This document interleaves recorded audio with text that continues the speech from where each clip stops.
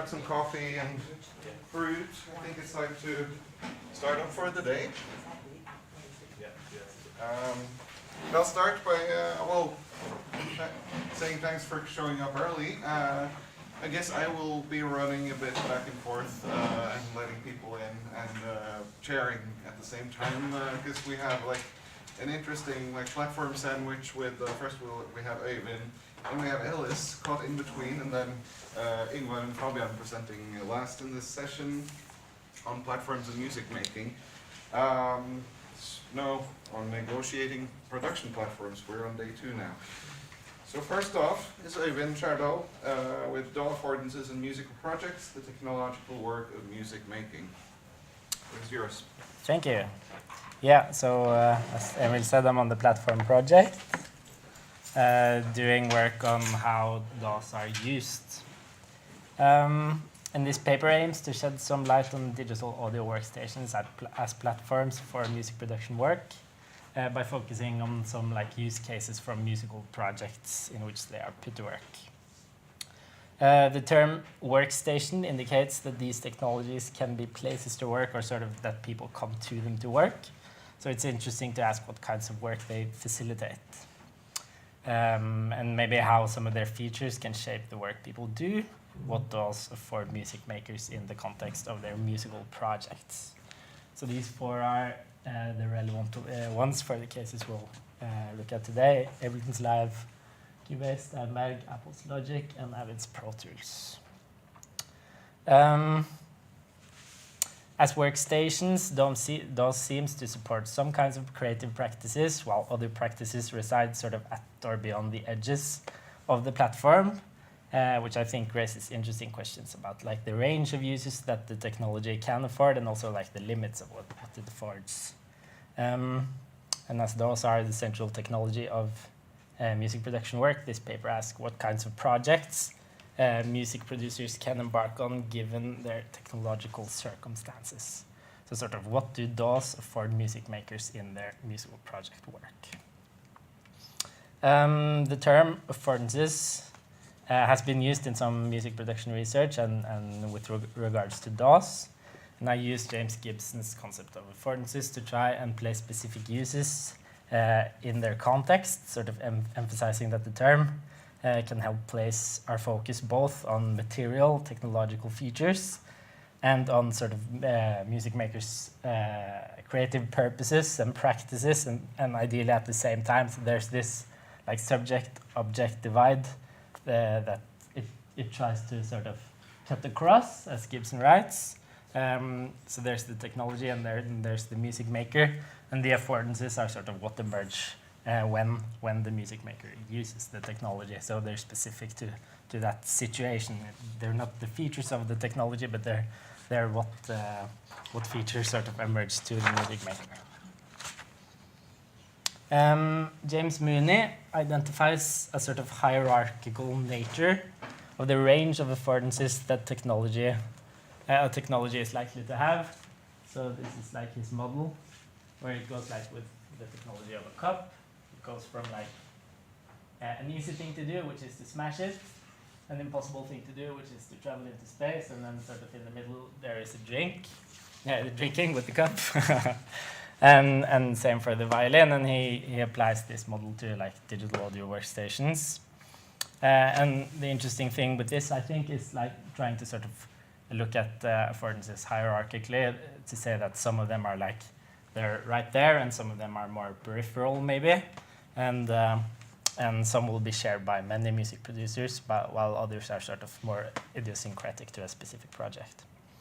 And similarly, Adam Patrick Bell has this hierarchical understanding of affordances, and he suggests a 5-prong approach and divides them into presumed, privileged, provided, protected, and prevented uses. So again, there's this hierarchy from sort of easy to harder and harder and harder to impossible. Yeah, I'll discuss this a bit towards the end, but I thought we'd just jump to the cases. I will hone in on 3 cases from my interview research, which counts 15 cases in total. And they're all the ones we will look at today, they're all music producers and composers and songwriters and performers. My main focus will be presenting how these music makers experience DAW technology given the context of their work. So we'll look into Marius, Kjell, and Lia, which are fictional names, but I've anonymized them. And they're all professional musicians and producers in their early 30s. When faced with the DAW, producers conceive of its opportunities for action in terms of its music-making capabilities as they relate to their musical projects, and so interviews and shed some light on the purposes that guide the musical projects. And I'll highlight these purposes as I discuss some technological features that they encounter. The main focus is on how the features of DAWs are experienced by these three music makers. Sorry for rattling the paper in the microphone.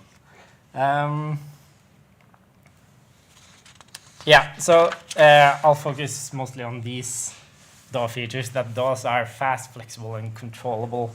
And this will sort of emerge when I deal with the interview material, but it's also fairly prevalent in a lot of their literature on DAWs that this is sort of, they offer these features.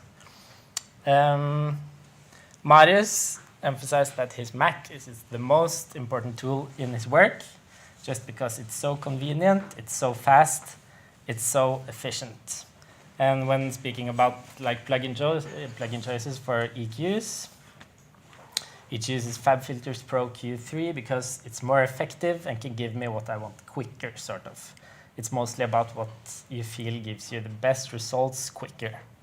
And about choosing Ableton over Pro Tools and Logic, he says it's the browser that Ableton has on the left. I find it very easy to have shortcuts, to bring in plugins and sounds, and to be able to search, Command F, and find the sounds you want, and just drag it straight into the project.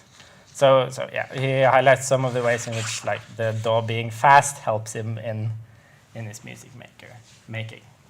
And if we move on to Kjell, he emphasized that it's more fun to make your own snare samples than to find one. But he does a lot of work on songwriting camps, and he says that there things have to be so fast. You learn that there's a reason why you have those tools available, because it works very well, very fast.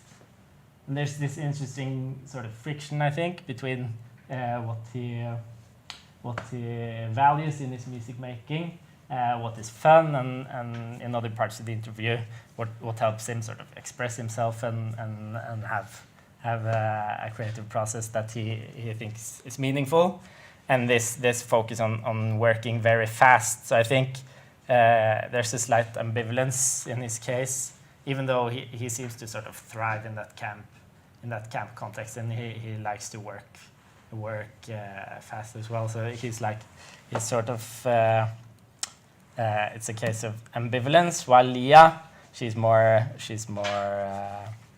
pessimistic, I guess, about fast technological solutions.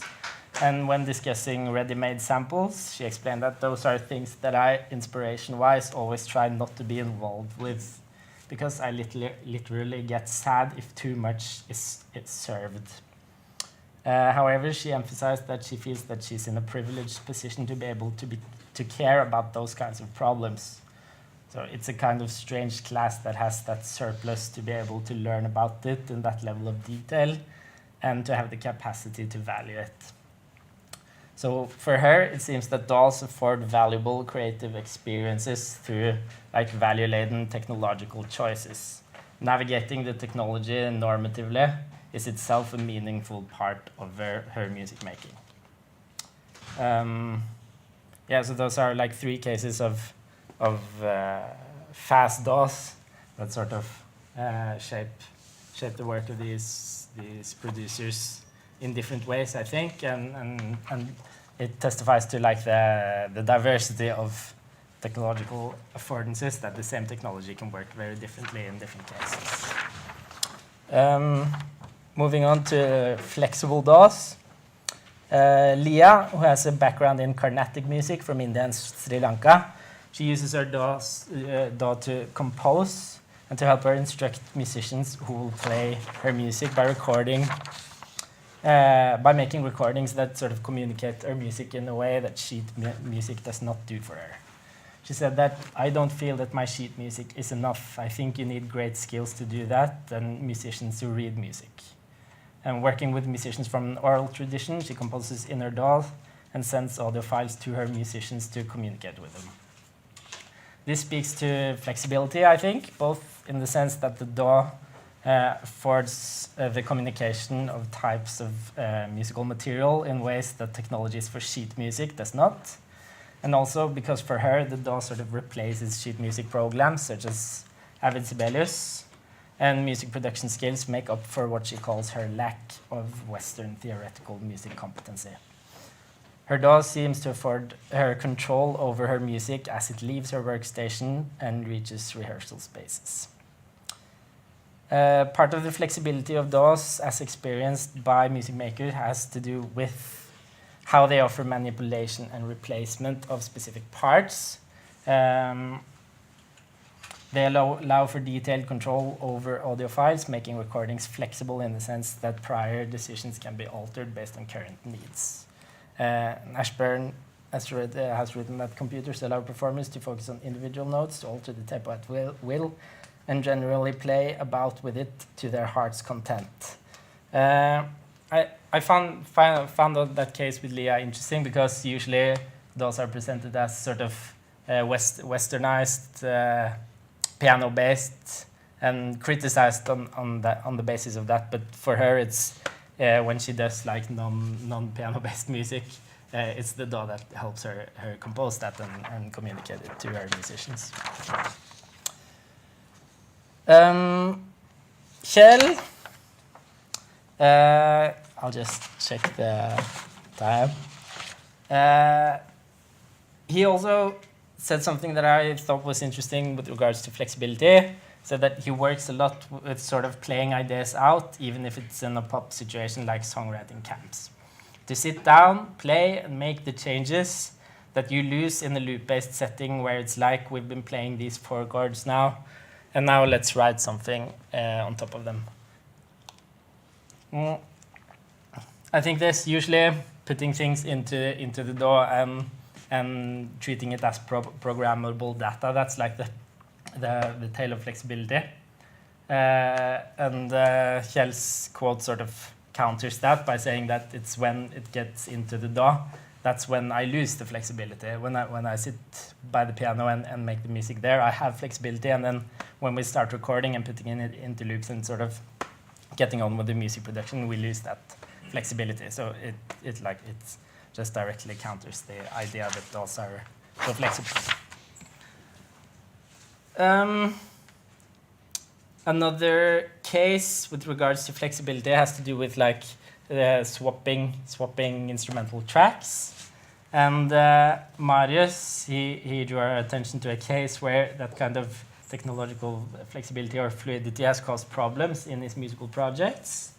He explained how he demoed a piano track with a software piano for a song he'd been working on, and then later replaced it with a real piano played by something by a pianist that he really likes, and he said that he thought that recording sounded a lot better, both in terms of sound sonically, and was played a lot cooler. However, the artist and their team wanted the dummy piano, and Marcus said that to me it was clear that they liked it better because it was more commercially viable and less hard to get to grips with for like the man on the street. So, and then he emphasized how his decision to then replace the piano was a business decision. It seems that the flexibility of DAW-based music production to some extent provides an opening for intermediaries to make fairly comprehensive musical decisions. Marcus experienced that this as business stepping into his creative domain as a music producer in an extensive way. So this swapping of audio material is not something new, as Delara pointed out already in 1995. The recording studio is a place for fixing sound onto a medium that can be held in one's hands to be cut, copied, pasted, manipulated, saved like precious manuscript, or discarded like scrap paper. but I would say that the increasing ease with which specific sounds can be replaced has perhaps opened up studio doors to intermediaries who hope to exert influence over the creative process. And Marius, he emphasized that he hopes to express who he is artistically in his musical projects by making something he really likes. He likes really well, and while flexible DAWs in one way affords him opportunities to do it, they also seem to come with a workplace where increasingly detailed musical decisions are debated with outsiders. And the workstation here affords more people than the producer the opportunity to realistically make detailed musical decisions, to demand flexibility from producers. So yeah, let's swap the heading and ask if, when using fast and flexible technologies, maybe music makers are put into a situation where they themselves have to be flexible and fast. And Angela McRobbie, she has this book, Be Creative, where she sets that up as a sort of a promise that sounds really positive and promising for young creative workers. Come do this work, you will have the chance to be creative. But then she sort of flips it and casts this as an imperative. She says that if you want to do this kind of work, you have to be creative. You have no choice. If you're not creative, you won't be able to make a living. And I think that's an interesting thing to try and do also with these technological features and the flexibility and the speed, to ask, does working with this technology put the imperative on music producers to be fast and flexible themselves? And it's not just that, you can make music fast, you can use these flexible tools. It's also you have to make music fast and you have to be flexible because these tools allow for flexibility, which I think can be detrimental to music makers' working conditions. Finally, I just want to raise this topic of centralizing affordances or decentralizing affordances. I think these cases show that the same technological features work in very diverse ways, in a sense, in these music makers' projects. But then at the same time, there are sort of social and economic conditions that also put some pressure on them to work in specific ways. So there's this sort of push and pull, I think, maybe between an ideological hegemonic center and then a periphery that's perhaps closer to their purposes in their musical project and sort of their self-expression and those kinds of things. So it's interesting to ask, to what extent do these technologies and their features push towards an ideological center, and to what extent do music makers have the autonomy to sort of push away? So if we imagine this box as a platform, can people move towards the edges of the platform, or do they all have to just stay safe in the middle of it? Yeah. So that's it for me today. Thank you.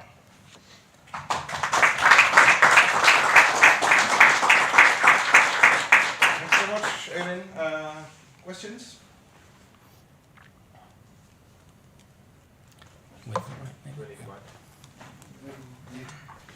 You may have the mic.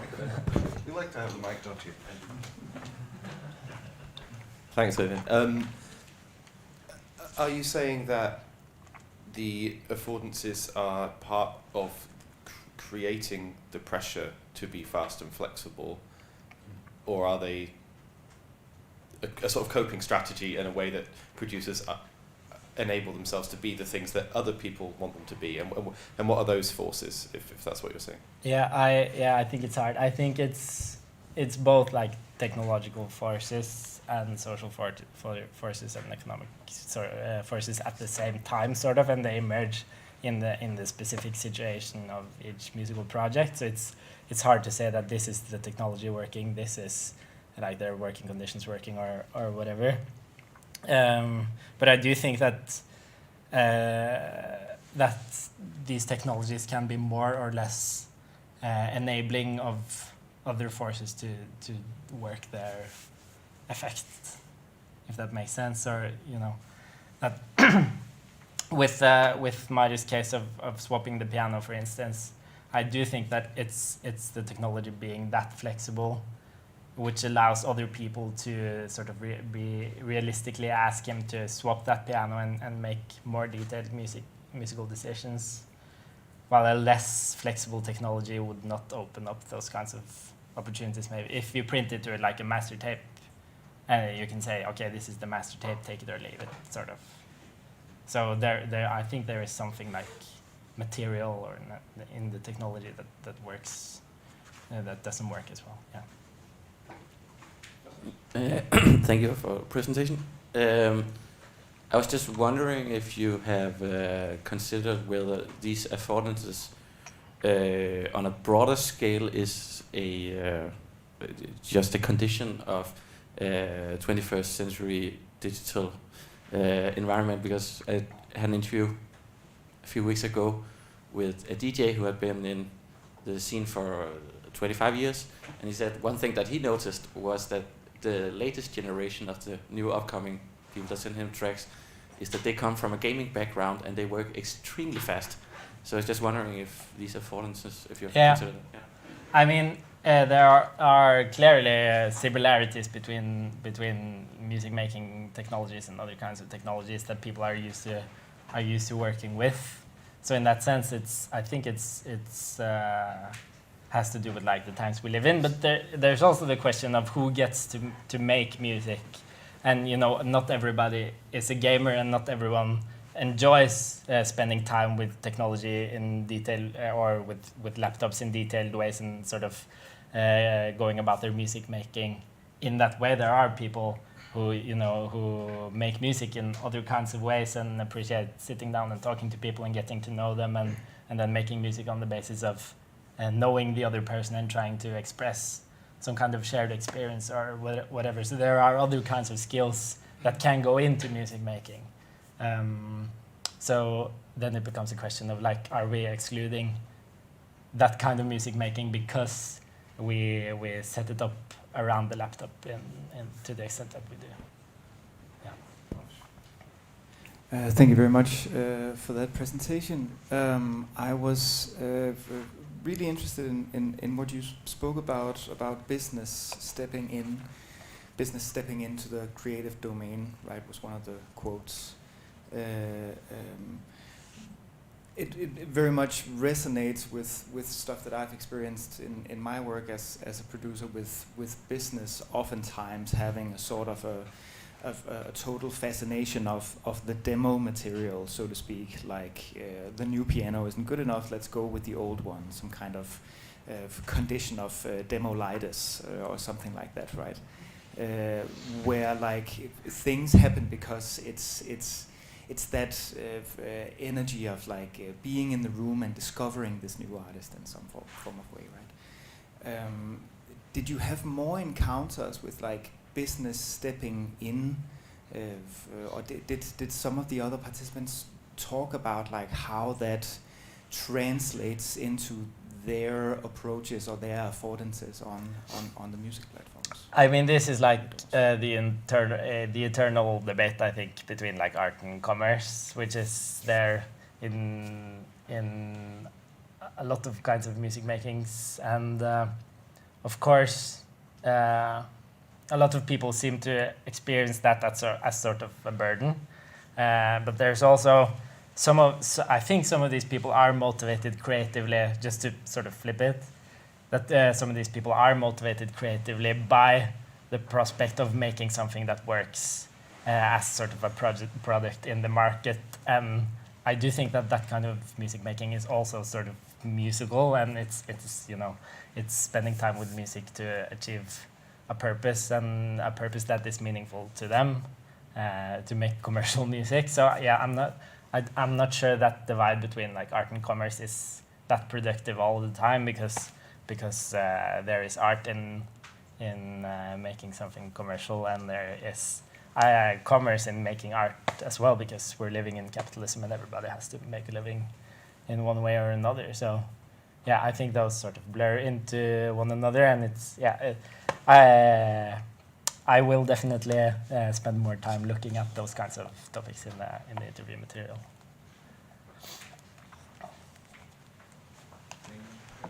Maybe Carsten will be the last one for this session. Yeah, thank you very much for your insights. I have two methodological questions. The first one would be about your sample size.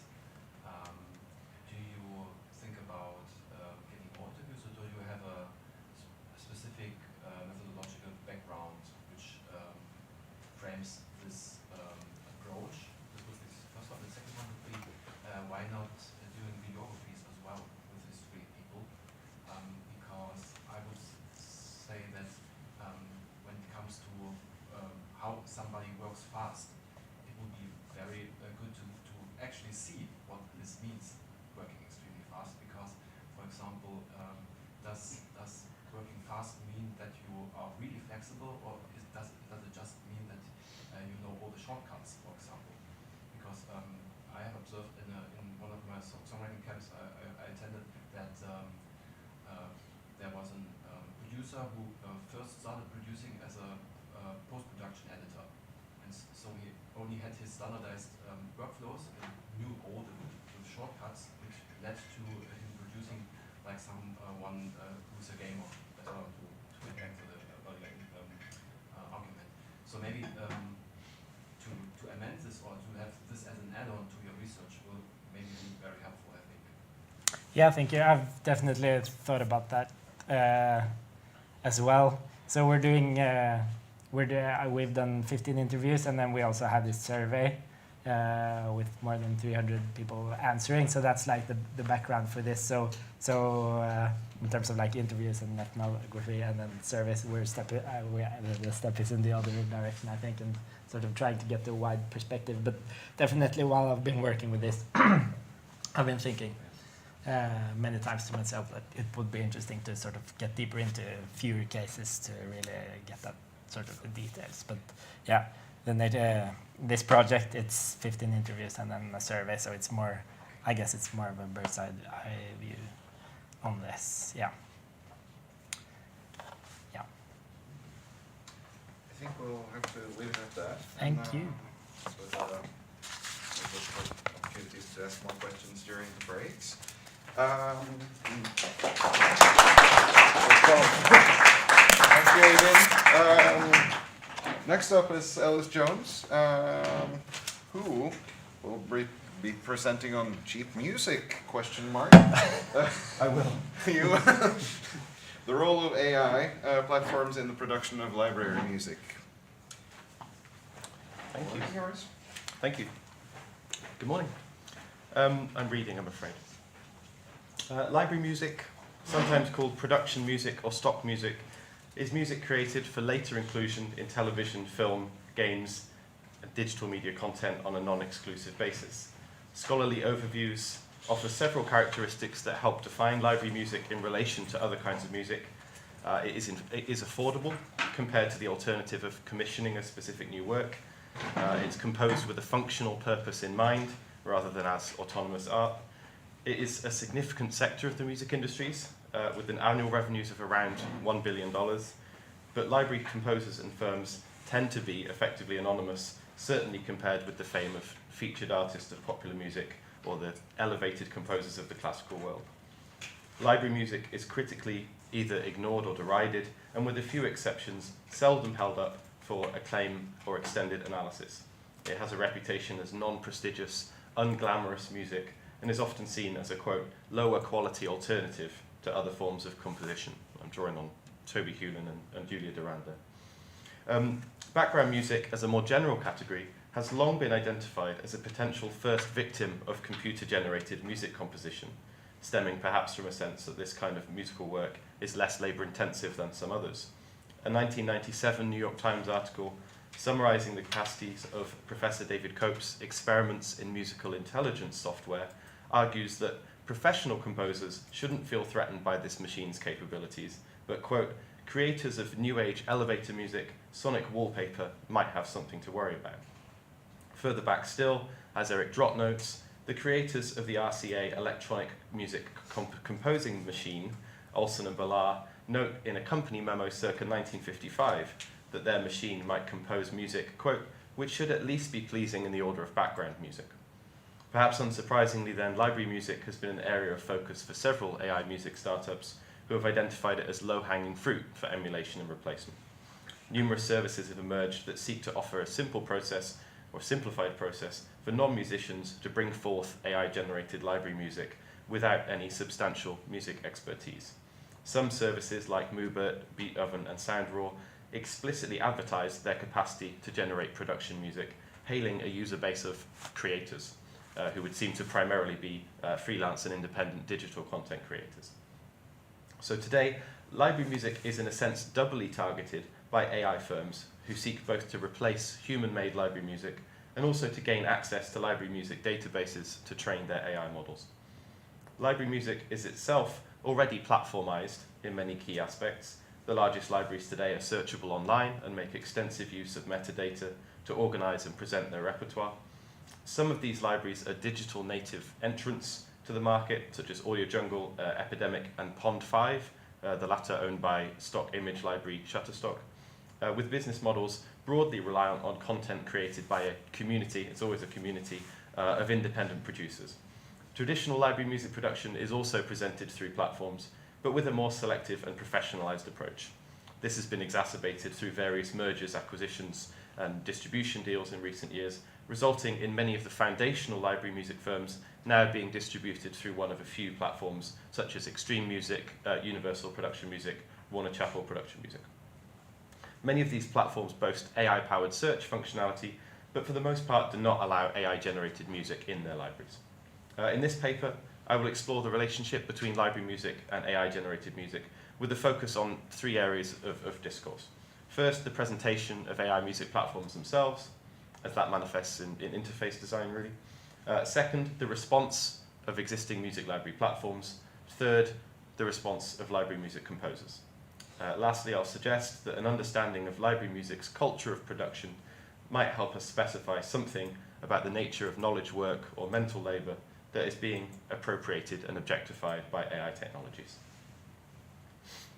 So, there is no doubt, I would say, that AI platforms are already good enough to replace human composers for a vast majority of library music implementations. While many AI tools generate text, image, and video that remains in the realm of the uncanny, platforms such as Moobert and Udio are capable of generating short instrumental material to suit a range of prompts such as background music for a TV detective show, or theme music for a YouTube channel about cycling.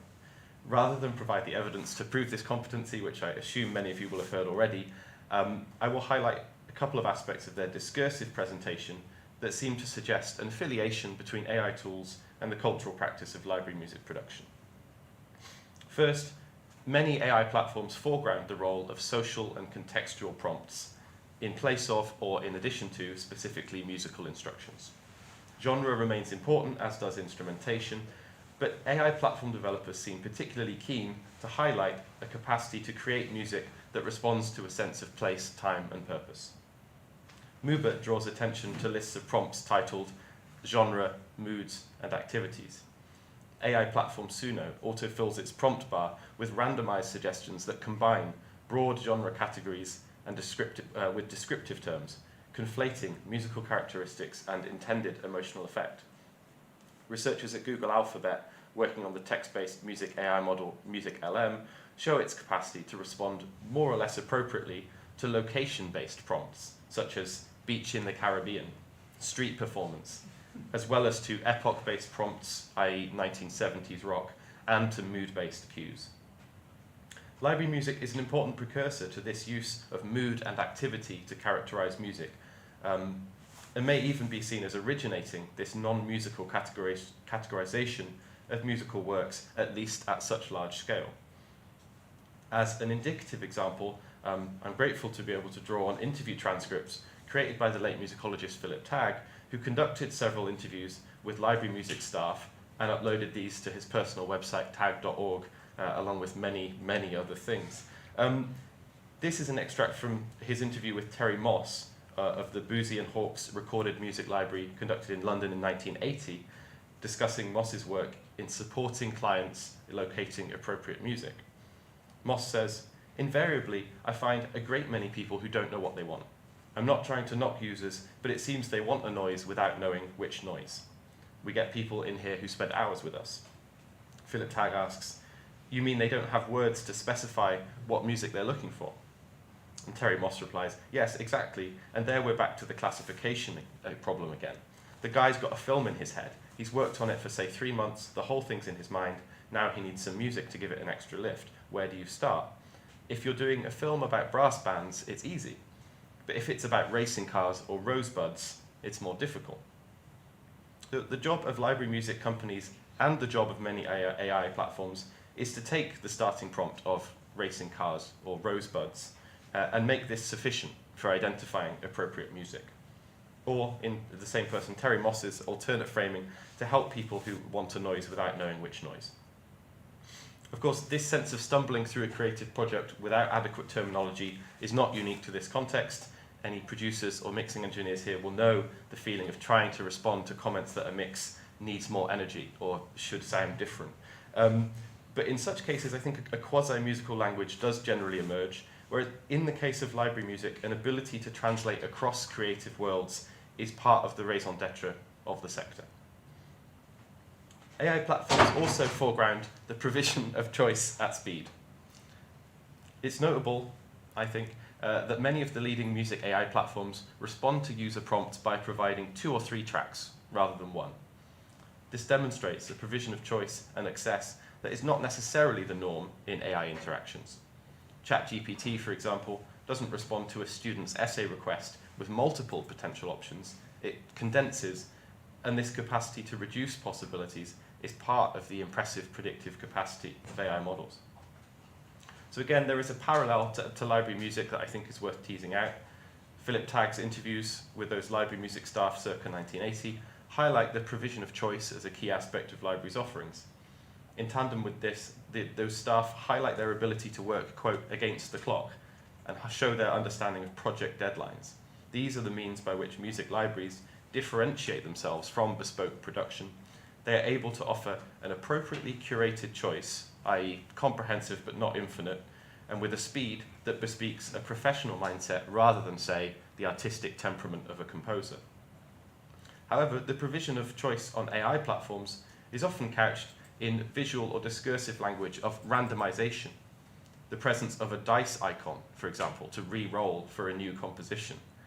In short, the provision of choice on AI platforms does not currently seem to be on the basis of efficiency or professionalism, but rather as part of a broader framing of AI tools in music and art as a means of playful experimentation. It also presents choice as infinite rather than curated, and accordingly would seem to leave decision-making more firmly in the hands of the user. Many existing library music platforms have felt compelled to offer some kind of public response or statement regarding their own position on AI. These would seem to be partly intended to respond to clients' concerns that they might unknowingly be purchasing AI-generated music, and partly to offer assurances or at least confident-sounding bluster regarding the future of their current business model. West One Music, a London-based library founded in 2003, offers an undated online assurance that, quote, "The music on our website is created by people, drawing on their experiences. This is what makes each song special and unique. We firmly believe that technology cannot capture the feelings and depth of the human experience essential to imparting the proper emotion through music." Epidemic, a controversial but widely used Swedish platform, offers a less full-throated but similar statement. Quote, "We're exploring how AI technology can assist our artists and customers, but believe that human creativity must always come first." In the meantime, they assure clients that, quote, "We commission tracks and work with our artists every step of the way, from initial demos to final mixes. It's as human as you can get." They also note the caliber of their producers, who include, quote, "multi-platinum artists and Grammy-nominated conductors." In a 2023 interview conducted by YouTube channel Sync My Music, Pond 5, so this is one of the online libraries, Pond 5's Director of Growth Strategy, Himadri Das, reflects on the company's decision to license their platform's music library to several AI projects, including Meta's MusicGen. This resulted in substantial one-off payments for many composers on the platform, but also, understandably, brought concerns over the long-term viability of using the platform to license music. In a section of the video entitled, "Are We Training Our Replacements?", Pond 5's Das assures that human artists are, quote, "still super important to us." He goes on, "I view the role of the artist in society as one that's not really going to be changing," he says. "Music goes through fundamental shifts and changes, but one thing that doesn't really change is the role of the artist. So that last mile of who's pushing the frontiers, it's always going to be human-led in some way." So he continues, "So these models that train off previous works, etc., they'll be able to create and generate, but who's going to be pushing the barriers of what can be produced is still going to be human-led." The issue here, of course, is that library music is not historically an area in which frontier-pushing music is sought or encouraged, even if some scholars have identified an interesting lineage of avant-garde stock music. It is primarily a business of emulation. But what we see in libraries' response to the challenge of AI is, in some sense, an about-turn from the conventional values of library music. We see a move away from a discourse of efficiency and cheapness towards a discourse of diligence, patience, and uniqueness, sometimes even stressing the involvement of star artists. Library music is generally sought precisely because of its cheapness, anonymity, and easy accessibility, but the entrance of AI competition has led some libraries to reposition as a high-end product and to stress elements of humanity and artistry that were previously downplayed. This difference is worth bearing in mind as we move on, very briefly, to consider the response from library music composers, where, in at least one example, this sense of differentiation is notable by its absence. This is from an extract from a Billboard article 2024 on production music and AI, which quotes library music composer Henry Phipps. So, quote, "To Phipps, the way production music is made is already similar to the way AI music is prompted. I get a brief, which feels like a prompt," he says. "Recently, one of those prompts was for reality TV with a bunch of adjectives, and then my job is to return a piece of music. It already feels like machine work in a way." So this assessment is not hugely surprising. I've already noted the tendency of library music to be discussed in terms that reflect a lack of artistic autonomy and creative fulfillment, and maybe the very notion of sync music connotes a sense of subservience, of being mechanically articulated to processes beyond one's control.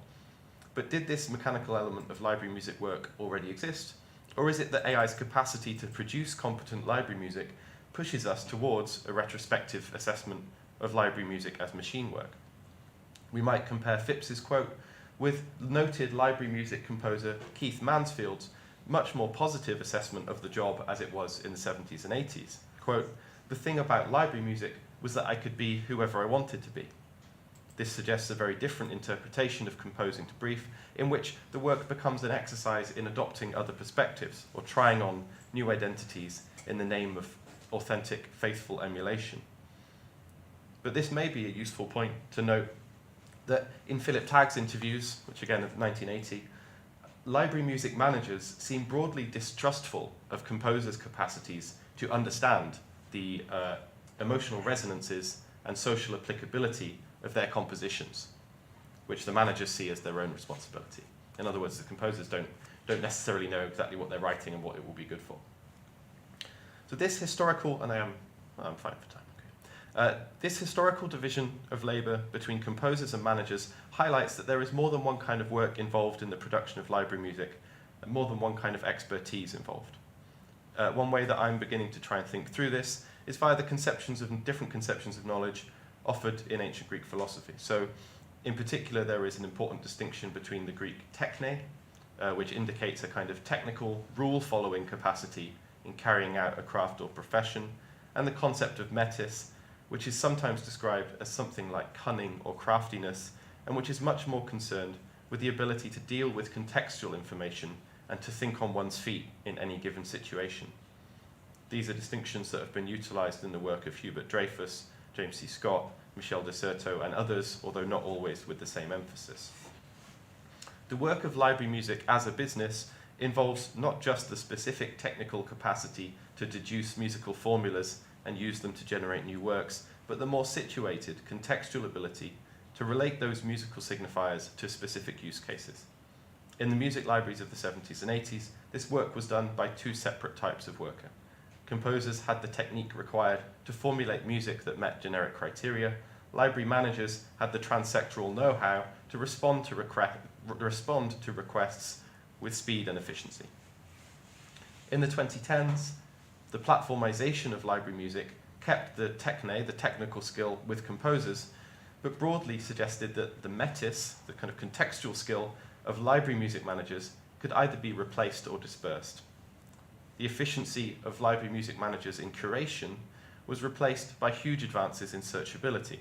Library music managers were no longer required to support clients and curate selections, and both sets of remaining stakeholders, composers and clients, took on some of that responsibility to translate across sectors.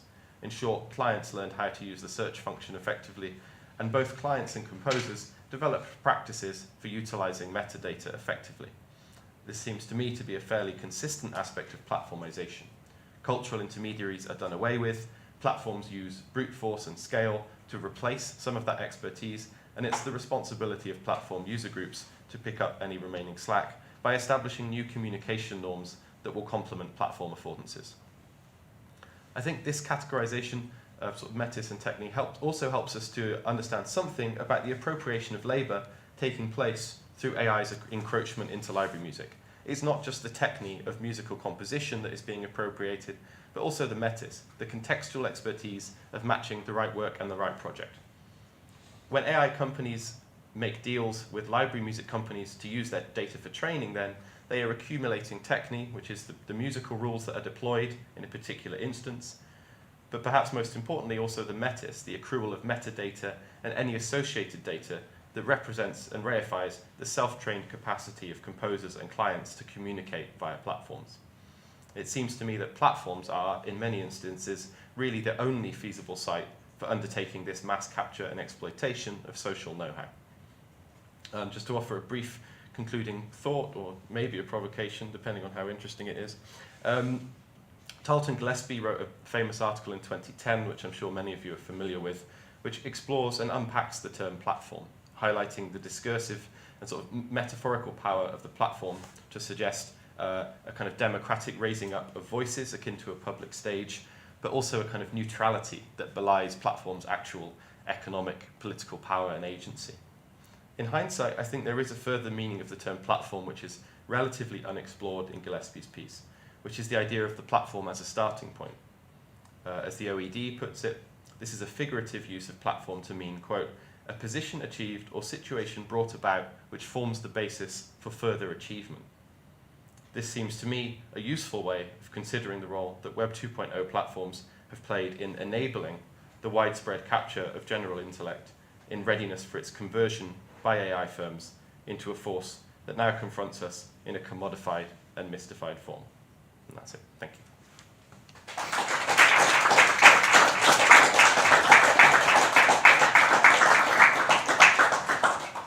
Thank you, Liz. Do we have questions?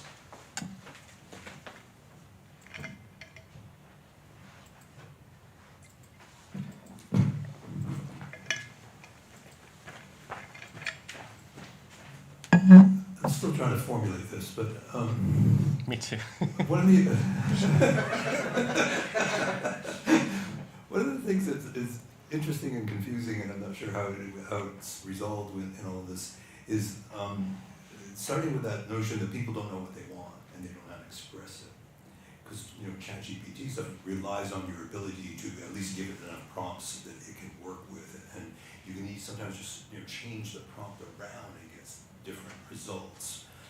And the other part of that is, which you were saying something about how one thing is the AI adopting and ingesting all this music and doing whatever it does with it, but it's also the metadata that comes along. And I'm wondering whether there's some kind of, whether the AI models are working with the metadata as much as anything, especially for that intermediary position of the people who presently manage this music, whether there's a possibility of some really ridiculous mismatches there a lot of the time. And how does AI, so when you're dealing with somebody and you kind of say, oh, I want this dreamy kind of music, something like that, the other person can kind of like interpret that in a particular kind of way. The AI is going to go to, oh, dreamy, find that in the metadata or something. Yeah. So I'm just wondering, I'm not sure what I want. I mean, it's just, there's some kind of strange mismatch there. I'm just not sure to the degree to which the AI is working in quite the same way as we think of it working in other instances. Yeah. And whether it ends up being, I think you said at the beginning, it's maybe not as efficient, in fact, as the present system.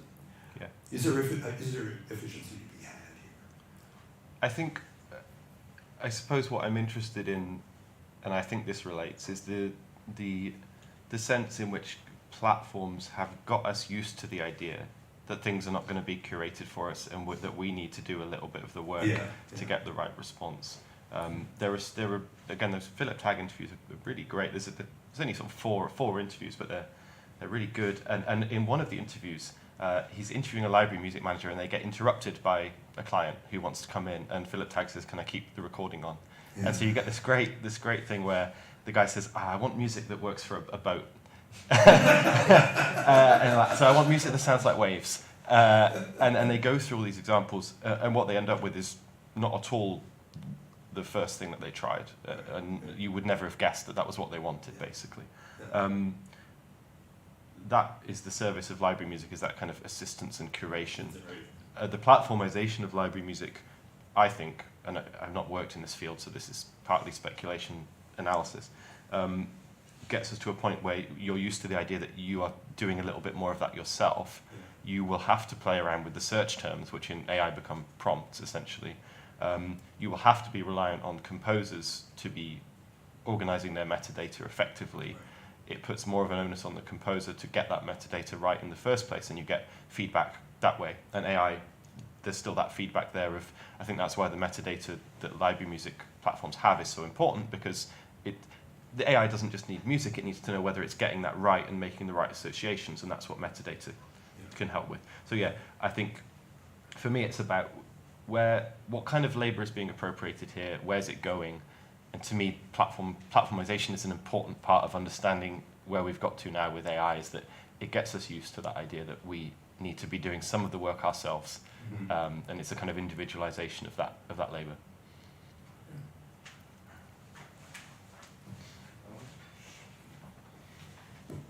Thanks so much for that presentation. That was really interesting.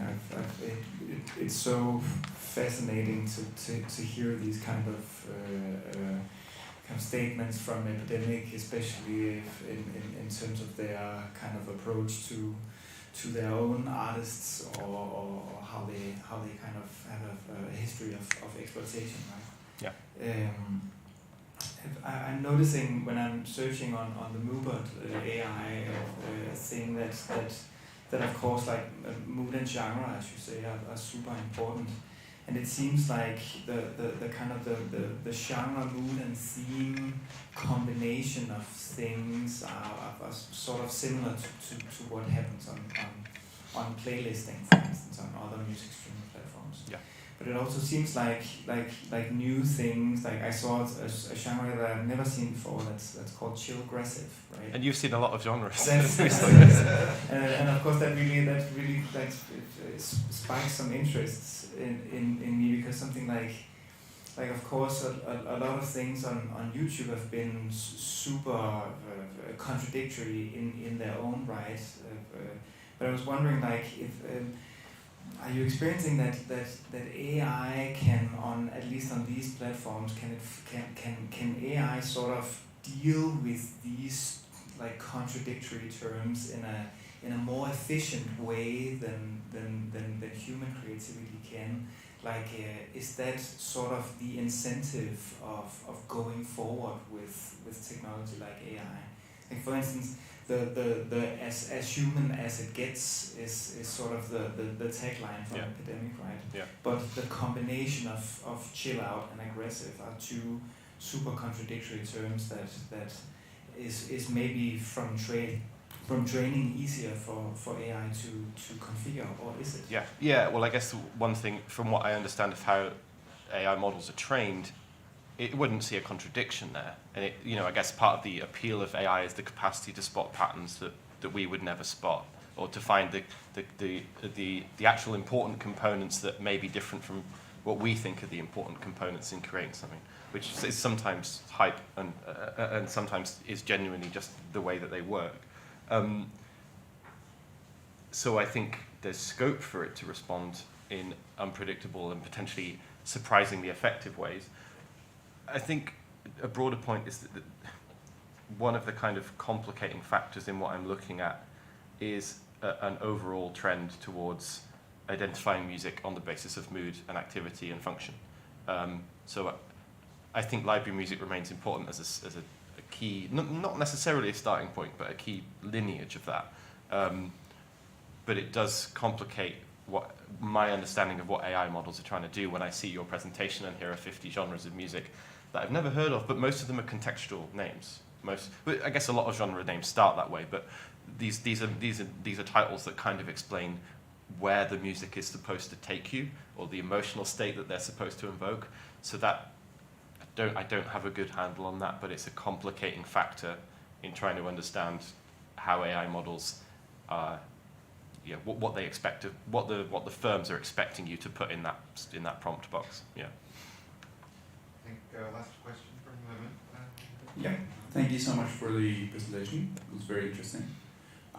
There's some concepts here that I'm struggling a bit with. And there's this notion about creativity in production music.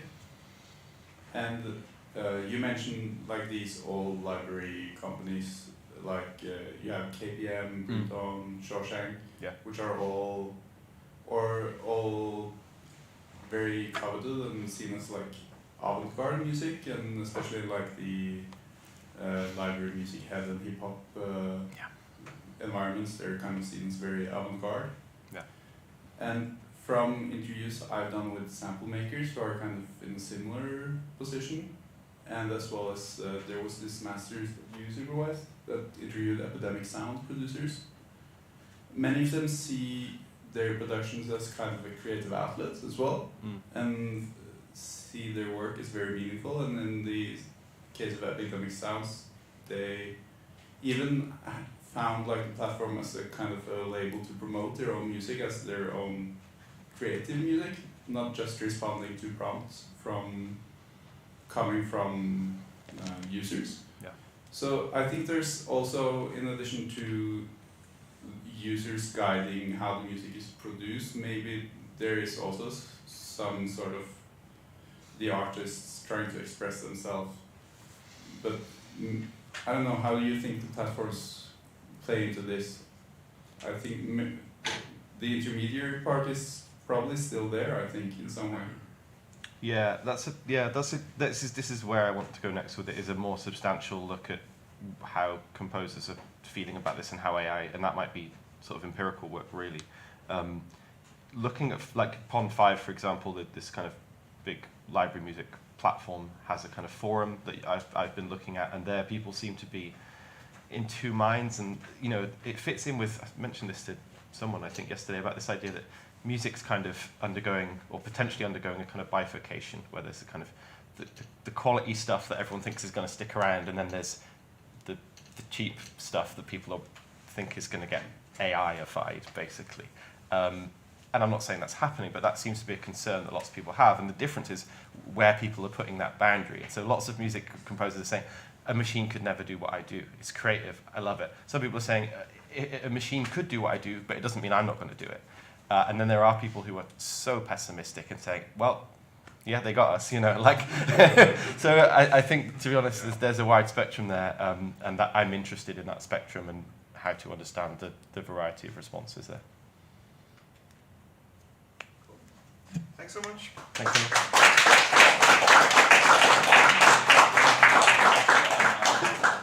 Then we have the last paper of the session, Ingvar Hughes and Fabian Stordal, with Jumping from Platform to Platform, How Game Music Composers Negotiate the Industries of Music, Games, and Technology.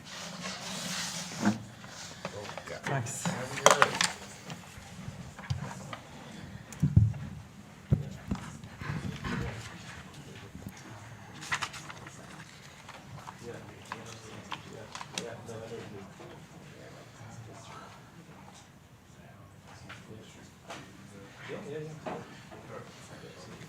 Det er sånn, vi kan bytte på hvis du vil. Ja, det er bare sånn. Okay.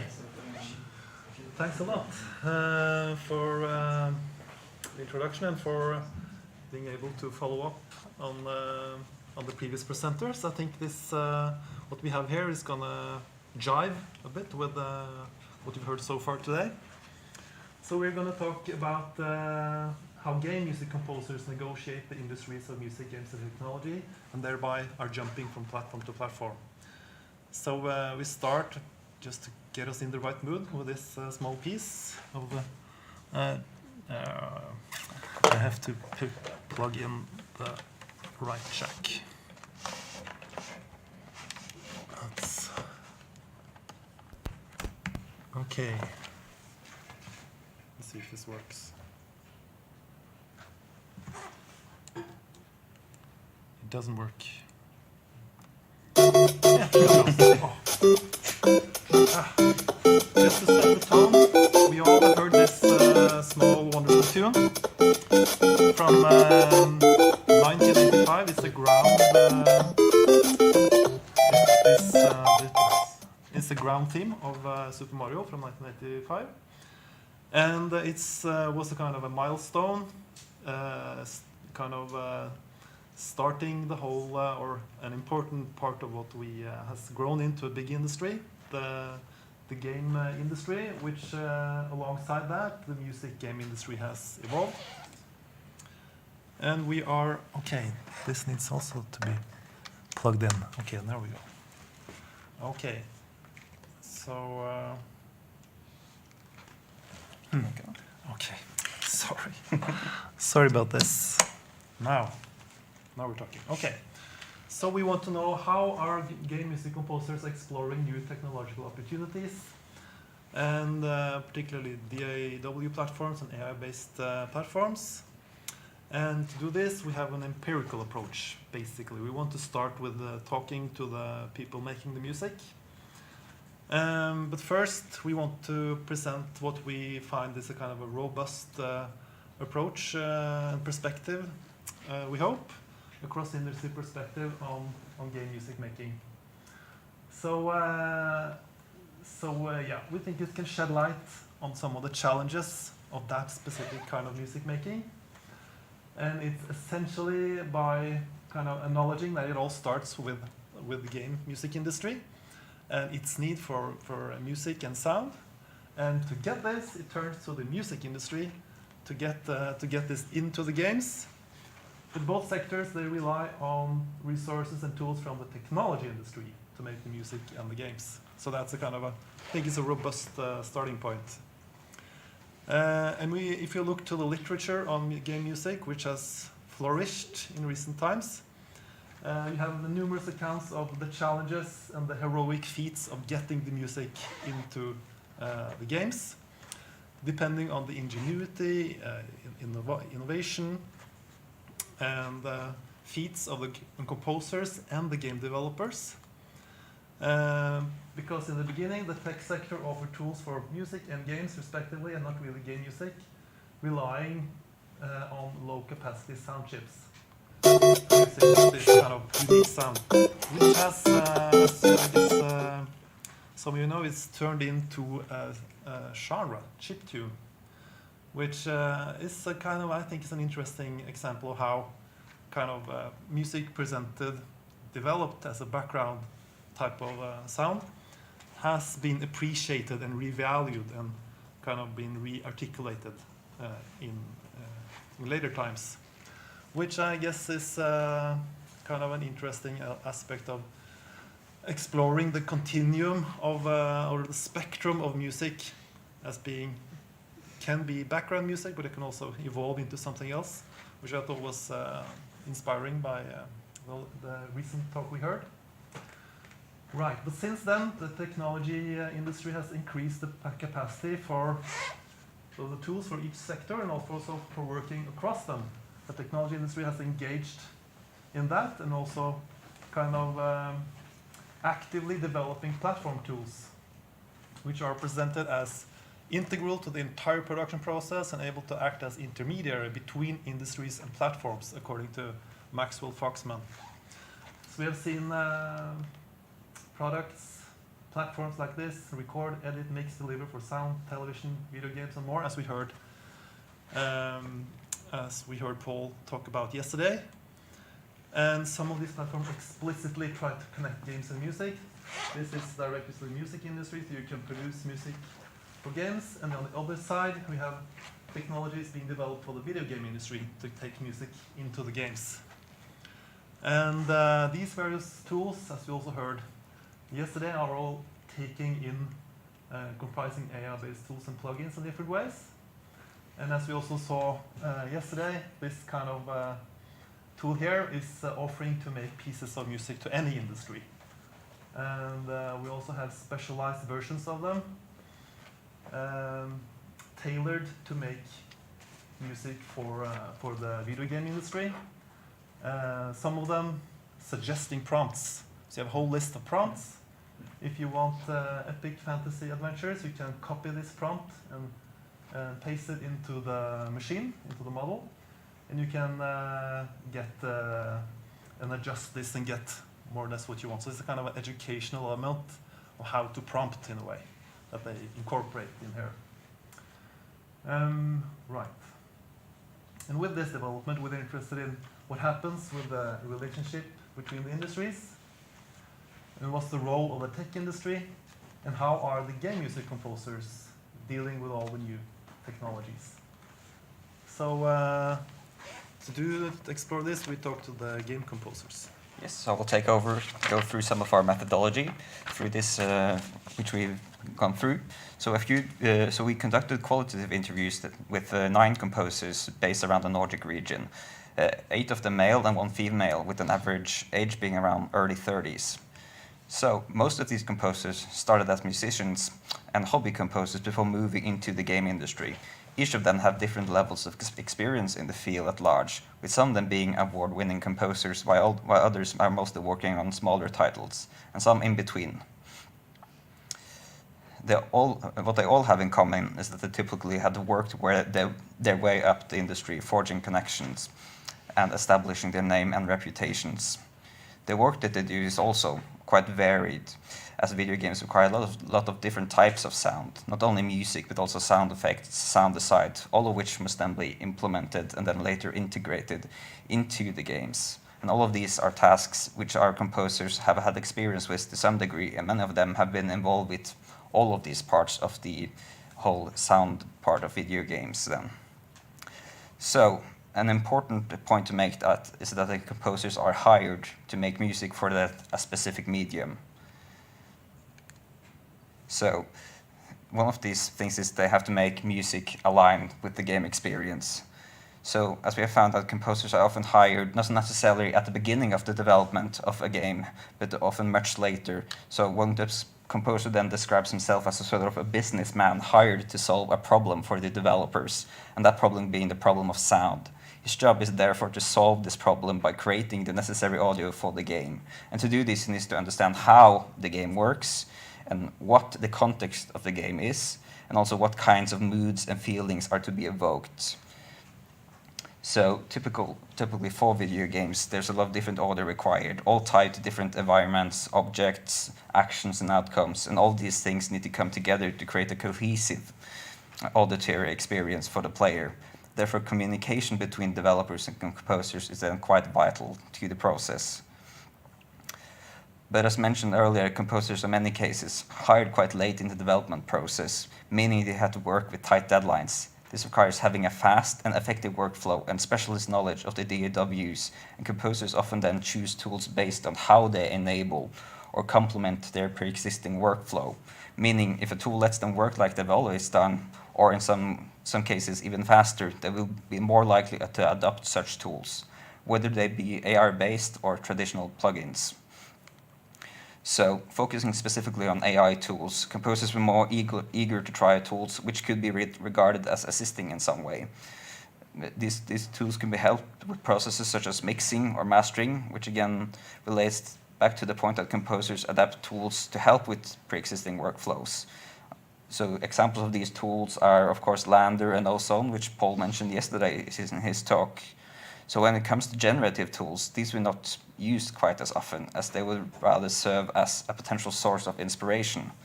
But as one composer told us, she didn't really get why she would use one of these tools as a source of inspiration when she could just listen to music instead and have the same effect. Yes. So yeah, in cooperation with the game developers, they require them to make a lot of music and a lot of temporary alternatives, temp files as they say, that are tested and discussed as the game evolves, and they use they try out the capacities of different DAWs, and also they usually have several ones that they use for different things. They're also exploring AI-based platforms, and they typically describe it as useful for brainstorming ideas and to make temporary files, and also to remove noise and clean up files. So they are clearly integrating this. But they find that the outcome of each prompt is unpredictable, and there's no guarantee for a stylistic coherence from one generated piece to another, so you can get a Frankenstein project. So they so far think it's not very useful for that. And it's a challenge in terms of ownership. When something is released on my name, I want to be 100% responsible for it. If I use AI, I think it's difficult to say that. Secondly, they explore the capacity of technology to make the sounds. Because the game developers, they need sound effects and sound design. And the game composers, they are willing to take on those tasks as well. And becoming what one described as a jack of all sounds, like a sound potato. That was there because the game developers are not really picky about who they engage, and the game composers are there, and they are willing to take on these jobs as well. And yeah, then we can do that. We can do that. So they are really eager to take on that, and they develop extensive competency in game music and sound, but it entails efforts of learning and using a range of technological platforms. They kind of do that on their spare time, explore everything they can get their hands on. This is one quote on that. 20 years ago, you only needed HTML and CSS to work in the tech industry, but now you have to know a couple of 100 frameworks, systems, and platforms. I feel the same is happening to game composers. I'm becoming a generalist in that regard. I don't know if it's smart, though. I think the chances of finding work is better by specializing in certain kinds of game music, which also I think resonates with some of the things you brought up in the last talk. So it seems to be that the inflow of new tech is fronting a dilemma of being a generalist, of learning all these new, trying out all these new resources, or being a specialist. And the drive to be a jack of all sound urges them to try out the new AI-based tools, hoping it will speed up the workflow and free up time to be more creative. That's kind of the ideal, that's their rationale of exploring it, and that's what they hope for. So yeah, they invest a lot in testing new tools, but not really knowing the outcome of it all. But here's one example. That was kind of a success example. When I worked on a water-based game, I asked ChatGPT to describe water in 100 different ways. Then I fed those descriptions into a text-to-audio model, which then generated 100 different sounds. I scrapped 75 of them. I was left with 25 interesting ones that I could use for a water-based weapon or some kind of magic thing in that water world. But it's a lot of work doing this, and the outcome is highly unpredictable. And we tested this, or rather you tested it, Fabian. The description of refreshing water resulted in this sound. Let's see if the sound is good. But a relatively similar description resulted in this. So it's really hard to know what comes out of it, and there's a lot of work in finding out what's relevant. Yeah. So, would you like to take the next? Yep. So the final part of the process is implementing sound into the game. And that's also perhaps one of the most important parts of this process. So most often it's done through the use of middleware, which are then third-party programs meant to help and simplify the integration of sound rather than programming it directly into the gaming engine itself, which some people also do. The composers we talked to all had various degrees of experience with this process, with some of them working a lot with integration and regarded it as an important part of their work, while others had never worked with it before. What's vital here is that integration introduces another piece in the immensely complex puzzle of different software frameworks, programming language games represent and are involved in the game-making process. So even though there has been 40 years since Super Mario was programmed, implementing sound into a game is still quite a demanding task, and also one where there are no current AI solutions that can help the process, at least not identified by us or any of the composers we interviewed. So a good quote is there: when you work with games, I think it's important to learn new programs and systems. Implementing the music actually entails compositional and musical decisions. It's easy to hear when the audio coding have not been aware of that, looping tracks with an awkward timing and aligned with game dynamics. So an important part of why composers often take on the job of integration is they run into problems in regards to the musical competency of the coders, that they might not be able to understand how game music works and how it could work in the game context. So being able to translate musical ideas and language in a way that is understandable to the rest of the team become then a vital skill for these composers to develop. And a lack of understanding between composers and developers might hinder them effectively in doing the work, and can also motivate developers to take use of these AI solutions for creating sound with the games if they are unable to come to terms with the composer's creative vision. So they might turn to then, again, AI solutions. So we kind of have this industry sector which we developed earlier. So the game industry might go directly to the technology industry and not involve this music industry. Yeah, I was just talking about this. Right. So, temporary conclusions. All right, I put that in there. Right, so we find that game composers seem to be extremely explorative of the opportunities presented by the tech sector. This cross-industry perspective seems to be able to show that they do this to get jobs in the game industry. However, the tech industry also challenges the role of the game composers with emerging AI platforms.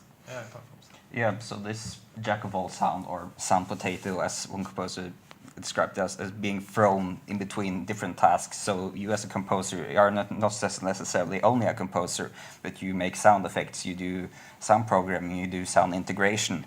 So you kind of have to be a generalist in some way, even though you might not want to be that necessarily. So it's a part of kind of growing in the industry, and also it's also a financial thing, because at least here in Norway, and some people talked in Denmark, there are quite a few jobs in the game industry. It's still quite a small industry, at least compared to Sweden, where the game industry is very large. So kind of the more tools and technologies you have competency in, the more likely will be to get hired to do these kind of jobs. So the competition becomes under pressure when they branch out to the different platforms. So as one composer said, he wants to be kind of specializing in one thing and feels that that's the best way for him to develop his own skills, to become a better composer. But at the same time, he kind of has to deal with all these different platforms and languages to effectively do his work and be attractive for the game developers. Yeah. And while the game music is a genre that always has relied on the tech industry and the game industry, this industry is increasingly dictating the terms of the genre, the technology industry. And the future of game composers seems to rely on the acknowledgement of their competency and their contribution, making them vulnerable to the ideas and the innovations of the tech industry. And I interestingly have this quote that you mentioned yesterday, Paul. That was also interesting, I think. I have the whole quote here from Suno. Suno is, this is the CEO of Suno. Suno is first and foremost giving everybody the choice of creating music. And this is a huge departure from how it is now. It's not really enjoyable to make music. It takes a lot of time. It takes a lot of practice. You need to really get good on the instrument or really good at a piece of production software. I think the majority of people don't enjoy the majority of the time they spend making music. So with these ideas coming from the technology sector, at least parts of the technology sector, it kind of underscores how the challenge of being acknowledged for competency and the contributions and vulnerability in the sectors cooperating with the technology industry, kind of threatening to, or challenging established relations and hoping to establish new ones. So that's it for us. Thanks.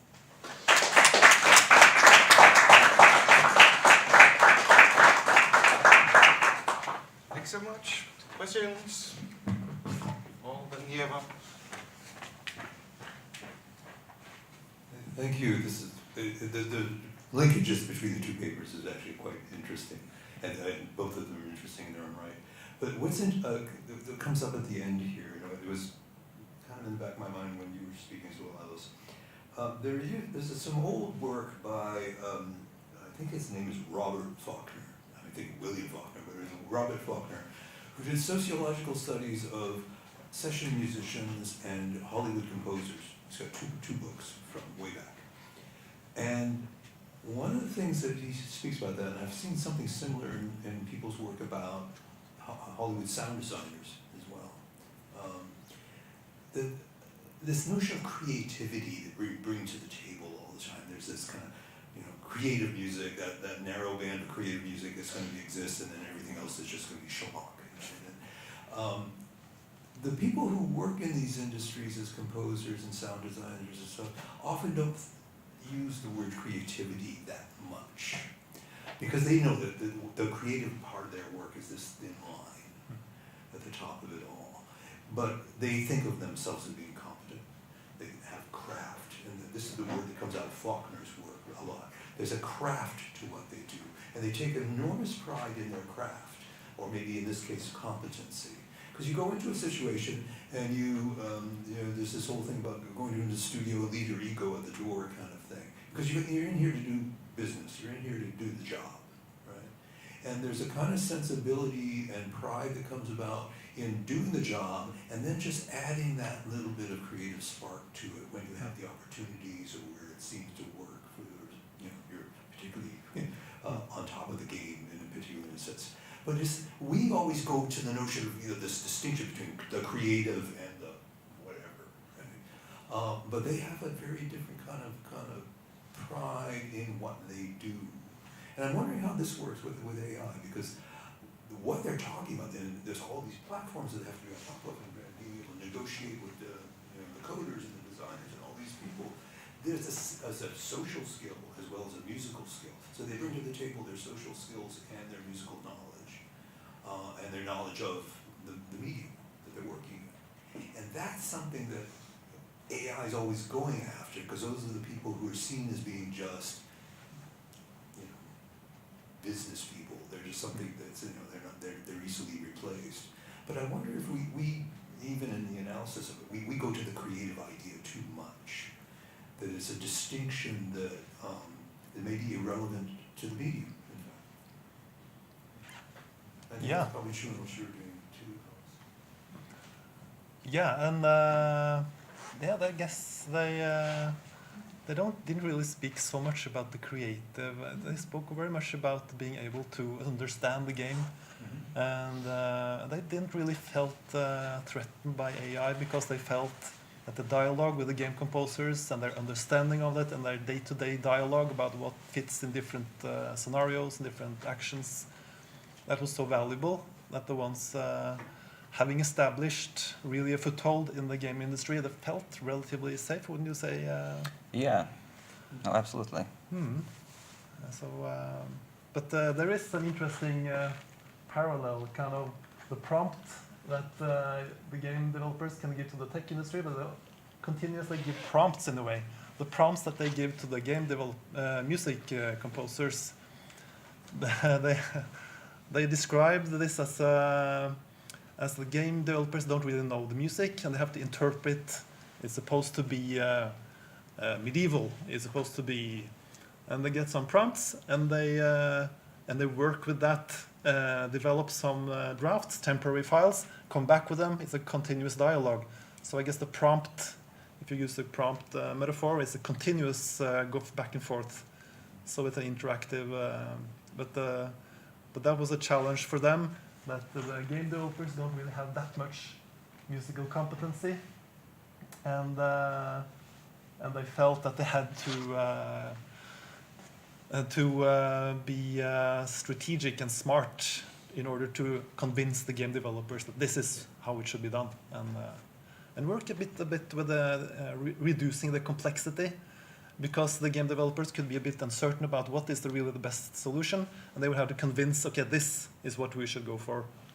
Wouldn't you say is that yeah, no. fair to say? We get a feeling there's a lot of respect from these developers towards the composers. Kind of, they acknowledge how important the music is, and as one of the composers had a kind of a business perspective, kind of music being a big problem for these developers, they kind of have to solve this to some way. Therefore, they hire these composers and do the work for them. It's precisely something Robert Falker talks about in film composers. The negotiation of the directors and producers. And Yeah. It's like they think they know what they want, but you have to kind of convince them. Yeah, and the preservation of the term composer might be kind of one aspect of convincing. We are composers. Yeah. Yeah, thanks. Yeah. Right, we have 2 more questions before we have to take the break. First, Eva, then the last. Thank you. It was a very interesting presentation, and you talk about game industry as this almost like a homogeneous field, which obviously it isn't, right? And there's this range from something like Candy Crush, these like predatory algorithms, to almost like art house gaming. And I was wondering if you looked into that, and do you see also that as a dimension in this relationship between music and tech, etc.? Yeah, really good point. There are all kinds of variances, differences within the industries, and also different people are. Some of them have much more foothold in the music industry and are partly dipping their toe in the game industry, and you have the indie music, the indie games, I mean, and the more the AAA games. Would you like to supplement on the? Yeah, no, there are quite different, especially dynamics going on between composers and developers, and also the technology which is used by these different teams of different sizes. So, for example, the one thing is for the larger companies, they often have entire teams working on sound, while for these very small projects, they usually have one person doing everything. So kind of these dynamics here, they kind of change very much depending on the size of the team and the scope of the project in itself. Especially also things when it comes to deadlines. With shorter projects, you might have your composer is part of the project from the beginning, so you get more time to kind of develop the sound for the game, while larger games, they might not be the case all the time. Or they might have, you have more people working on sound doing different things, so there are more clashes, creative clashes between people and things like that. Thank you so much for the presentation, and I think my questions is actually somewhere in between the 2 last one. A few years ago, we was to a presentation with the music director of the Hitman games, Copenhagen, and these are AAA games. And he was specifically not a composer. His task was to sort of like do an instrumentation between the music and the machine gun sounds. So if there was a lot of shooting, less clarinets, stuff like that. And I can't help but think these could be tasks that sort of like getting replaced by AI, such as tonal balance and stuff. I was wondering if any of the people that you spoke to, it's probably more like the larger teams, if they saw jobs that were necessary early on having been replaced by any of these tools. What would you say, Fabian? I think one thing that was quite interesting about the interviews we conducted, that was no one really felt threatened by AI, especially in the music, in the entire music sphere. But they did talk about concept artists being one of those people who really felt threatened, that many of those kind of jobs have been slowly being replaced, or the developers are starting to use more and more AI tools doing more the visual side of things. But for music, there was still that kind of the importance of having a coherent kind of auditory identity for a game makes it so that it's harder to kind of replace some of these parts of the process, because that could end up with a kind of clashing between these kind of ideas of how the game should sound. But that's a good point, that this kind of task that you don't really hear, it's not really a sound that it makes. There could be a place where you could kind of introduce some sort of AI-based solutions. That will be kind of in the middleware in the game engines where this would happen then. And I guess we should also be, in our study, a bit aware of that people need their kind of security sense of the world is stable. So they want to believe that I'm important and I'm irreplaceable. And I guess, but they were kind of concerned. Maybe some of them said maybe sometime in the future will be a button for creating the game audio. But that's far ahead in the future. That was their kind of, it's perhaps way into the future. But I guess we'll see. We'll see what it actually. I think perhaps we must be kind of aware in our study that this is an insider view. That's not necessarily the only truth about how it will develop. Yeah. But thanks.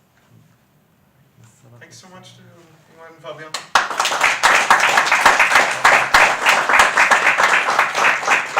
There is now slightly less than 15-minute break for coffee and fruit. Sun.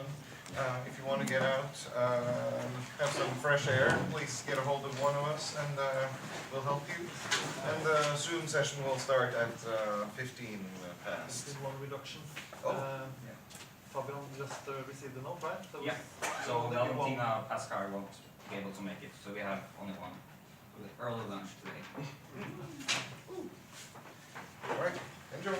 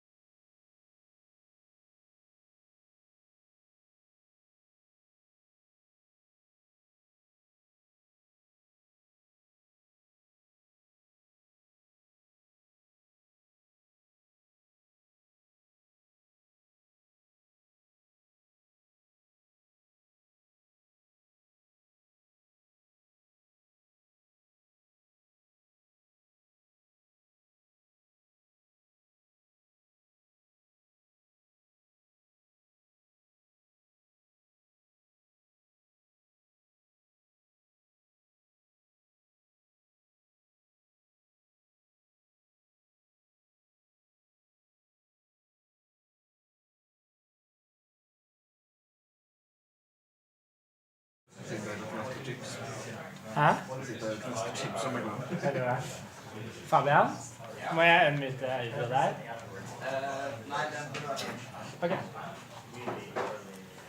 Skal vi forskyve programmet rett og slett litt mer, da? En halvtime til? Det er jo deilig, det blir ferdig før. Ja, nå er det opp.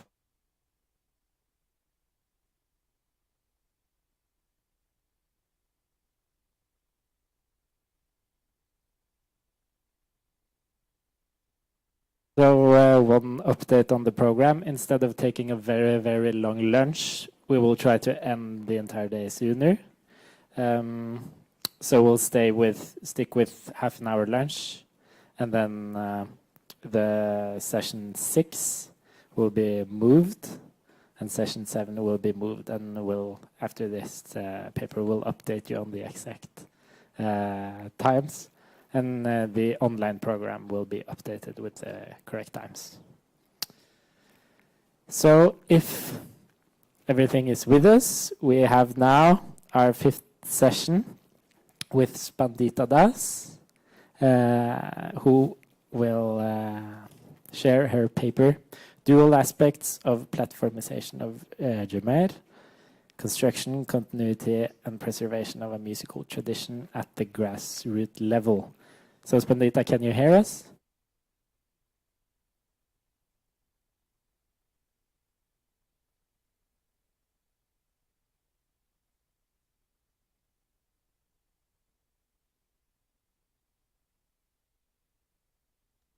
Yes, I can hear you.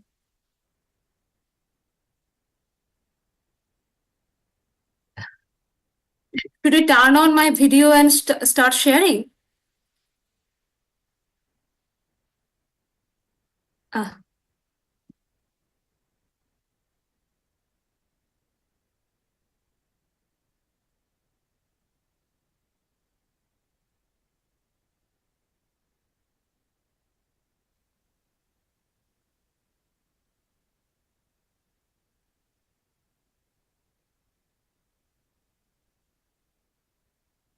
Is it fine?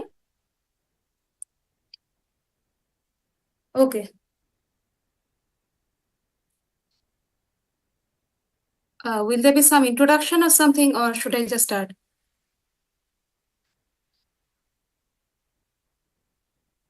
Okay. Thank you for making me a part of the presentation. I am a PhD student at Indian Institute of Technology, Delhi. I will talk about platformization of a folk music genre of India. At the outset of my PhD, when I typed Jhumar Geet in the YouTube search bar, I would come across several music videos wherein I found a group of women wearing heavy makeup, dancing to a song in mixed Bengali dialects with a fast-paced rhythm accompanied by modern instruments. Later, when I went to Purulia at a rural concert, I again heard what they announced as Jhumar. What struck my untrained ears were how the notes were suddenly going up from a low key and coming down. During informal conversations, the artists and the audience claimed these songs as real Jhumar and the ones I found on YouTube as Purulia Gan or Songs of Purulia. They are not made in Purulia, they said, but are packaged in the names of Purulia and Jhumar to get high views on YouTube, while the nuance of Jhumar is thoroughly ignored. The local person from whose Facebook page I learned about this concert turned out to be a field recordist and YouTuber. He recorded the night-long live program fully. Learning about my desire to do some research on the music cultures of the Manbhum region, he added me to a WhatsApp group dedicated to discussions about local music genres. Before unpacking the implications of this anecdote, I will introduce what Jhumar is. Jhumar is the most dominant folk music genre of the southwestern part of West Bengal, consisting of Purulia, Jhargram, Bankura, coming under a most ancient geological region of the Indian subcontinent, the Chhotnagpur Plateau. Scholars have noted the similarities between the frequent up and downward movements and the wavy landscapes of a plateau region. Based on the similarity between the language of the oldest Bengali written song text, Chorjapad, and that of Jhumar songs orally transmitted in the tribal language Kurmali, scholars trace its past to the 12th century. Unlike other genres bound by specific seasons or rituals of the region, Jhumar accompanies the people throughout the year. The most accepted interpretation of the word Jhumar is it steals or relieves, meaning of the root, her, lethargy, meaning of the word jhum.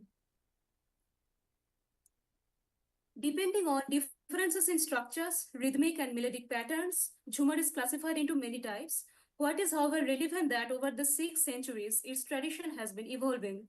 Jhumar that once used to be sung in the field during hunting or agricultural activities transformed when it was practiced in the social gatherings of villages and finally absorbed some influences of classical music and Padavali Kirtan when it would be performed in the court. How does this evolution happen in the age of digital platforms? The advent of digital platforms in much of existing literature or music industries across India has been viewed as the primary cause for the decline of established record labels at the regional levels due to the increasing consumption of music for free on various video sharing platforms. As statistics suggest, most Indian listeners prefer to listen for free even if it requires watching ads. In fact, compared to other primary music-based streaming platforms, YouTube's collection of folk and regional music is much vaster. YouTube being a repository of user-generated content and the prominent record labels having limited reach to folk music genres, most vernacular artists see it as an outlet for publishing their works. A few research explores questions like musicians' lack of copyright awareness, the audiovisual aesthetics they produce, the marginality of certain folk content given the dominance of algorithm, and folk genre's slow convergence with regional pop. But how small-scale regional music industries slowly take shape around digital platforms in the South Asian context, and what it does to folk music and musicians need to be explored in detail. Focusing on Jhumar, I explored the friction between folk music and digital platforms. I asked, first, how does platformization enable any musical shift in folk music genres? Second, how does platformization make us think about the questions of tradition, authenticity, and space? Folk music being the product of a specific geography, presenting it on a virtual sphere entails what Schaeffer calls schizophrenia. This detachment heightens when it is exposed to a heterogeneous listenership. The question of adherence to and departure from tradition is thus relevant to our context. Third, how does platformization impact the practitioner's labor and livelihood? Primary data for this paper comes from the fieldwork I conducted in 2 phases in June 2024 and from November 2024 to February 2025 for 5 months when I conversed with 25 Jhumar practitioners, poets, YouTubers, and studio owners based in Purulia, Jhargram, and Ranchi. There are two ways in which platformization of Jhumar happens. First, a few channels are doing this with an explicitly entrepreneurial approach whereby it manifests the influence of other genres like film or pop music. Second, many other channels produce content out of raw performances without modernizing them. These two approaches, through commercial and field recordings, together constitute much of platformization of Jhumar. I will discuss their implications now. Obhi, a 24-year-old inhabitant of Purulia, was fascinated with computers from a very young age. He started researching YouTube since the 2G, 3G days and created his channel Manbhu Music in 2021. He considers himself as a producer of Jhumar. He looks for good lyrics composed by traditional Jhumar poets, some of them quite obscure. Then he seeks singers with sweet voices. He hires established singers like Rajdut Mahato as much as new talents with budding possibilities who keep phoning him, expressing their desire to sing for his music videos. He is very particular about music arrangement. He wants a digital touch to his Jhumar but doesn't want it to spoil them. In the local studios where he organizes the recording, he keeps sitting, supervising the entire editing process. He prefers adding beats to the songs as these beats render the unique rhythm of Jhumar accessible to all listeners. Traditional instruments like madal, that is essential to Jhumar, are not removed, but their sound is mixed with some digital beats that heighten the attraction. He sees that the mixer does not add any extra tune that can make it a hodgepodge. When I asked him why he doesn't stick to traditional arrangement, he indicated the difficulty of arranging traditional instruments in the studio. Bringing in 5, 6 instruments entails financial expenditure. Since he always works under financial constraints, he uses ready-made beats on which he, along with the mixer, works on. Since production is costly for him, he is dependent on high views. Since most mid to young age listeners don't have the patience for standard Jhumar songs that are no less than 10 minutes long, Ovi fits his songs within just 6 minutes. He shortens his compositions also because the models for his videos refuse to perform for long. Throughout our travel together, he kept looking for ideal spaces wherein he could do the shooting, spaces that could underscore the regionality of his music videos. How tradition and innovation merge in such productions can be studied through a music video. I will play 2 songs. The first one is, I will take it to the precise position.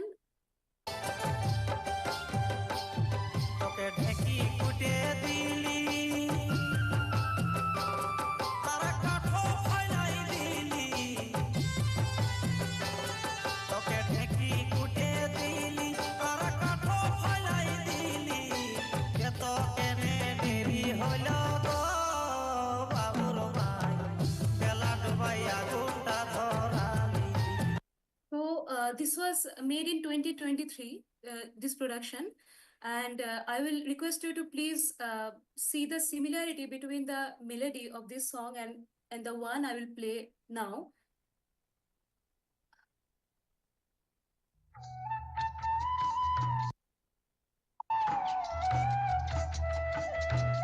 Sabonna Kanodi,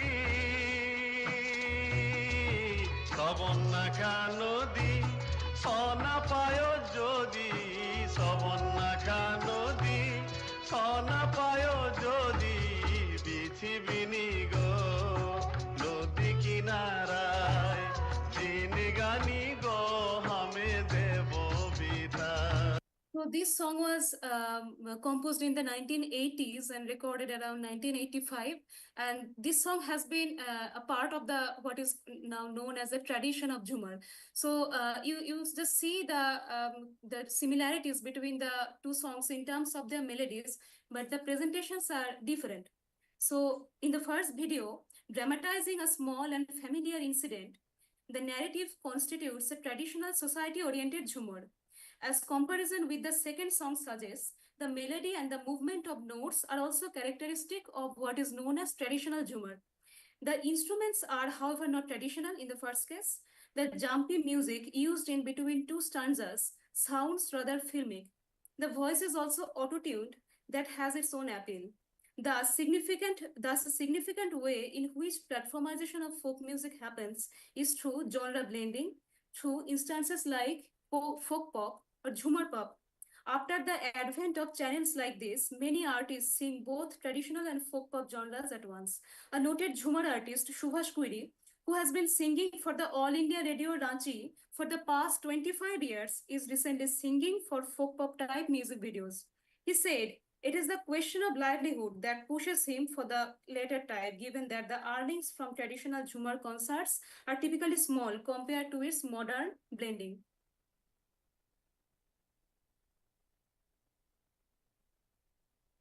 Besides such instances, we see a conservationist approach towards Jhumar, whereby it is platformized with the characteristic rawness. This attempt began by recording and reproducing live stage-based programs. In various live programs, these local YouTubers sit in a row opposite to the stage with their phones or digital cameras.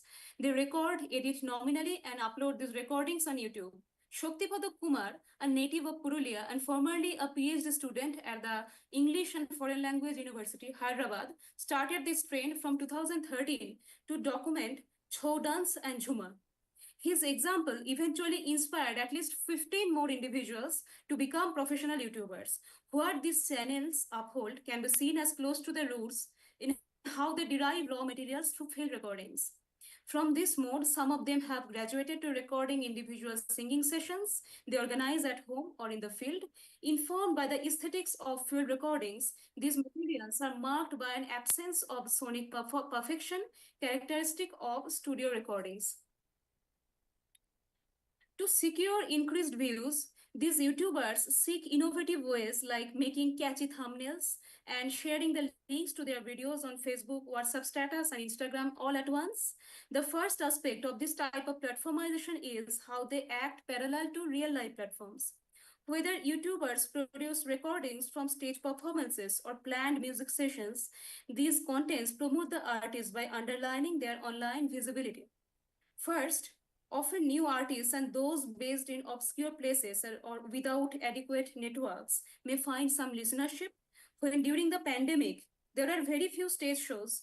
Ganesh Pramanik, a YouTuber, said he recorded many artists who subsequently found a bigger market. Second, streaming platforms function as a publisher for new lyrics by Jhumar poets. During my fieldwork, I unearthed several locally printed booklets with low quality pages through which poets would publish their Jhumar. They would ferry these books to the bus stands while also singing some of them over a microphone. If the poets are not singers themselves, they give these songs to performers to marketize them through stage shows. In continuation with what Antoine Hennion calls the mediations like teen technology and live concerts, YouTube now publishes these songs, thereby functioning as one such mediation. Although the copyright goes to the channel owners, YouTubers usually acknowledge the poets and the singers and make one-time payments to them. The way some artists proudly declare that their songs have been published by a channel shows how these channels indirectly play the role of record labels. While scholars have highlighted how these videos function as advertisements, that is, means for bigger achievements, I argue that they sometimes become a work that Hannah Arendt sees as an independent entity through serving as a type of collection. These videos not only help the artist find a market, but also constitute a collection of their own. Devashish Das, himself a dancer of the famous Chho genre of Purulia, told me the reason for creating his channel, where his great-grandfather's rendition of a Monosha Pala into a series of Jhumar perished due to their family's negligence. He felt the need to preserve the cultural forms he sees around him. From 2018 onwards, he started recording as many concerts far and wide as possible. He passionately said he always had the desire to preserve old-fashioned Jhumar and wants to preserve more samples from all the villages of Purulia. He didn't even know that revenue could be earned from YouTube. Compared to established archives with institutional support, these channels contain recordings of a relatively poor quality. Some of these recordings were made without the explicit permission of the singer. Bigenho and Stobart studied a similar set of contents in the Latin American context. Because of their poor documentation, they call these contents counter-archives. This term applies to my examples, albeit not for being under-documented, but due to their fugitiveness, the absence of the guarantee that these collections will be there on YouTube forever. As Debashish shared how he is invited by eminent Jhumar writers' descendants who seek to preserve the heritage through him, we must notice through this platformization as collection building attempts, a slow movement towards community-driven archives, a virtual continuation with the embodied memories of the Bai artist or Nachni artists and the small collections of Jhumar that started coming out from the late 20th century. Finally, platformization helps build a public space around Jhumar. Their social media platforms have the potential for facilitating what Dalberg calls rational, critical, deliberative discourses has been suggested by several publications. The aforementioned Devashish shared his story. A decade ago, a singer named Badal Paul from Jharkhand captured the market by releasing his albums of Puruliar Gan, resplendent with obscene imageries and dual meanings. The songs impacted the local youth's taste so heavily that they forgot their own music. Devashish wrote a post on Facebook demonstrating against the singer. Soon a debate ensued, followed by a lawsuit. This case inspired him to constitute a cultural forum named Manbhum Sanskriti Raksha Shamiti, where Raksha means protection or preservation. On the Facebook page of the organization, discourses have been shaping around questions like what types of songs should and shouldn't be included in show dance, how folk music gets influenced by the Brahminical forces, the pages of which you are seeing, and about the dominance of Puruliar Gan over other cultural forms. So, examining platformization of Jhumar generates four types of relationships between platformization and folk music. Platformization as music production, platformization as promotion of folk music, platformization as preservation of the folk world, and platformization as a discursive activity. In conclusion, we note both a conservationist and an experimental approach towards the understanding of tradition in Jhumar. While some channels present and preserve it with its characteristic rawness, a few others equate platformization with music production. My instance shows how some of them play with, rather than outright undermining, Jhumar melodies handed down over time. 2. While recording technology detaches folk genres from their context, it underscores their regionality by consciously emplacing their music videos in local landscapes. Third, young and middle-aged Jhumar singers are finding foothold through digital platforms. Although I have not noticed much competition among the singers in terms of their outreach through social media, a few YouTubers complained that their market is shrinking slowly because there are too many YouTubers these days. Nonetheless, the linkages among artists, music producers, YouTubers, and the event organizers generate what folklorist Simon Bronner calls a folkloric thoroughfare, where vernacular, communal, and regional materials converge to shape a kind of intimate publics where, in Lauren Berlin's words, there is mass circulation among strangers who find recognition through together within scenes of composing, singing, listening to, and discussing about Jhumar that upholds the culture of an underrepresented community.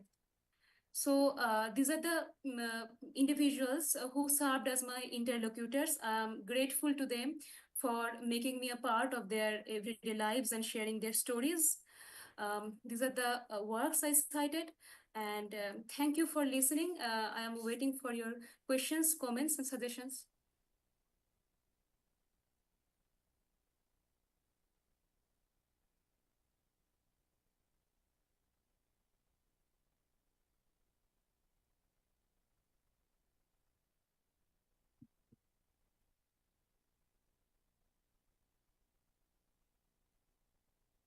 With this computer because it's that audio. So Ellis and then Yeva and then Leo. Both. Perfect. Hi, Spandita. Sorry, you can't see us, can you? But we are here. There's a room of about 20 of us. I can't see you, but I can listen to you. Yeah. Yeah, that's fine. Well, yeah, thank you very much. So I'm Ellis Jones from the University of Leeds. That's so fascinating, and I don't know, the Indian music industry and the sort of platformization of Indian music seems so specific, and YouTube obviously plays such an important role. I guess I was surprised that it sounds like you're saying that these channels are playing a kind of hybrid role where they are partly archives and partly record labels. And am I right in thinking that you see that as a fairly positive role of platforms? It seems like you're in some ways quite supportive of the kind of activity that these YouTube channels are doing. Yes, as of now, I have seen the positive impact that YouTube has on this kind of folk communities. As of now, it is a positive impact. But then, as I ended my presentation, that YouTubers are also seeing that their markets are shrinking, and it is not, although it is not a case with the Jhumar musicians, there are some other musicians from other parts of West Bengal who are complaining that these singers don't know anything, and they are also finding their foothold through YouTube, and they are absolutely trash. So this kind of attitude is also there. So it happens. It varies across genres. For Jhumar, it is platformization is a relatively novel phenomenon because the community community is more obscure than the other ones. So as of now, it has a more positive roles. But then in case of a more well-known genre like bowls, where these recording activities and platformization have started for a long time, they are seeing the negative aspects that are there. We are looking in the global context. For example, increased competitions between the artists, that everybody has to work this much hours. They have to perform. They have to perform for concerts on one side, and on the other hand, they also have to work for their platforms. This kind of competition we see in other genres, but as of now, in case of Jhumar, it is relatively it has a relatively positive role to play. But in case of hybridization, this is again a difficult question. For example, if I speak with some older musicians, they are very critical of the kind of folk pop genre that are available. But when I am speaking with singers of around 40 years or something, from they are saying that it is part of our musical ecology. If we don't sing for both types of song, then we can't survive just by singing Jhumar songs, because these days the youths are no longer attentive to this old classical music type Jhumar. So it again varies from one section to another and one age group to another. It is very difficult to say that whatever YouTube is doing is very good. It is a very difficult thing, and I do not want to conclude it like that. Like it will be wrong to conclude like that.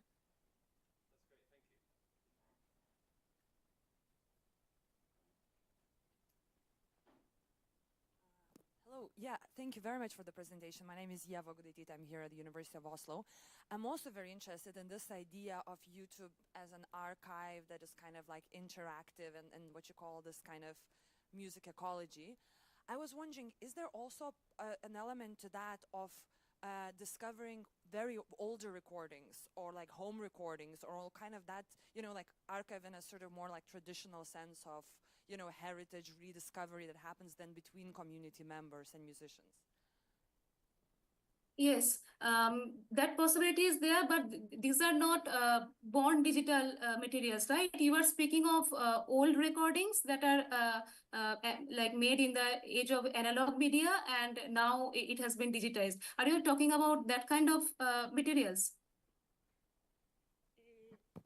Yes, that. Or for Yeah. example, like some like home recordings that have never really been, or, people like recording radio programs, for example, and then like putting them on YouTube. Yes, yes. And now I got it. Yeah. So this is not the case with Jhumar, because Jhumar has been a very what should I say, underrepresented genre in even in West Bengal.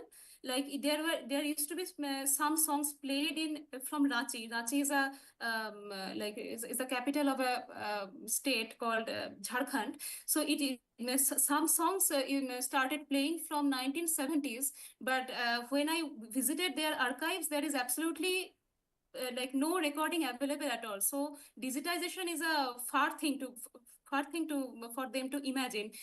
These recordings are not even available. So when you search YouTube, you do not get enough old materials on Jhumar. But what you are saying is very much applicable to Hindustani classical music, for example, or even Carnatic classical music, because in that case, these genres have been supported by elite and middle class like patronage. So these songs have attracted a lot of attention. So you find a lot of analog recordings and home recordings that have been digitized and are now available on YouTube. But this is not the case with Jhumar, precisely because even during the cassette era that started here, I mean in Purulia from 1990s, the very few recordings were made actually.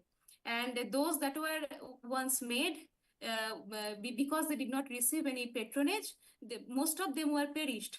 I mean, this is very unfortunate, and I was looking for them and I didn't get anything. I visited the publisher and they said that we haven't got anything. We have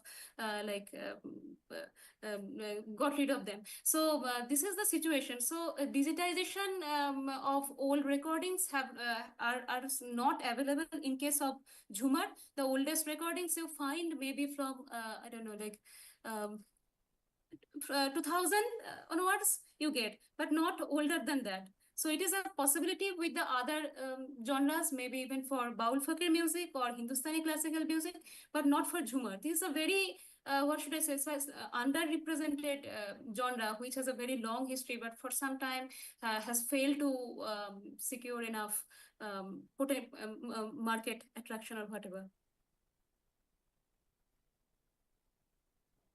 Thank you so much. We'll take one final question and then just keep you updated. We'll do one more paper before lunch, and that's yours as well. So yeah, but first the question.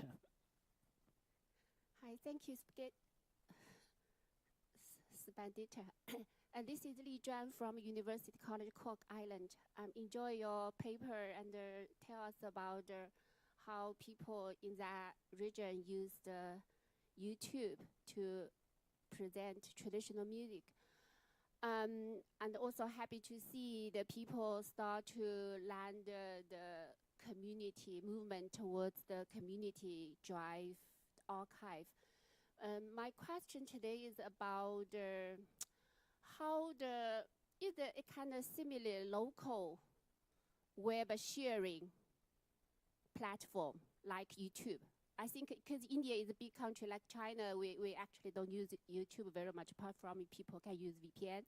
Otherwise, we use Bilibili or something. So I suppose we might have that kind of local version of YouTube in India. Can you talk more about that or tell us a few website name or video sharing platform names? Thank you. I'm very sorry, but would you please repeat it once again? Like, I'm very sorry, I didn't get the words, but would you please repeat it again? My question is there any local version of or India version of YouTube in India? As far as I know, no, there is not. So the India didn't develop like a similar kind of web sharing platform equivalent to YouTube. Is that correct? They use YouTube mostly, and there I do not know of any local version of YouTube like you see it in China. I just read your abstract, and I saw that you have you are working with some local versions of WhatsApp. Yeah, so I don't think this is the case with India, because when I talk to them and when I have seen and they are working on their phones, it is the normal YouTube only. I mean, the YouTube that you find people accessing across the globe. So there is not any local version of YouTube I know of. Thank you so much, both for your paper and for your answers under Zoom conditions. We've really enjoyed following this. And okay, so, oh yeah.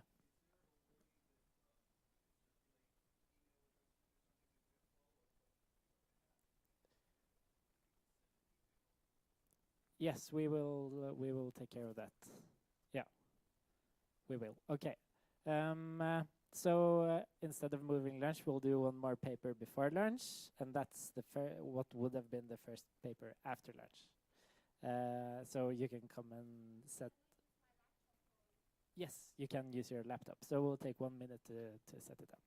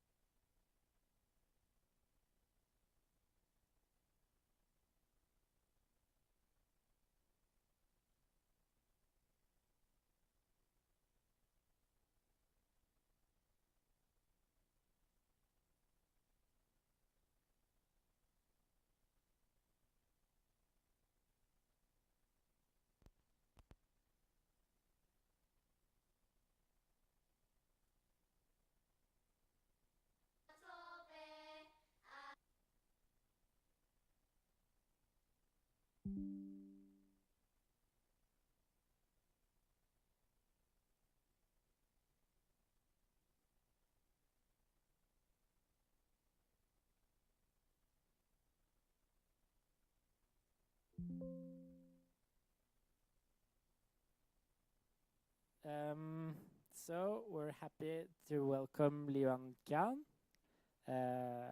who would have been on interacting on platforms, but she is now on this session. So it's what would have been session 6, if you can find the abstract. And the name of the paper is Curating on Digital Social Media Platforms from Ethnic Minority Musicians in China.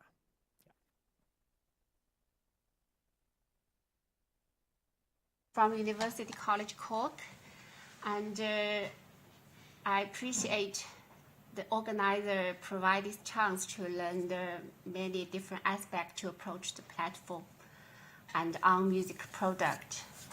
And so I learned a lot. So I hope I can return something, but in the last few years I'm working on the platform, what happened in China, and especially the people or ethnic minority group in Southwest China. And so I think about the main contribution I'm going to make, or hopefully I'm going to make, is about the method.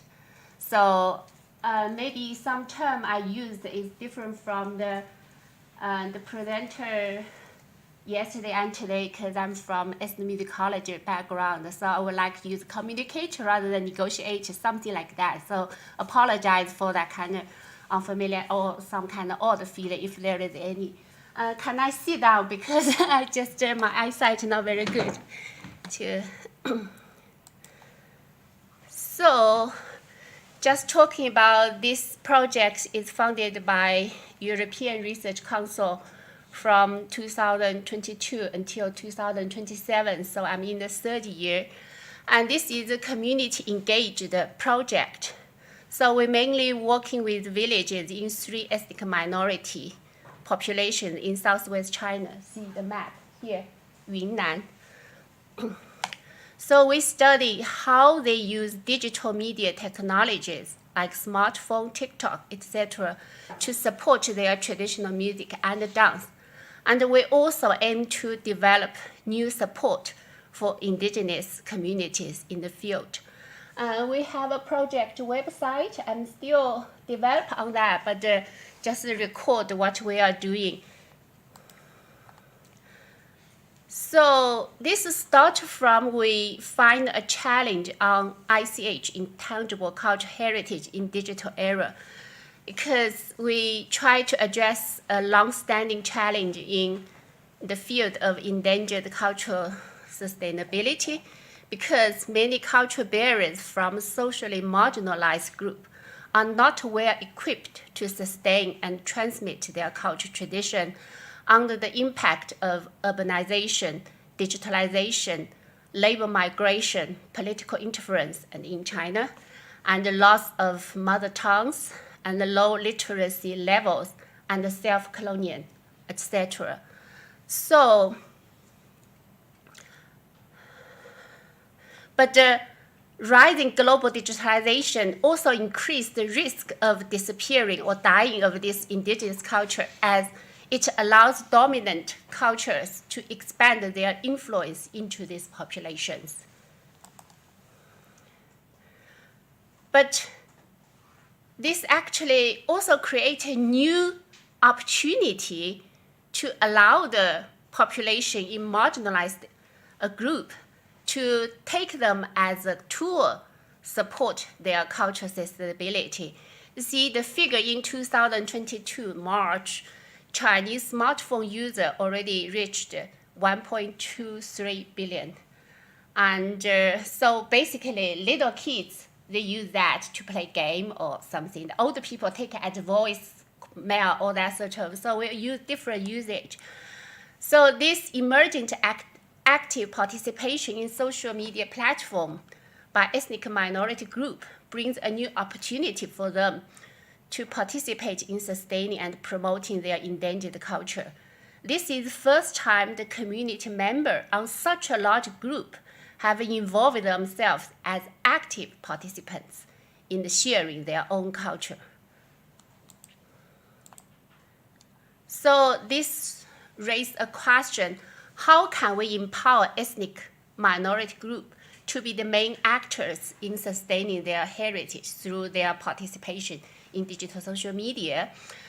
The crucial step is to transform cultural bearers into the cultural creators, sustainers, and curators, the protagonists for their own digital materials. So we mainly use the collaborative project, that kind of way, to working with the member of ethnic minority group. And we focus on 3 villages from Yi people, Bai people, and the Miao people. We develop a specific cooperative strategy for each village according to their own unique cultural heritage setting. So we try to balance the interdependence between the community and their members, and between the communities and the various external supporters, including the virtual audience. That's the 3 community we're working with. This is Yi people, and this is Bai people in the middle. They all quite senior group from age 60 to 80s, and this is from Miao. Miao in Vietnam, in the English context, people call them Hong. So this paper, we address 2 aspects of the minority musician, their engagement with the social media platform, WeChat, that's Chinese version, WhatsApp, and Douyin, that's TikTok, and other video sharing platform. First, we try to assist them to acquire capacity of self-reliance in sustaining their indigenous culture. And we try to find the issue, solve the issue. No, we can't really solve, but at least do something. Copyright and the benefit sharing arise from their active participation in the digital media. And so build a self-reliance and adaptive management skill. People need to cope with the change. That's important, but also important thing is to respect to the opportunities brought by digital accessibility. For instance, like various self-loaded video sharing platforms see a huge neglect to the copyright, right? Because like Douyin, that's Chinese TikTok, they appear with the Douyin logo, and like the parent company ByteDance. I visited the company in 2018. And like they own the copyright. So it's in the long term, actually, that's impacts their benefit sharing, and not only economically, but also culturally. So we also try to provide long-term technological assistance to this group. So, yeah. So what do we do? Actually, we did lots of things. That's why I feel like, but the first thing is mainly we try to provide a high resolution material, because you know when you upload to the platform like various stage, the resolution will degrade. So we try to this kind of crowdsourced material. They usually very short, right, fragmented and low quality, digital quality. And that's the one thing. And another is like they disappear very quickly. And so because people, the company don't have kind of long-term planned backup technology and also look after this platform, they actually don't look at this content from the perspective of the cultural sustainability. So collaborative way.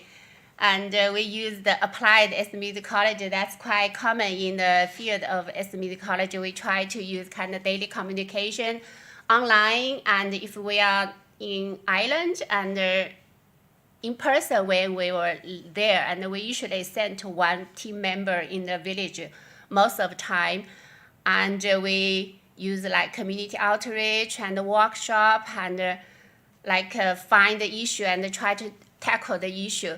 Then we also like set up gather the material we upload to a cloud. In China, we call Baidu Cloud.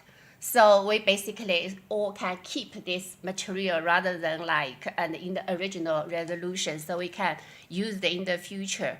Then also, third thing we are doing at the moment is we set up a multilingual parallel corpus on Yunnan ethnic minority music. So that's what are we doing.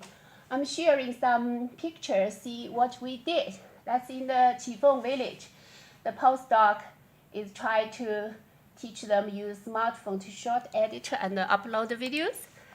And this is also the village. They are about they want to make the cultural festival and to share in the platform. And that's also because the old senior people, they can type even intellectual, but they can't really use the smartphone because the eyesight or something. So we try to use kind of equipment to help them to actually can input the material into the platform. And we need to discuss about the contact, what is best to present, all that sort of thing on site work. That's me. I went to the village, discussed the musician and the languages. We think about how to do the thing, and also went to the local company to see how the local material they present in the video sharing. And I also visited company in Shanghai and provide a multilingual corpus and intelligent translation platform. So to learn some technology things to use on our website. And this is the village in Miao. See in this young musician, and he only can write down. So after a few communication, now that actually he can make this transcription himself, music sheet. And he also say next step he's doing like video sharing and editing, making video, that sort of thing. We are doing at the moment, but he's a bit shy to share. That's why today I want to share that.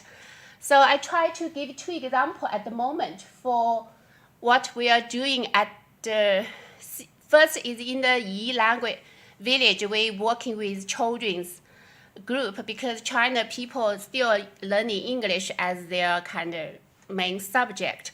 So we are doing that kind of bilingual song practice. So we together going through the process of song selection, lyrics translation, music notation, online English teaching.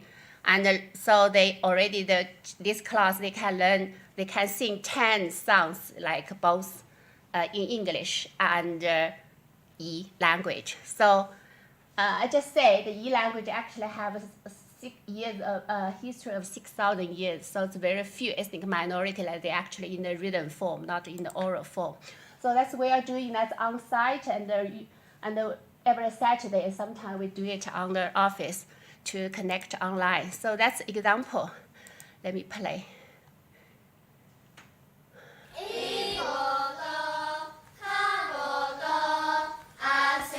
So it's the Yi and the Chinese. Oh, sorry. Huh.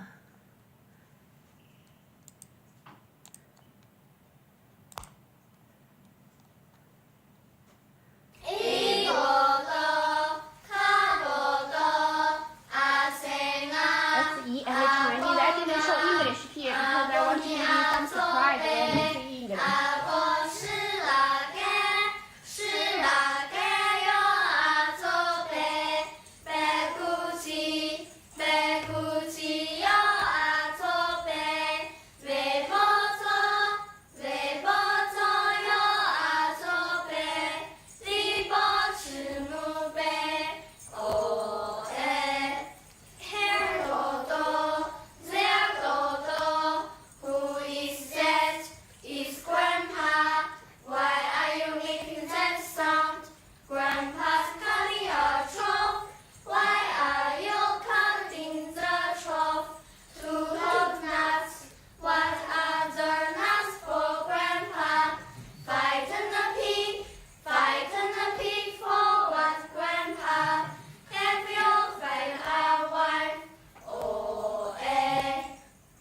Actually, spend quite lots of time to find the best way translate, and also can be singable, because translate is fine, but you can sing along. Actually, it's quite big challenge. And so another example we are doing at the moment is we set up the multilingual parallel corpus. We call corpus platform for Yunnan ethnic minority music tradition. Because we found that the long-term assistance and cooperative support are required to facilitate active participation of the ethnic minority musician in sustaining their endangered culture through globally accessible platform. But actually, that's very important to reduce the difficulties in language communication between the ethnic minority who use the low or under-resourced language and those outside culture outsider. So the corpus aims to facilitate minority musicians to readily make subtitles in the form of Chinese and English, in addition to their indigenous language, so the video they produce could be understood better and appreciated by more audience group. And just some technical skill here. Let me see if there is anything I can show off. Yeah, we are actually, I promise natural language processing, but it's very difficult. I try to do some, but maybe some words at least. But once the mode is actually built, they also can use the similar ethnic minority language in the nearby group. So actually one investment actually have some quite good product is think about the people in that area. Usually they are economically, it's kind of under pressure. But the user from those languages, they can access browser materials through indigenous language. But the external viewers also can can access this material actually through English, Chinese, or IPA, International Phonics Alphabet. So just we are doing at the moment, I'll give some sound example here. First is the B, ya B, ni mo le be na gu nya le mo bia be gu nya le. The second one. So that's all crowdsourced, have male, female, and senior and younger kids. No be I be ga zi be I be ga be. So we have connected music video with this. So I just a very short time because the time. You see the melodic control is kind of very similar in this. If you want to, we have a website and YouTube account. So just say if you're interested. This is the from Miao. And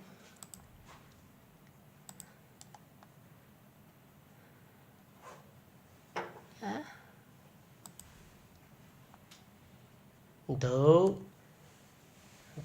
dầu ca bi dầu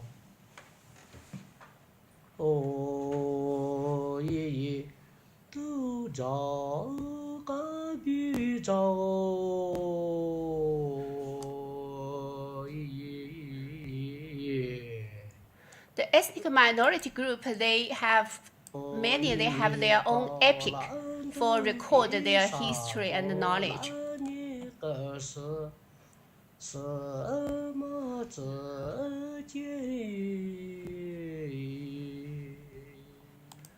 That's the music video I recorded back to 2018. You see that's the very similar kind of music called. It's outdoor, so very windy there. And the kids crying because it's in the community, they kind of quite natural. And so I try to emphasize the methodological strengths of this research and compare with to existing similar kind is the research process actually led by the indigenous knowledge holder. So the project aims to offer a vehicle for their creative agency. So although we project have define output, otherwise we won't get funded, right?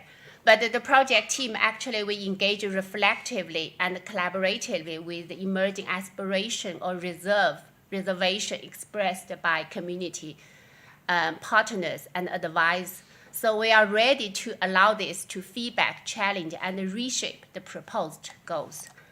So that's it. Yeah.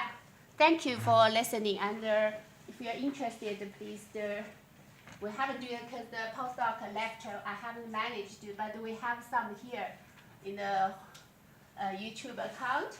And but the main material is here in the first website. We are also doing the web database, so hopefully we'll be done by 1 or 2 months, the initial stage. So that's all. Thank you.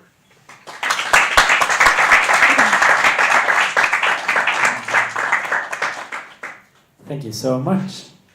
So let's open up for questions.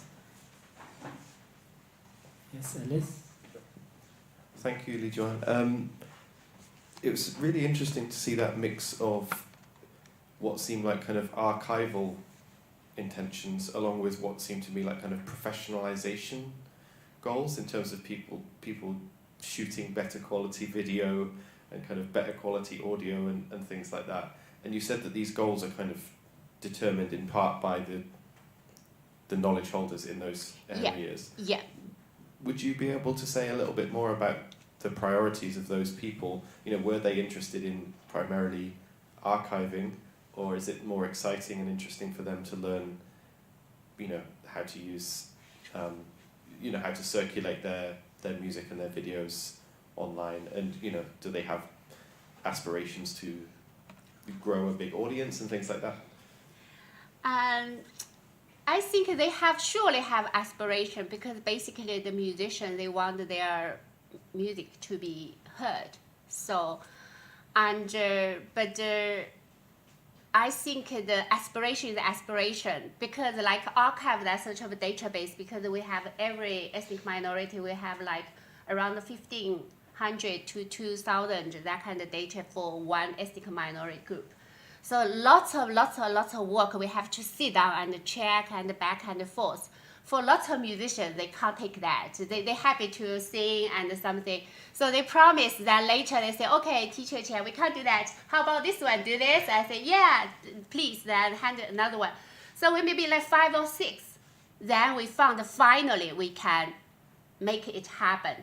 So but over the time we actually find more and more contacts, so it's good for our future collaboration, and we also try our best to facilitate that. But in terms to show the respect fully to the knowledge holder, like YouTube is, you know, in China, it's any Google, YouTube, Facebook is banned in China. So lots of heritage culture, like a state, they pay their kind of subsidize for them. And they're very cautious about putting their video on the YouTube. They think, okay, website in your research account, that's fine, we're happy, but not YouTube, because they can't access YouTube. They don't know what to look like. So they can't take that. Then for all that situation, once we say enough and they reject, we show respect to that. And in terms of the translation in English, like here, there, or something, actually we have English have the grammar preference, right? The Yi language have that. But the musician, once they got enough confidence, they will think, no, we want to use that way. So you will feel the English, not that kind of from the local people, English native speaker, feel a bit odd. But we show respect too, because we think that that's from them. They have like a right to feel happy to sing that song. So all that sort of kind of communication, negotiation, if that's a negotiation, but yeah. So thank you. Next question. Thanks so much for this fascinating intervention, in a way, into this culture. So you are taking an active role and you want to empower the ethnic minority music sustainability in China. And I was curious about what aspects of this ethnic minority music that you feel that you might be able to empower. I assume or perceive this to be an oral tradition. but now it seems to be kind of empowered with digital literacies. Do you think you might impact or influence the music and the practices in some way in terms of the orality or the literacy aspects of the music making? Yeah, thank you for your question. I sometimes feel a bit embarrassed to use impact, but I know the EU like use the words impact, right? Because I think you want to like persuade or like hope someone take your idea, kind of colonial. So, but you still need a verb, right? But otherwise, what we can do. So I think the oral tradition, because they are low resource level, you see lots of data entry, actually they are very senior people, already 70 something. Actually for the sound the language processing is already not good material to, if you use the AI to produce that, because like machine learning, they needed the sound from like 20 to 50, that age range best, right? But we don't have option because people dying, and once this generation, if they pass away in 20 years or something, and the young people, they can't do that anymore. So we keep that survive. But like oral language, because they don't have the like written, even Yi, they have written language. People actually speak Yi, they don't know that words. So like need a kind of connection. So we now use the audio as a kind of central point, then translate them. So put there, in the future, if young people locally, if they want to learn or they want to like doing something, they still can like precisely match and try my best to do that. Still better than nothing if compared with things already critical situation, they are dying. So I might feel like impact or something, but whatever we fully communicate with the local people, and that's what they also hoping to do. So that's at least this point I can promise it is. Yeah. Thank you. One final question. Yes, well, thank you so much for that. It's really fascinating. You mentioned something in passing, and it's in your abstract as well, that there's a tendency for some of the material, once it's on the platforms, to disappear very quickly. And what I'm not clear about is where is the long-term storage of the materials going to be located? You know, what will govern the local people's access to it, their continued use of it, or their own desires to develop it further once your project is probably there. So I'm just wondering where is the database for this material going to be held, and how is access going to be maintained and ensured? Yeah, good question. Actually, we solved that in the first or second years with the project. We already start to think about that question. Actually, so you know, whatever in the app, like in China we use Douyin or something. Actually, the music, you have to also install this app. You can access that music, right? And not mention that it's short and low resolution or something. So the musician actually, while they go also sent there, they also uploaded to the iCloud, both shared by Ikura team and them. Then after that, we store in the hard drive of this our office, and we have a website version, and we have extra copy. So at the moment, it's very highly cost because we need to buy a server for the database, search engine or something. But the ERC is very generous for the grant anyway. But that's promised for 3 years or 5 years. But after that, if we put on the website version, actually not that expensive, like 300 euro or 500 euro, actually enough to support the website. And with the website, we actually access it in China as well, and in England, of course, worldwide. And meanwhile, we actually use 2 languages. So English and Chinese, all like user interface, how to use it, all like in 2 languages. So we can guarantee as long as I can pay like 300 euro, I mean, not too expensive in the future, I think we can support this as long as possible. So yeah, that's my current plan. Thank you. Great, thank you so much. Thank you.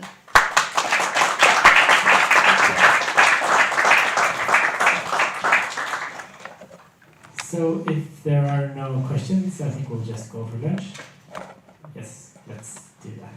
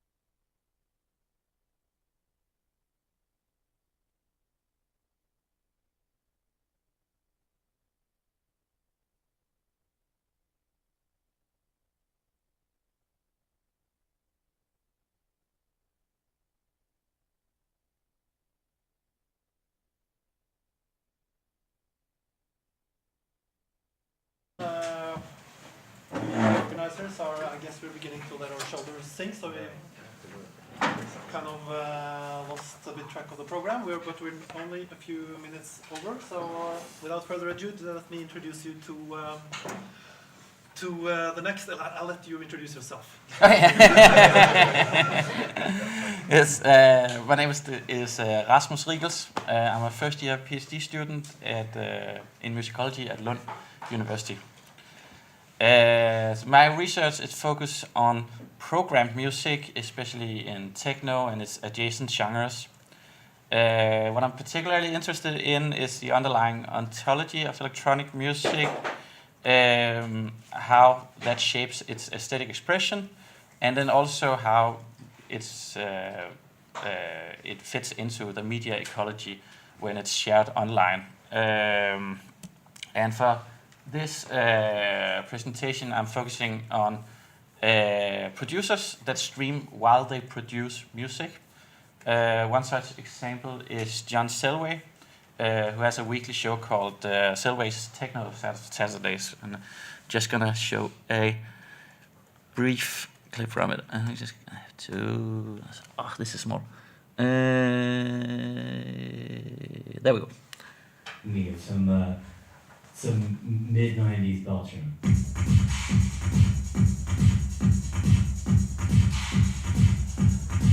Okay, Martin Crockett. Hey, what's up? Feeling mono sequencer with odd numbers of notes for a bass or a lead?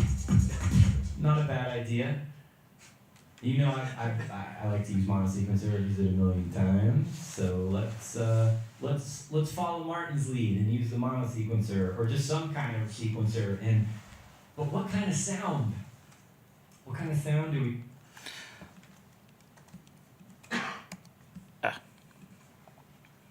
Work. Where's not going? Okay.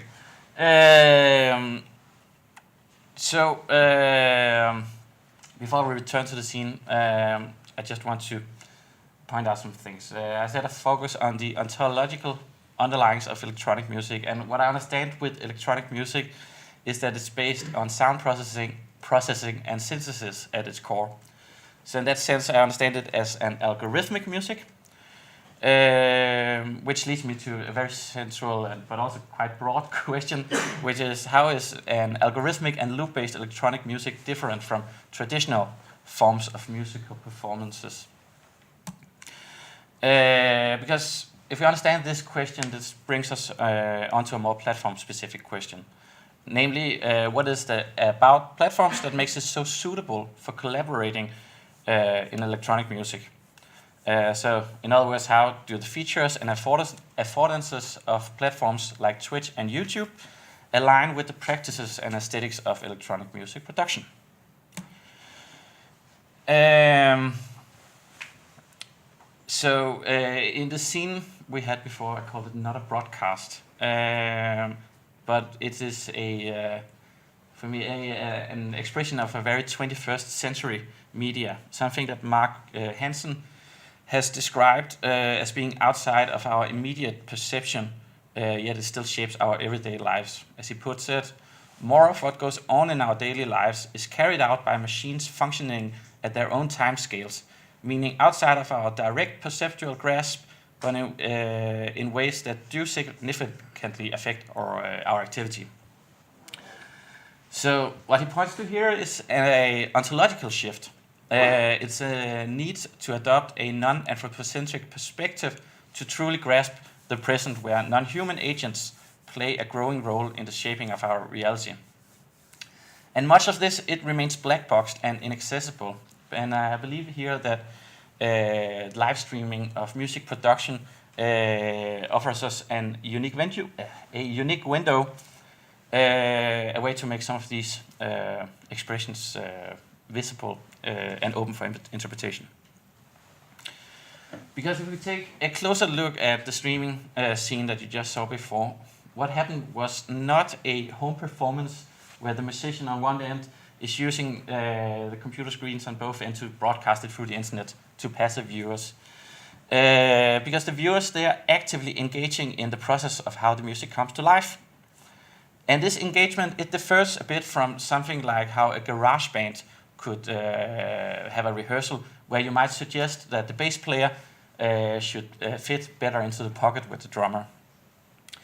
So I argue if we need to understand this interaction going on, which is more related to synthesis and mixing and sound design, then we should take a material understanding of electronic music. In this presentation, I will use Karen Barat's agential realism. It's a framework that emphasizes the agency of non-human elements. And from this perspective, we can understand both human and non-human actors, producers, algorithms, plugins, platforms as forming an apparatus together that transforms signals into material sound, and I'll come back to the material sound. The great thing about the stream is that it unboxes this black box. It's highly productive for research because it offers visual access to the inner workings of electronic music composition. And these compositional practices are especially prevalent in techno genres. When we focus on the DAW as a creative space, it has been described as having a modular logic where you patch things around and you shift things back and forth, hot swapping, etc. So the processes of these modules are much more at the core of the music. If we take a genre as techno with its repetitive and monotonous nature, then it might just consist of a single bleep, its tonal material.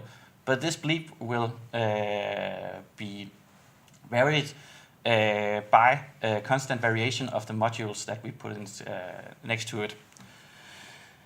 And this is different from how the bass player varies their playing, which has a very tactile connection with the instrument. Because in the end, it is work on a signal. We're working in many ways pre-sound. It is just wave shapes at this point. And this signal needs to be processed. There could be saturation and echo that you use to create dynamic development.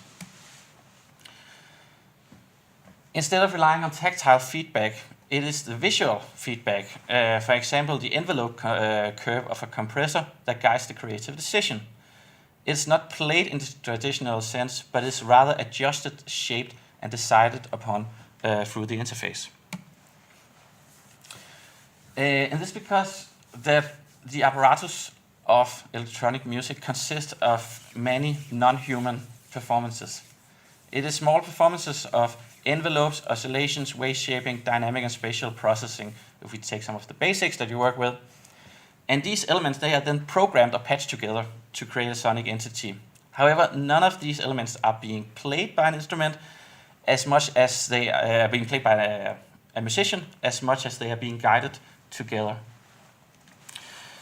To understand this, I'll turn to a field that emerged in the 2000s. It was a group of thinkers that was known as the object-oriented ontologist, the speculative realist, and the new materialist. And they are not completely the same, but they were all aligned on focusing on things and giving things a central role in the conversation. In music, we have seen, sound studies, we have seen focus also on this non-human focus, but it has been a lot of focus on the external sides of sound, especially how sub-bass frequencies has the possibility to physically affect people, and not much attention has been given to the internal workings of the sonic thing, and here I understand this as waves of sound. However, to approach this, if we were to go into the internal workings, I'll follow Christoph Koch's call to arms for giving us for creating a sonic materialism back in 2011. He wanted to move away from seeing sound as understanding music as something that is based on representation and signification, and he did that very much with focus on the phonograph invention that sort of gave us an actual sound that also contains the hiss of the records and the air of the room. I find this resonating with Karen Barat. Karen Barat is a core figure in the new material movement. And their theory, agential realism, takes a reading of quantum physicist Niels Bohr and uses his thinking of physics, quantum physics, to create a new framework where they collapse ontology and epistemology together into what they call an onto-epistemology. This means we're moving away from a Kantian view of the world where the human observes things. Instead, it is about leveling the human and the things around us and see us as having a participation together with all these non-human agents. And this participation, Barat calls the apparatus. This is the entanglement of everything. Approaching electronic music as an apparatus with this new materialist approach also challenges the way that we see musicality in general. The musician is not so much playing as directing the signal through various processes, and each of these processes, they operate independently. So if we take an oscillator, it's something that is swinging back and forth. If it is swinging in the audible spectrum, we can amplify it as a tone generator. However, we could also let it modulate another parameter, for instance, of another tone generator. And if that's the amplitude, then it will be a tremolo effect if it runs at infrasonic speed, or it will create ring modulation at in the audible spectrum. Electronic music is, the way I understand it, is created through the interaction with the apparatus of all these processes. So it is about connecting the sequences to the echoes, to the envelopes, to the oscillators. And while all of these processes, they do have a small operation by themselves, it is the composer's job to guide the signal and decide whether the oscillator as before should work as a tone generator or a ring modulator. And this is where I've come to how I understand a material sound, and it's a new materialist understanding of sound.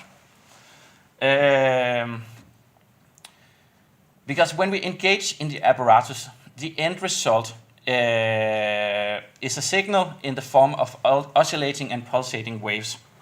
And we can obviously amplify these through speakers and then experience them as sound. But it is only sound when we hear it through the speakers. The same signal is what flows through the apparatus. It is not the apparatus itself. It is sort of like the energy that flows through it and that is being processed by the apparatus. But this signal is the actual sound. It is not an idealized sound. It is not a sheet that connects to a representation of a sound.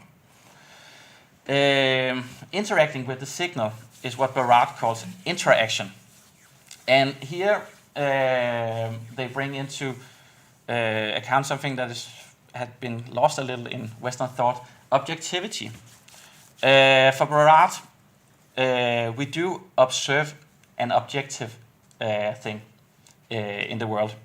But following Bohr, this objective thing changes with each apparatus. Something is objective in this term when that I can switch place with Erik and he will experience the same sound in the same apparatus. So objectivity is not about observing something out there, it is about participating in sound. And this could be like changing parameters of what changes sounds. So it makes the material active and it lowers the human's importance in that we're just another player in the field. I just said that. But material not being stable and being based on the apparatus also means that the objective material will show itself differently based on the apparatus. So if you take the dance floor, it will experience it as drums and sound and rumbling bass. But if we look into the door of the stream, it might not even be amplified, and we watch it just as a signal that starts to be pulsating through the use of compression. This doesn't mean that one thing is not a sound and that it's different. It just means it's different how we approach it.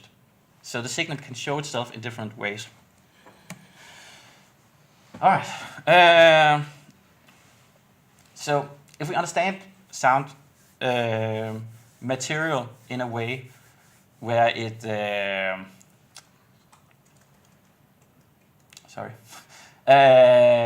if we understand sound and signal as being the same, and that it is possible to interact with it through different apparatuses, this comes back to how that electronic music works in a certain way when we do it online. Because rather than seeing the broadcast that I said didn't happen earlier on, we should see the entire situation as the apparatus. So we have the musician, mixer, producer, as they are collapsed in electronic music. They obviously have the final say of choosing which sequence, that's 2 times. It should be saying tone generation and effects. However, the viewers, they can engage through the chat and come up with suggestions, as we saw in the chat before, in the first part, where they suggested we should use monosequences. Monosequences has a lot of impacts on how techno sound. But since no one is playing tactically, suggesting that we should use or change the apparatus is as much performative as it is as the one that clicks the mouse. Because in the end, the crucial thing is not who controls the mouse and click on a parameter. The important part is that a decision is being made about what the parameters should do. And while the streamer obviously has the power to deny what goes on in the comment section, there is also a funny form of power dynamic going on, because a lot of the viewers, they donate to the screen. Then sometimes you see it, for instance, one of them, my examples, they say, do you like bass? And then all of the screen flashes, and then they have to say thank you. Because it also works as a sort of entertainment. And the more entertaining it is, obviously the more viewers want to join in. And this has effect outside of this production side, because in the end, clicks drives concert bookings, or DJ bookings in general, when we're working with techno. And this is also where there is something different. If we would turn to the bass player early on, the bass player has a sort of power in that they have to build up some virtuosity if they want to play really fast. This is not the case when the producer is not actually playing, but rather commanding around small non-human sequences, etc., that plays on its own. So tactility is removed in electronic music, and that's a great thing when you want to live stream it, because it's hard to digitalize tactility and stream that through. I can't play the string if I sit in Denmark and I'm watching a stream in Serbia. But what can go through the platforms is the visual and sonic signals. These I can interact with if I'm watching it on my iPhone screen, just as much as the producer can do from their screen, if we accept that we consider all of this as a shared apparatus. So it is the signal's ability to manifest itself in different configurations that allow it to function in a platformized environment. Because these streams itself takes place in how Paul Thomas defines key characterization of platformizations. There is the emergence of multi-sided markets. The apparatus of the stream is a multi-sided market. The streams are often happen simultaneously on platforms like Twitch and YouTube. They are announced on larger social media platforms such as Instagram, X, and Facebook. And when it's not on air, they're discussed on Discord servers, and then they are cut into smaller segments which are shared across TikTok and Instagram Reels. So while they also serve as entertainment, this stream also functions as a way for artists to engage with the public to drive their commercial value. Yeah, and just like this is driven by combining lots of algorithms, the same can be said for all of these platforms. So I would suggest that perhaps interrogating the experimentation in electronic music composition can help us unbox the black box of our society. Yes, that was me.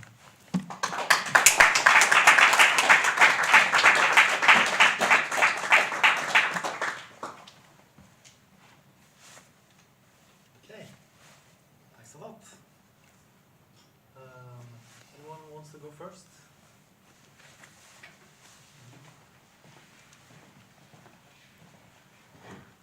Thank you. I will have, maybe it's a silly question, but I'm not sure if I understand how that model is different from acoustics model in the sense that there's a signal, there's a resonance structure of an instrument, a person choosing the frequency, you know, there's interaction with the audience. Like I kind of, could you explain a little bit how you separate the idea of an electronic music tool as a different sort of, you know, from a sense of like classic acoustics, because I feel like a lot of things are exactly the protocol of any sound wave moving from, you know, energy to, you know, what we consider music. Yeah. So when you say acoustic model, and you're also considering how we record bands, right? I mean, like just like a physics of sound, like sound wave. Oh, but it is very related to that. So the thing about why I also focus on techno is that it is based so much on synthesizing sound. So it's about building up sounds from the ground. That's part of the musicality of it. What I find interesting about this is that this starts inside the platform of the DAW. So it's sort of like it never leaves the DAW, and it's being built up by the functions of the digital environment inside of the DAW. Because we stay in here, and because so much of it is automatized, my argument is that is why it is so easy to stream them online. Does that make sense? Sort of. Yeah. Yeah, I mean, we can maybe discuss later. Yeah, sure. I have to. Yeah. Thanks for this. It's an intriguing situation. You said that tactility doesn't flow through all these, you know, audio does, or sound does, but so the decisions that are being made are being executed by the host on the system. Is that right? Yes. So I wonder whether is the DAW really well suited to this kind of space, because you can do online gaming where multiple people, their tactile input, it registers in the game. They engage in the same game space. Would it be possible to have a DAW where multiple people could have direct input, not have to say, oh, let's do this, and somebody executes and the host had executed, but that you would have actually a DAW that's in real time with access from multiple positions where people could input directly without the intervention of speech? Because what's going on here is a decision making. Yes. And money, the other thing that flows through the internet is money. Because you said it is a multi-dimensional space, a market.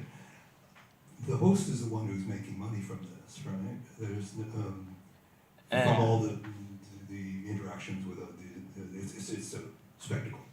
So there's a way in which there's a power hierarchy dimension, both in terms of how things happen, the decision making, but also in terms of who benefits from it. And I'm just wondering whether the DAW is actually an impediment to having actually a true interactive collaborative thing going on here. So I think there are two questions there. The Yeah, one is there's that, so if we focus on the DAW to beginning, I think digitality is the more important part about it. It is because that it is working digital, and it's that is the important part for the situation to be. So is the game. Yeah, exactly. And this was actually also the critique I got from a supervisor. That I think it would be easy to imagine that you could have controllers everywhere, like you use often to control stuff like Ableton. I'm not aware that any system is set up to do this right now, but you can easily imagine something like BandLab, because it is already based on the browser engaging in that. Yeah, I don't know if it happens, it exists already, but it's easy to imagine it going that way. And also these platforms they use, the live streaming, it was built to support gaming. So it makes sense that it follows that logic. The other one was about who benefits economically about this.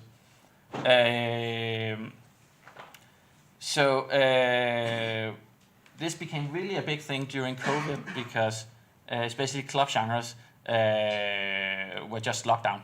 You couldn't, and that's a big part of their income is DJing. So there were several producers and high-profile producers that started doing this. So it is about earning money. That was why they did it in the first place. But then PayPal, they also take a cut. Twitch, I think, also takes a cut if you donate through them. So there are multiple people earning money. Yeah, they don't just do it for like the good of the world. Yeah, is that the answer? Yeah. Thanks. We have one more question. Yeah, I was just wondering about the new materiality and the sort of removal of people. If you could, I find it sort of hard to imagine or to think about this in terms of like the technology having the same kind of agency as people do. And yeah, could you just expand a bit on that? Yes. Okay, so new materialism isn't about removing the human. The object-oriented ontology and speculative realism is more about that. New materialism is about seeing human as not having a prioritized position in the hierarchy of all of the agents. It is a lot of it comes from like the way that Mark Hansen said when he describes 21st century media. A lot of it comes from accepting that even though we don't notice it, a lot of actions happens in the way our existence, especially our datafied existence, are in the real world. And we should start considering them as having sort of like a place at the table to be part of it. And I'm transferring this to electronic music because that was, I think that was one of my initial draws to electronic genres, was that there was something different about it. I didn't have to practice to play really, really fast. What instead I had to do was to gain up a lot of knowledge about how to combine systems, because the system itself is doing the playing. But it needs to be connected to create some sort of musical output. So it's a collaboration between something that does something on its own. And that's where I want to say that's different from me getting a guitar and I practice, because it is very much up to me, like how much I perform. And of course, if I do it in a church, it will sound better. There are also other impacts, but it makes more sense to focus on the human when it is acoustically or tactically played. And I think that is, I think it's a fruitful way to talk about electronic music, as to sort of like consider it as engaging with a system. Yeah. Thanks. We have time for one brief last question. Sorry, Emil. And while doing that, perhaps you would like to. Okay. Thank you very much. I don't know if I can make it really short. Maybe. I have a question regarding your implementation of COX. Yeah. Because your apparatus for me looked like being full of representations, which in the context of COGS would be not really working. Yeah. And I don't think so. I think that this is a flaw of your theory. I think it's more a flaw of COGS, because as you showed, in my view, is that we still need both. We need to think about the sound as a vibration, but as well as a representation. So, okay, let me answer that twofold, because the first one is that I think the article that Cox wrote back then is better as its critique of the problems of having like the human at centrum and signification and representation, rather than it's good at explaining what to do instead. So I just use it more as a call to arms. I will say though that, and this might be a little bit provocative, but seeing the signal show itself in a spectrogram as vibrations and dynamics, if you take my argument to it, it's extreme, then I would say it is just as much the same objective sound as engaging with it through your ears. It's just showing itself in a different way, and that's where Barat and Bohr comes into place, because the thing about Bohr is that he brought into intention that if you were to watch something through a microscope, then you're not using the microscope to watch something, you are watching the microscope as well. So every time you engage with something, then that is part of the objective. So it's not about watching something, it's about engaging in a way, and this will be different depending on how you show it. If you take the new materialist approach to extreme, then it would not be the argument would be that this is not a representation, this is an engagement with the signal, which just will show itself as sound if you amplify it through a speaker. But it also shows itself as waves if you look at it in a spectrogram. It is the same signal, it's, yeah. But it's also about like taking it to the extreme, yeah. All right, thanks a lot. Thank you.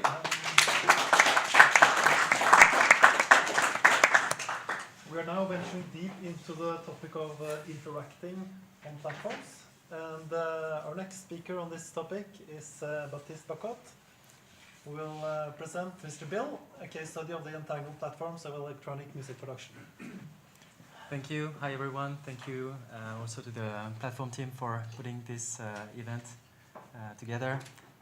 Happy to present this research. So I'm a postdoc research fellow at RITMO, Center for Interdisciplinary Studies in Rhythm, Time and Motion at the University of Oslo.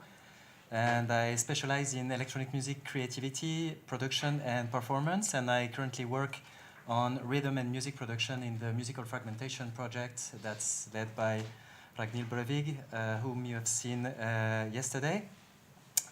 So the platformization of music production is not my main focus, yet it is instrumental in providing the data that I use to study bass music, which is an umbrella term that refers to electronic dance music genres that have a twist, because you often find in them experimental features. So it's you can find some genres such as IDM, glitch hop, or dubstep, or things like that.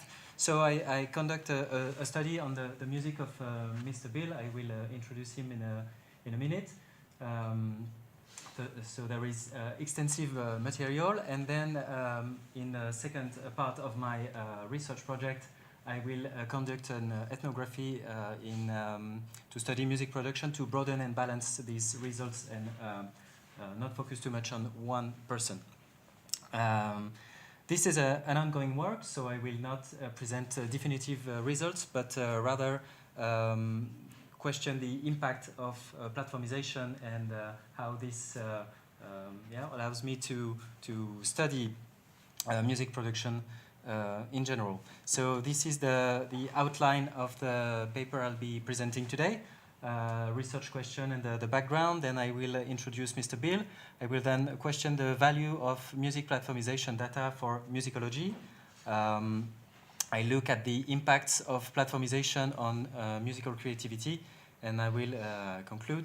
So the research question is, the main one is, what are the effects on platformization on electronic music production? And especially I'm interested in how this quantity of data that's generated by the platformization and these settings in which data is a commodity and even a currency in a way. How can this data be leveraged for the empirical study of popular music? And another question I'm interested in is what is the weight of these new settings and typically on music production live stream on the creativity of producers. And in the short clip that was shown in the presentation before, we saw that there was some kind of interaction that was going on between the audience and the producer. So quick background to let you know where I'm talking from. So platformization is a complex and generalized socio-technical transformation that has taken place over the last, let's say, 15 years. So it calls for interdisciplinary perspective. So I'm leaning on cultural studies and new media, and these studies situate platformization within capitalism and the reconfiguration that surrounds the production, distribution, access, and consumption of cultural objects. And I'm also looking at popular music and music production in that perspective. So this technological reconfiguration of music making has impacts on listening, both from the music making perspective and from the end user or a consumer perspective. And also introduces new creative practices and affordances that arise through the network.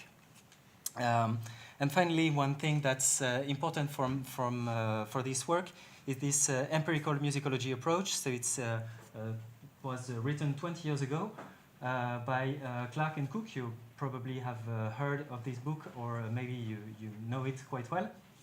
And this approach is about thinking of musicology as an embodiment of principled awareness of both the potential to engage with large bodies of relevant data and the appropriate methods for achieving this. So this is what I will be trying to demonstrate in this presentation. So Mr. Bill, here he is Bill Day. He's a well-established producer, DJ, and music educator. This is how he calls himself. And he's renowned for his knowledge and proficiency in music production, and particularly with the software Ableton Live.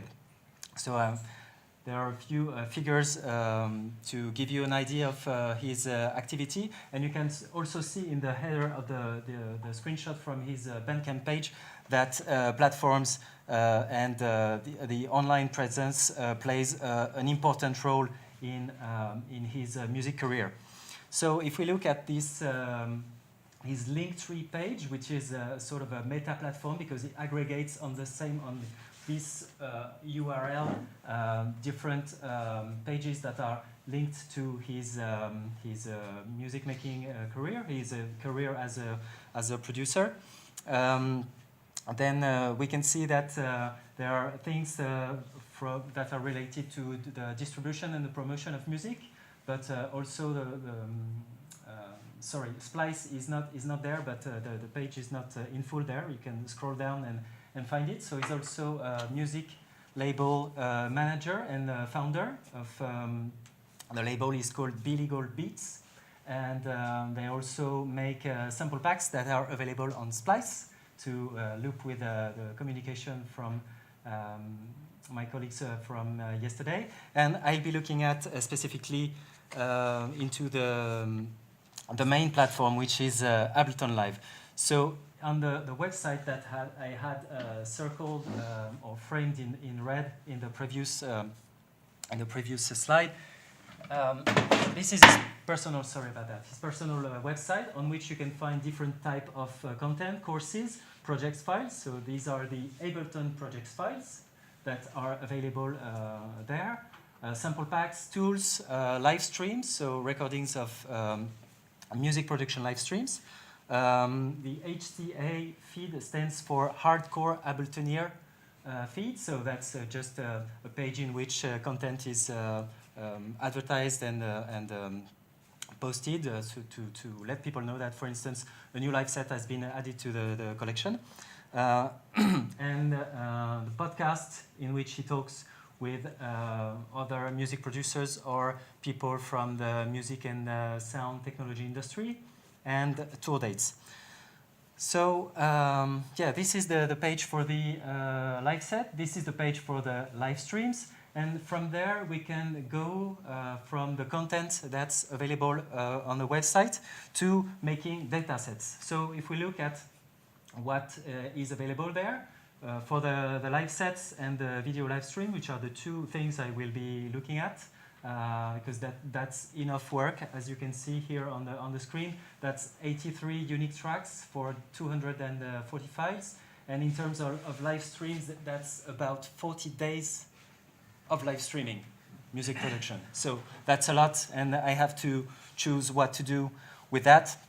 And I want to show a few analytical pathways that can be taken with this data. So what's important to say before I show these pathways is that there are two ways to engage with this data, but they are feeding one another. They are informing one another. So a full qualitative analysis would not be possible. It would be too tedious. It would be very time-consuming, as you have seen from the numbers I just showed. But it's also, of course, very interesting because we can go deep into the things that are happening in the music and give very detailed insights on the music. And the quantitative approach also has drawbacks because it shows its statistical analysis, right? So it shows only trends and tends to mask the details. So both approaches are needed, and yeah, we need both to produce balanced results. So in terms of quantitative approach, I'm exploring the Ableton live set as XML files. I will talk a bit about that. And also one thing we can do with this flexibility of having the live sets and being able to open fully produced tracks that are also available on the platforms that I show at the earlier, the music streaming platform, for instance. The interest is that we can now export parts of the projects and look at them very, precisely, and go beyond the one track, or use things like source separation that also produce artifacts. And then if you look at it in terms of signal analysis, then you will see these artifacts in the analysis. So the Ableton files as XML, maybe you know that trick. If you rename or change the extension ALS, that stands for Ableton Live Set, into zip, then you get a zip file, and in that zip file you get an XML file. And XML is a markup language that describes the content of what's in the file. So it's quite hard to. It's not for humans to read, and obviously, and although you can see that these are words from the natural language, and it's 1.5 million lines for this single file. So that's one track. So it's a lot of text, but still we can see that there are interesting things to look at in there. For instance, here these locators are refer to these structure marks or locators, and the name that have been put by Mr. Bill to name the structures. So it's a first step towards musical analysis there. And we can then imagine different things. There are many parameters to look at. And so I've been recently building a tool to look at, to load XML files and have this summary with the different features that I'm creating and thinking about critically as I go along. So this is a tool that I built with Python. This shows the summary of the track with the track counts, the different type of tracks, and so on. And you can also have a more detailed breakdown with the devices that are on the track, and these are in the order in which they appear in the projects. So it also shows the hierarchy of how it's organized in the final version of the project. So from there, we can have a music information retrieval approach and a music corpus study approach, and we can generalize this approach to all the 83 tracks. So here we can see how many tracks are usually involved, and we can see that he's mostly working with audio tracks in red on this graph. And we can also see that many tracks are usually involved in producing Mr. Bill song. It's about between 70, close to 70 tracks. So that's one way to go with these files that are transformed from .als to .xml, and then we can explore them with the different tools to retrieve informations that are in there and have a global picture of that corpus. Another way to look at these files is to use tools from signal analysis. And in that case, I want to do a quick demonstration with this track, which is the one I've been showing in different states so far. It's from this Phantasmagoria album from 2021, and it sounds like this.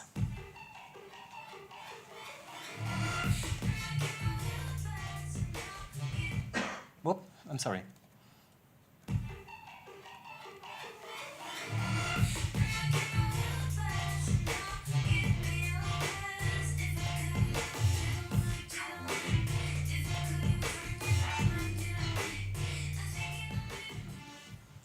So as I am able now to open the project, I can focus on one part that is of specific interest for me. And in that case, I'm interested in knowing more about the baseline. So I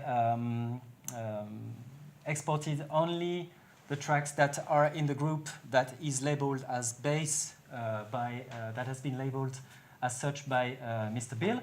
So that's 7 tracks total with subparts and another group that's called hard hyperpop bass, which is also something that's interesting in itself to have this genre classification embedded in how the track is named. And so this is the solo bass tracks.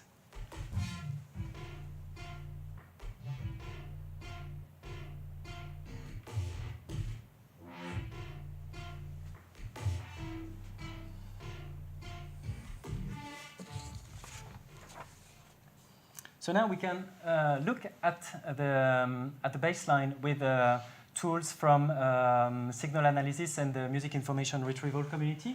Here I'm using the MIR toolbox by Olivier Lartillot and colleagues. So we can zoom in and have now detailed accounts without, and we get rid of the speculation and the over-generalization or over-complexity that sometimes is present in the discourse of analyzing electronic music. And here we can see in a very clear way how the time and the attacks are managed by the producer and how the sound has been designed. So here is what we are looking at. I play it again for you. And now we can start annotating and looking at the different attacks and the numbers that that define them in terms of this slow attack or the very fast attack at the beginning. We have this click that evokes maybe a ghost note from playing an actual bass line. If you think of funk music, there are lots of them. And also this bit of reverb that's quite unusual. Now I want to get onto the live streaming music production, and this new setting creates a few different things, and Rasmus has talked about that before, about the going from a process that is very almost secretive or arcane or kept in a black box anyway, to something that's become unboxed and exposed. So it's a new creative setting for music production. It's heavily commented as it is being made by the music producer, and there is an interactivity between the producer and the networked audience. I borrow this expression from the book Watch Me Play on Twitch live streaming. And this distributed creativity, creativity in music has always been distributed in some way. There are always several actors that are taking part in the music making. We can think of many examples in which this is true. This creativity or this interactivity happens through the Twitch interface, through the real-time chat and the possibility to address questions and comments in the microphone. So sometimes I have a video just after this slide to show you that how sometimes recommendations for instruments or doing things or going this way, just as we saw again in your video as well, Rasmus, can be taken up by the music producer. And also sometimes one thing that I found interesting is that Bill seeks advice from his audience and from fellow producers he knows are here on the live stream. So at some point he asks, hey, Eli, who is a fellow music producer of his, and they have been collaborating in the past. Hey, Eli, what's your #1 tip for making drops, you reckon? So that's one thing that's interesting in the social dynamics that's going on there.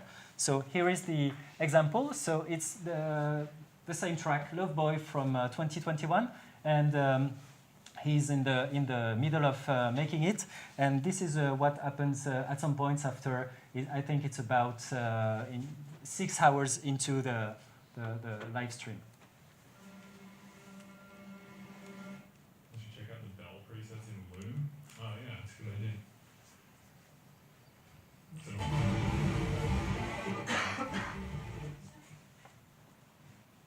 Bell presets, you say? Let's see, bells.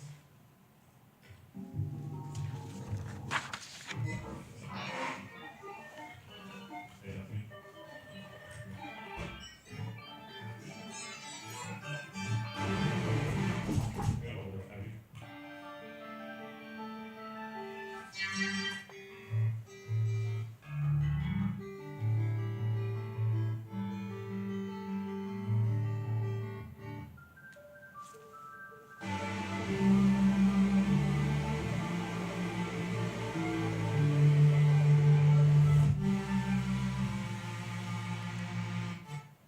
And that last preset seemed to have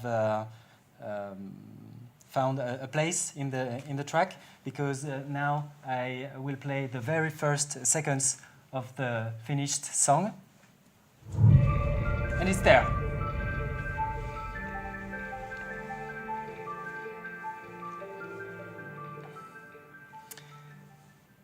Okay, so a quick conclusion. Mr. Bill is a micro-level example of this platformized music production ecosystem, and it shows the reality of what it means to be music producers in 2025.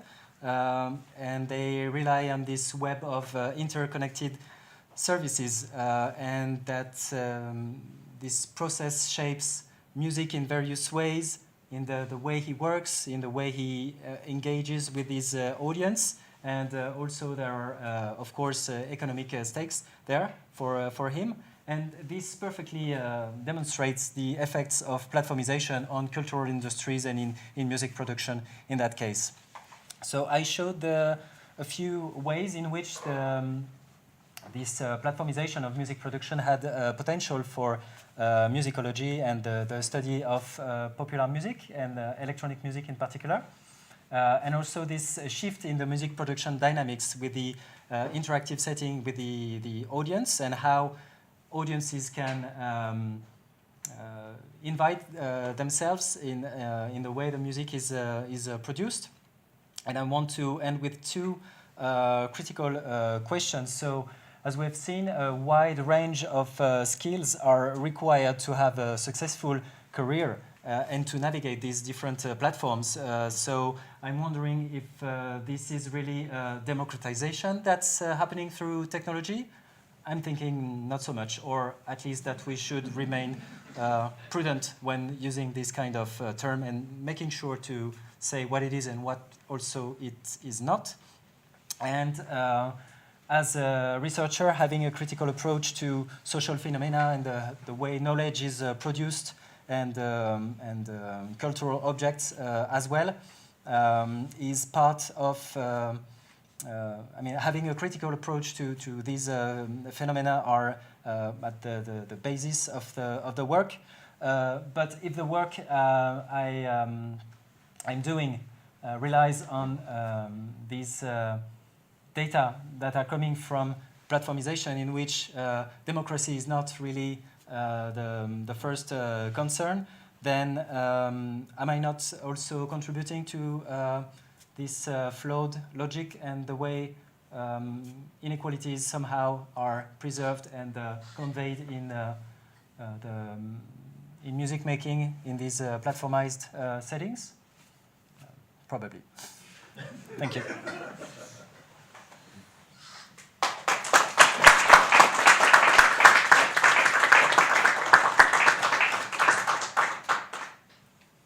Great, thanks for this original approach to this phenomenon. Anyone have any comments or questions so far?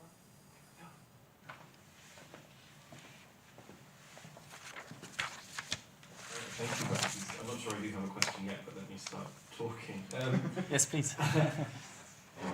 Well, thank you so much for the kind of pedagogical aspect of this talk. I really appreciate your kind of the explanatory aspect of it. But at the same time, it seems to me interesting that there is almost a need to defend oneself when working with these methods that musicologists remain very suspicious of. And then you touched on the reason for some of that suspicion at the end, which is, yeah, it's really integrated with this kind of data-fied economy. Do you see ways to use this kind of broadly, what seems like a kind of big data approach to some extent? What are the possible critical uses of it? How could it help us critique the logics that we see and don't agree with? I'm not exactly sure about how we could go with that, but I think integrating these approaches into musicology is a way to somehow keep control of these tools, because there are research communities in which data is the thing that allows the community to thrive, but at the same time there is not exactly questions on the, or critical ways, ways to look at the work that is being done in these communities. So I like the possibility also to have I think a corpus study on this. An artist like Mr. Bill is really interesting and novel in a way, I think. And at the same time, I'm conscious that it's not exactly the kind of work I would want to do, but I come from mostly qualitative background, and I've been doing ethnography before. And this is also a bit new for me to engage with this kind of method. So I could have said, okay, I'm going to look at 5 live sets and 5 tracks, and let's say 1 every 2 years, and then I'm going to have to annotate the videos, and then that's it. But that would not be satisfactory for me, I think, to just have like 80 live sets that are professionally produced and that result in tracks that have been published, and just to look at 5. So that would be also a bit, yeah, I wouldn't feel great either, I think. So. Yeah, thank you. Sorry, I didn't mean to suggest that the work was anything other than really. You did not. Yeah, Thank you. No, no.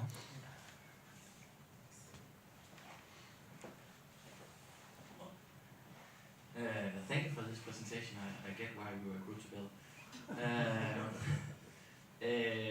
So I have a lot of questions that's just yes and no. So instead, I will ask something that I thought about while you were presenting, because Mr. Bill is also, I place him somewhere in a history line, and I was thinking about how much do you see any historical development in the timeline of the sets you have seen? Because I just the other day looked at the YouTube channel of Ableton Live, and these days they have like very, I don't know, many hours of highly produced videos. But if you look at the first one, it's 2 really weird videos about how to hack the system to make it sound like rain and glitch. Not very pedagogical. And that's was when I came into Ableton Live, and I remember we had to go to Pirate Bay and find some old instruction to figure out how it worked. And now there's so much available information out there, and I think Mr. Bill is a key figure in this development of getting the knowledge out there in a more pedagogical way. And I was just thinking, have you seen any developments? Basically, that historically, when you look at this. Are you?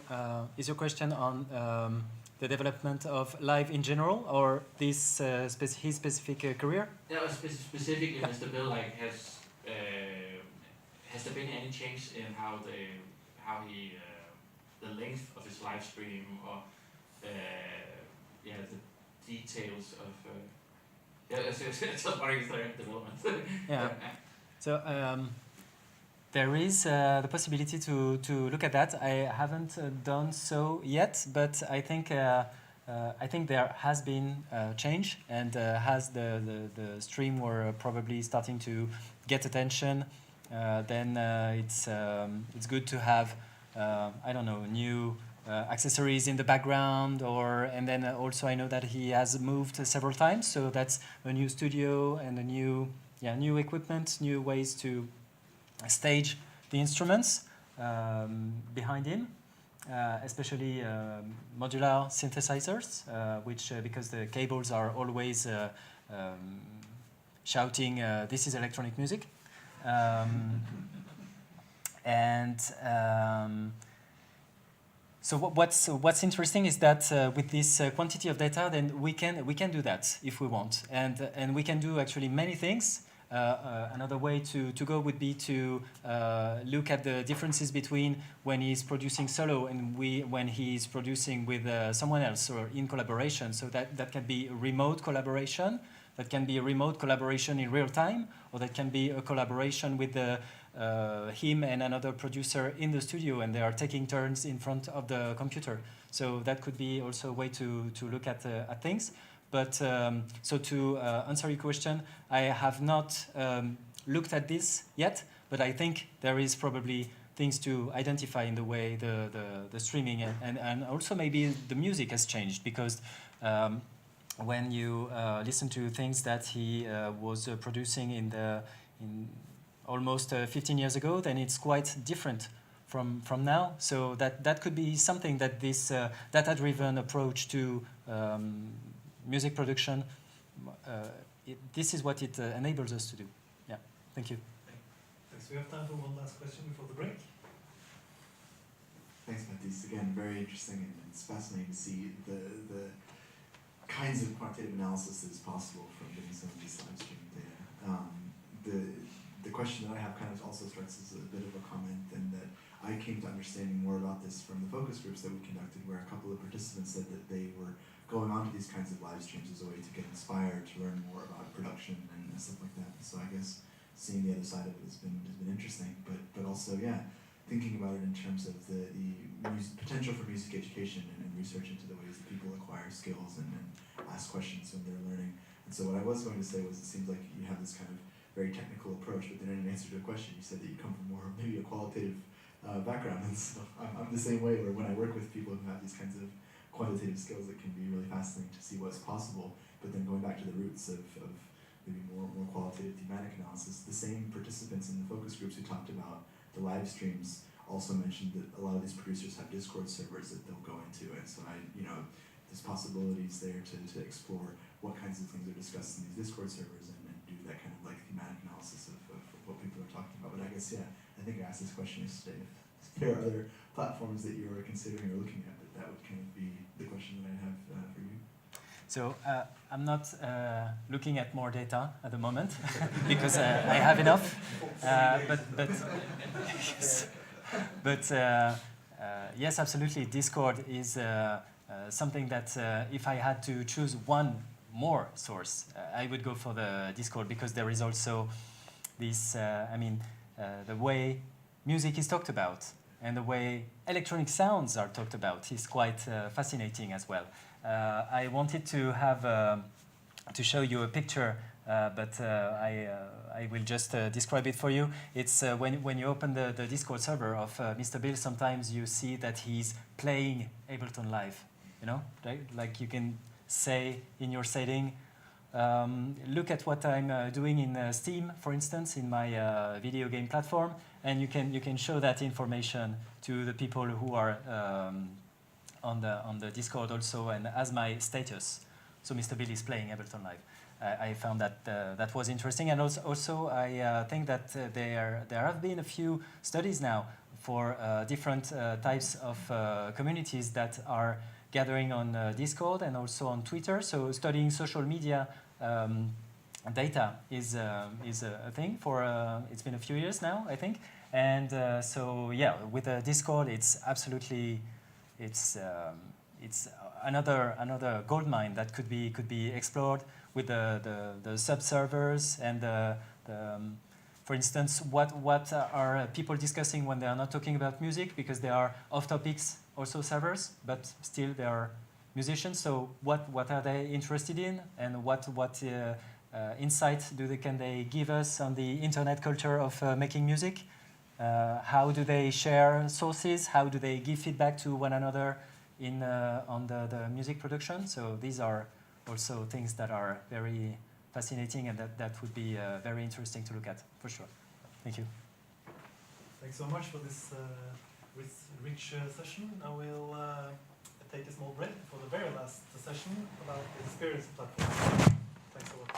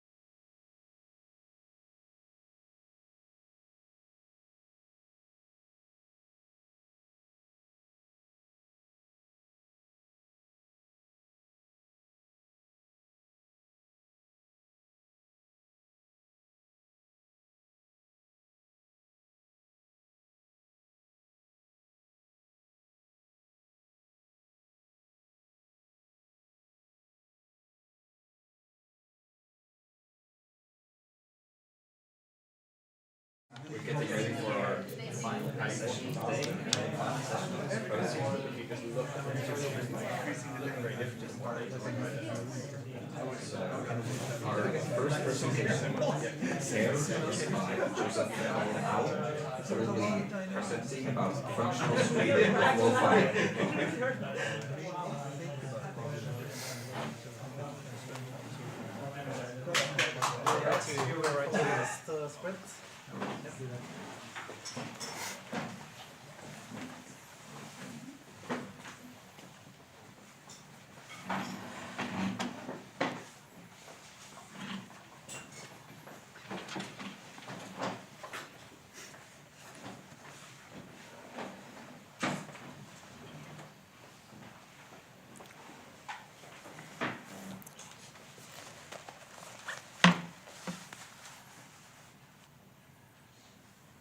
Okay, so hi everyone. I'm Joseph Coughlin-Allen. I'm a lecturer at the University of Glasgow, but I'll be starting a postdoc here in the university within RIPMO in October. And that project is kind of related to this in that it will investigate music's functionalization by digital streaming platforms, and how it affects musical form, practice, and meaning. And today I just want to kind of show some early observations related to that upcoming project that involve platformization and functionalization of music production through instructional media. And I do this through lo-fi hip-hop, using it as a illustrative but kind of extreme case. But before I kind of start on with everything, I'll play you two clips. One from 2014, one from 2023, both lo-fi hip-hop, allegedly, and just so you can kind of see the difference that I'm talking about.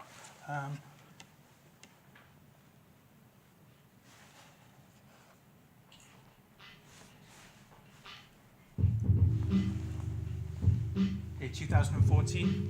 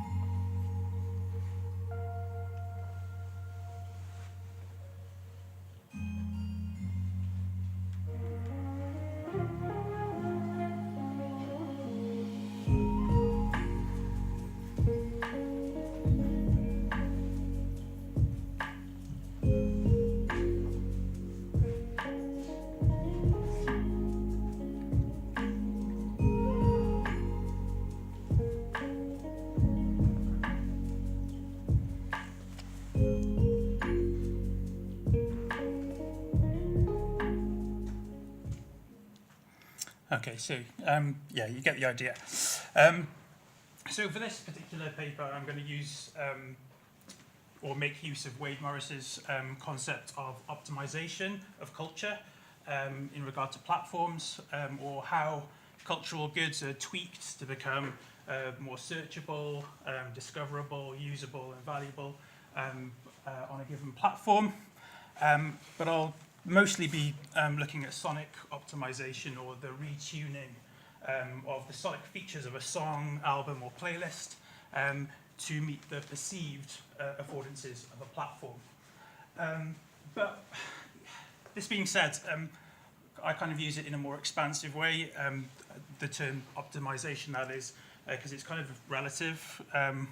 So I'll be using it just to mean the process of making something as complete or as effective as possible within a given context.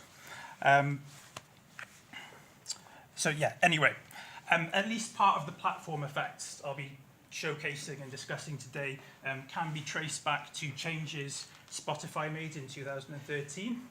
And when announcing these changes, Erin Cliff, the Global Marketing and Partnerships VP at Spotify, told the New York Times, our initial growth was with music enthusiasts. We're looking for the next group ready to experience music in a new way, which is mass mainstream audience. And at the time, Spotify's Daniel Elk also said, just sit back and let Spotify serve you great music for every moment of your life. So rather than focus on genre, which only some people are interested in, apparently, Spotify adjusted emphasis on their platform to moods and activities, which everybody has. And the aim was to capitalize on music's already existent functional aspect through which music can be used to accomplish predetermined ends other than entertainment or pleasure. The intention was to achieve this by deepening music's functionality through the ubiquity streaming allows, encouraging its pairing with every mood and every moment at any time or place. So it wasn't a coincidence that this was announced around the time that the free version of Spotify was launched. And a few years later, lo-fi hip-hop got caught up in the aftermath of this shift towards hyper-functionalization and subsequently underwent quite a significant sonic optimization. So yeah, just a quick definition of lo-fi. It's short for low fidelity, which is the inversion of high fidelity or hi-fi. It basically means, in a very general sense, an unfaithfulness to an original or ideal. So in music, this could be a recording that's unfaithful to the original performance that was recorded, or even an imperfect recorded performance that's unfaithful to a musical work, so like performance errors or something like that. And in this, and in lo-fi, and this unfaithfulness is often, but not always, appreciated aesthetically. Adam Harper defines lo-fi aesthetics as a positive appreciation of what is perceived and or considered normatively as imperfections in a record. And before the mid-2010s, the term lo-fi, when used in relation to hip-hop, was mostly descriptive. Lo-fi hip-hop meant hip-hop that was lo-fi, but in the 2010s, it kind of became associated with a collection of beat-making practices surrounding hardware like the Roland 303 and 404, which even had a lo-fi button on them that would downgrade the audio quality. So yeah, there it is. And in the late 2010s, lo-fi hip-hop and lo-fi beats became more of a generic term to denote this set of practices, and beat tapes and mixes that circulated on digital platforms began using lo-fi as a keyword or hashtag. And these are some of the sonic characteristics of lo-fi hip-hop throughout the 2010s that kind of were attached to that kind of hashtag. Yeah, reduced frequency range, usually cutting off the high end, drunk or sloppy or loose rhythms, very short and repetitive loop-based tracks, abrupt or jarring variations, background noise such as crackle and hiss, and quite unbalanced mixes as well. And there are the change in lo-fi and its kind of appropriation as functional music is often attributed to a channel that's called Lo-Fi Girl, originally called Chilled Cow. This channel embraced the functionalization of lo-fi beats by starting a 24-hour YouTube stream in February 2016 called lo-fi hip-hop radio beats to relax / study to. And this is when lo-fi hip-hop began to become mainstream. It began to get press coverage, especially during COVID-19, where it exploded in popularity. Even got kind of scientific articles written about, is it suited to relaxation? And as a consequence of this boom, a number of smaller producers found their popularity rose dramatically, and kind of overnight found themselves having to navigate this new world of trying to survive in this new world of digital music, when perhaps they were just doing it as a hobby previously. And this led to the kind of platformization, or the kind of instructional content I'll be talking about in a minute, as a kind of a way to survive for producers who kind of got on this wave and wanted to sustain themselves. So what I'm talking about here, the instructional media, is kind of a product of kind of producer platformization, where producers act as hubs, offering different products, services, and content, and even community spaces to other producers that are kind of below them, and this connects those producers to products that the producers themselves might have made, or services that they might be able to offer, but also various other products and services as well.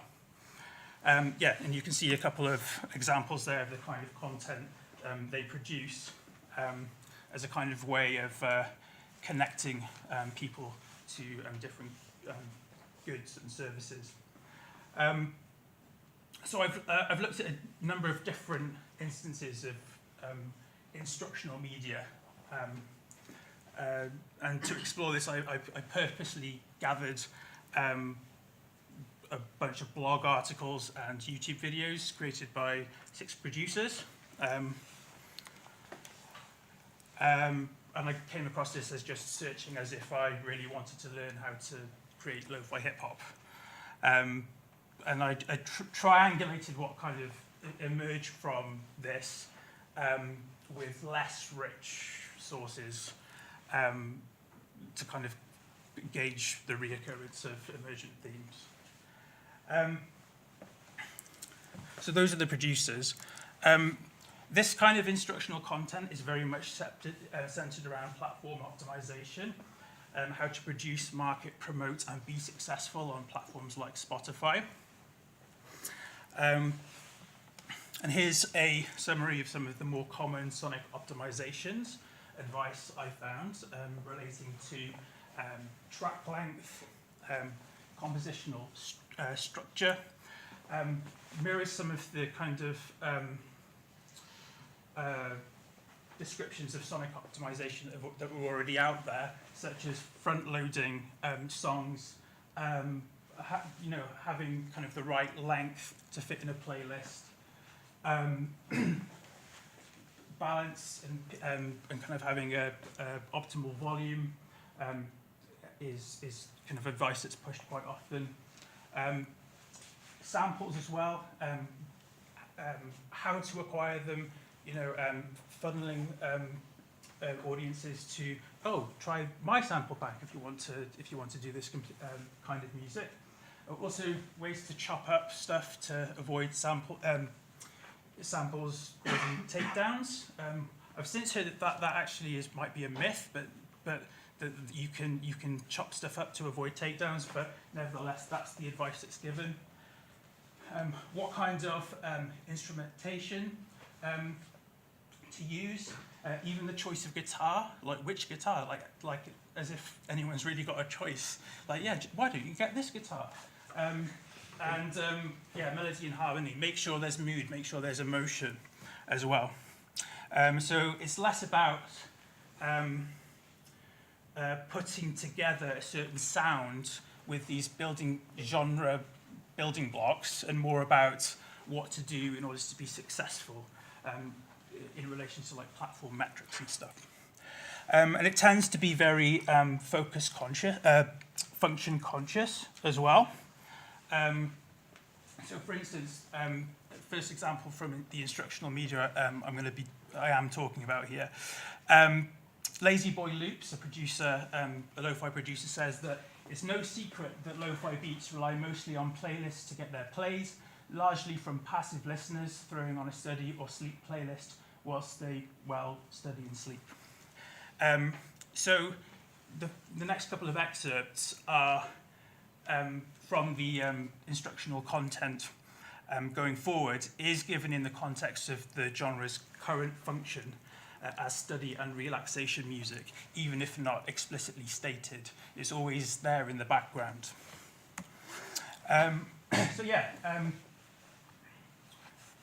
Playlist optimization, or instruction on how to make sure your music is playlist ready or playlist perfect. And we saw examples of this in the songwriting camp yesterday. So you can see here the advice given is to match the style and mixing and even composition of the other songs in a particular playlist if you want to get on that playlist. It's very much about fitting in, and that kind of is across a lot of this instructional media. Make sure you listen to what's already out there and fit your music in there somehow. Either by listening around and finding the right playlist or altering your music, essentially. And this is a kind of umbrella form of optimization that encapsulates some of the others. And an example of that kind of encapsulation is here, where we have a combination of the playlist optimization, but also mix down loudness, the optimal mix down loudness.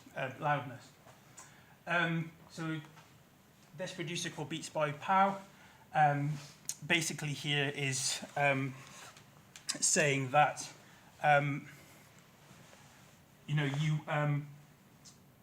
you don't want to disturb the passive listening experience, and also you want to make sure that you're matching the levels of the competition.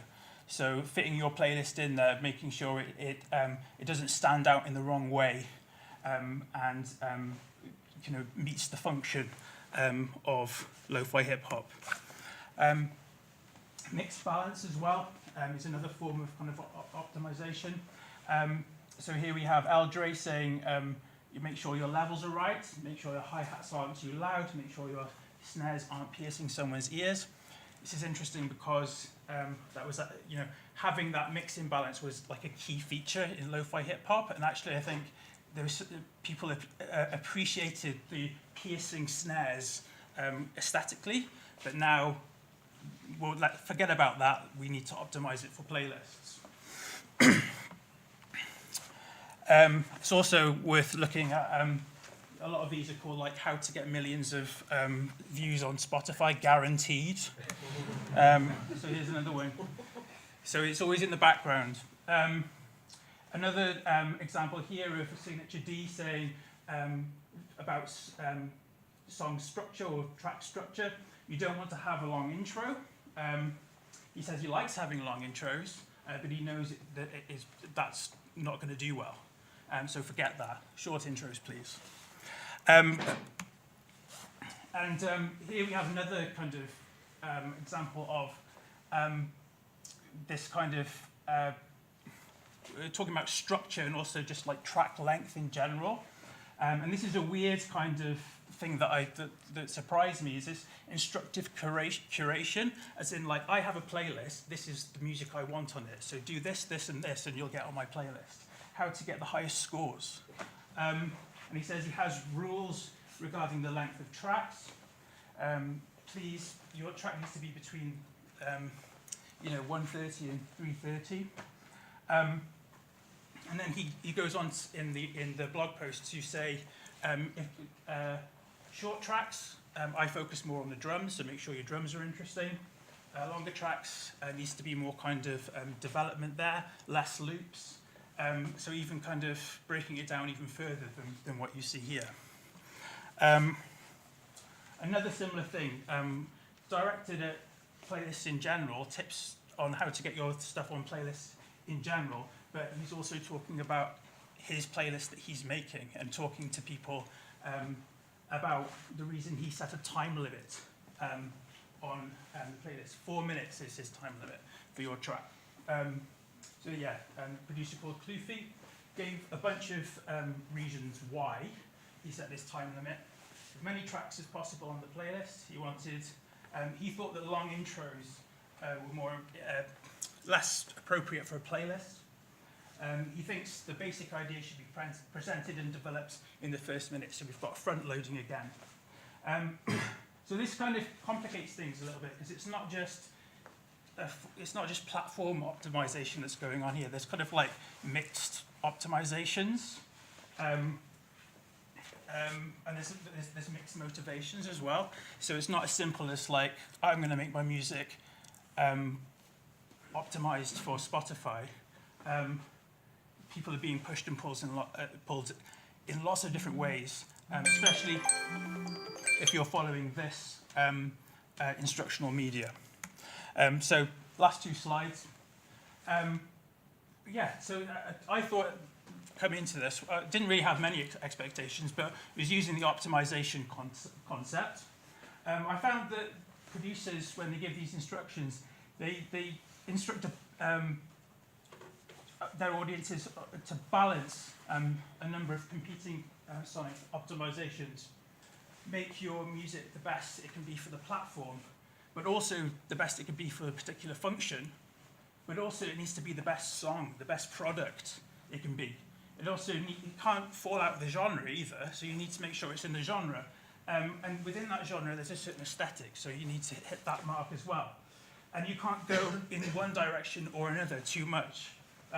Lo-fi hip-hop, they want it to be for relaxation. They've never got rid of the drums. Surely that would be a good idea if you wanted it to be purely functional. So yeah, quick summary. Producers have platformized their brands, connecting audiences to content, services, products, and spaces. That's happened, I think, not just in lo-fi hip-hop. I saw other examples in house and indie. Instructional content with a focus on optimization is part of this platformization. And although sonic optimization for a platform and function is paramount, advice often involves several competing modes of optimization. And a new term, perhaps, instructionalized optimization. How many times have I said that? But yeah, the process by which digital cultural goods are optimized for platform environments through instructional content. A suggestion, I don't know. So yeah, that's it. Thanks very much.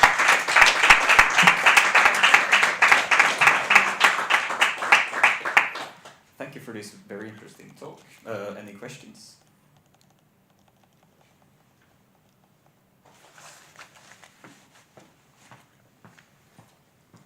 Sorry, I keep putting my hand up. This isn't a question, but it hadn't really occurred to me that people are thinking of relaxing and studying as the same thing. I suppose that could be positive. One kind of reading suggestion which you may well have come across is Sophie Bishop, who's kind of new media scholar who writes about algorithmic law, and I guess the part of it is like when you become a content creator, you also have this new avenue open to you, that is that you can tell other people how the algorithms work, even if you don't know. And so you get to become an expert, which is kind of seems like similar to what you're saying, that these producers get to brand themselves as people who understand how these things work, and maybe they do, maybe they don't.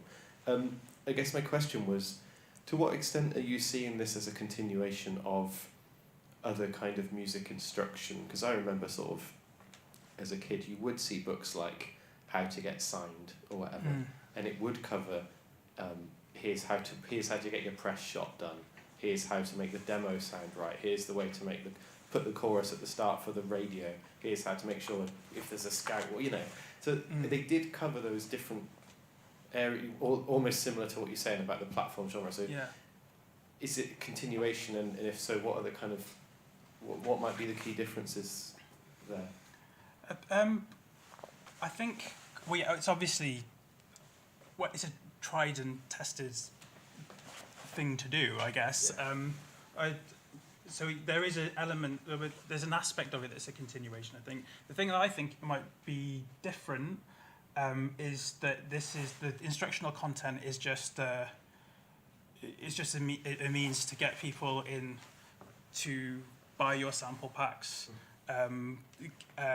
create a social media presence, a content creation presence, to then go and pitch your music to Spotify editorial playlists, because that's something they check sometimes. So it's all kind of, it's slop, a lot of it. And there's lots of like AI slop as part of this, which I was going to showcase, but decided not to. And that's very, that was very saddening to see, the amount of slop that is dressed up as instructional media.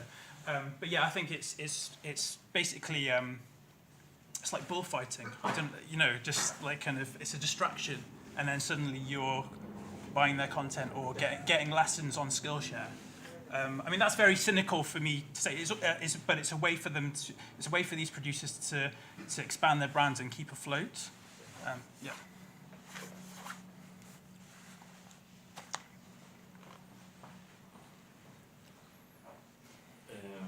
Thank you for the presentation. I was wondering, because the field I'm investigating, the tutorial is also driving it a lot. And what I have a hunch that is happening is that we get these sort of waves where everyone is giving the exact same advice until you reach some point of oversaturation. And then someone decides to go in another direction, and then it repeats itself. Do you see the same thing happening when it gets so optimized that at one point nobody wants those advice anymore, and it sort of needs to reinvent itself? Or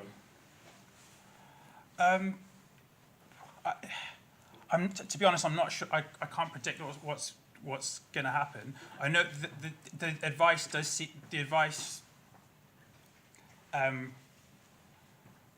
That is saturated. In fact, it wasn't that easy to find the sources, because it's so.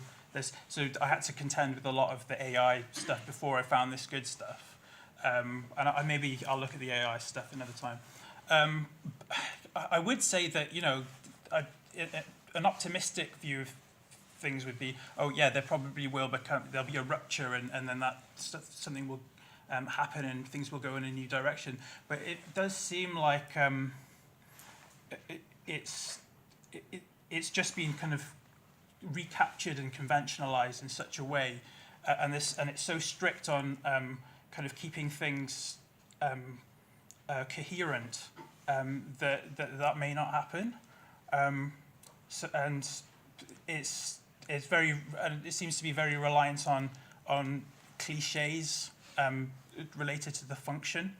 So I'm not sure. I think this will probably stay the same for a while, and something exciting will happen elsewhere, and then that might distract people. I don't know, but it seems very conservative at the moment and very closed off, and no one really wants it to change because it's generating so much money.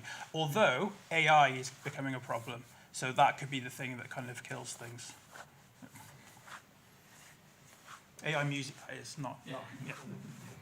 Thank you for the presentation. I was wondering if there was lo-fi hip-hop that's not functional, and that's, or is there such a thing as art lo-fi hip-hop, or is it not because it's functionalized and as you just said, it's being accelerated by these communities and taken into the platform game?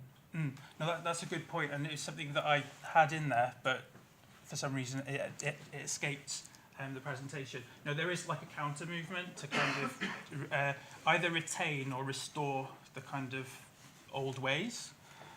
Old ways, it's like 2017. But no, people want to, there is a counter movement. There's lots of, communities on Discord and stuff like that. They're kind of preserving things and have just a tight-knit community and they just do their own thing now. And so, yeah, it's completely about the art. We have time for one more question. Thanks a lot for that, because it's really interesting, and I had a similar thought that there's got to be some kind of pushback on this. Because lo-fi would not strike me as the genre that would most immediately lend itself to background music in that way. But the other thing that kind of comes out of this discussion for me is that there are, people who try to do this in real time, not just kind of like say this is what's going to work, but have been analyzing hit songs and saying, okay, 6 out of the last 10 #1 hits had cowbells in them. Do you think you should have a cowbell in your song, next song? There's this kind of sense that trying to track the popularity of certain styles or certain kind of minute production features is going to be the recipe for success. And and this goes back to the first question. This has been going on forever, right? Adorno wrote about people who these manuals that taught you how to write pop songs in the 1920s. Is there something really different going on here, or is this just that everybody realizes this is the radio of the 21st century, and we got it's like Motown saying we're making our hits for radio, so they've got to sound good on radio. We've got to figure out what formula is going to get us there. So I'm wondering if there's something going on there, and where does this impetus come from? Is it from the producers themselves, or streaming platforms? Are they telling people this is what you got to do? So I think it's related, like to Spotify's kind of turn towards functional music. I think that's what makes it a little bit different to what's happened previously, even though music's always been functional to an extent, but this kind of real push towards it. And then lo-fi hip-hop's rebranding as functional music is this kind of mix of music's functional aspect with kind of popular music. So it's kind of, you need to balance what's popular, but also remember the function. There are always new recipes and or new iterations of the formula being kind of tried and tested. There are very small variations as to kind of what you might want to try that's new, but never really getting out of, always remembering the function. So you're really kind of torn between what you want to optimize. So some of it is, like I said, very much the same as what's happened before. But I think it's more of like a new iteration, but with slightly added elements and slightly different motivations. And what I haven't talked about the listeners, have I? So even though this is meant to be about the experience of platformization, but I think that's what I'm going to be looking at further on in the project. Because I think producers are very much focused on listeners and Spotify, and then they make the decision to make compromises to what they do based on what they think will work related to those two other parties. I'm not sure if that answered your question, but yeah. There is something specific to the way Spotify's changed because this kind of shift for everybody. Mm.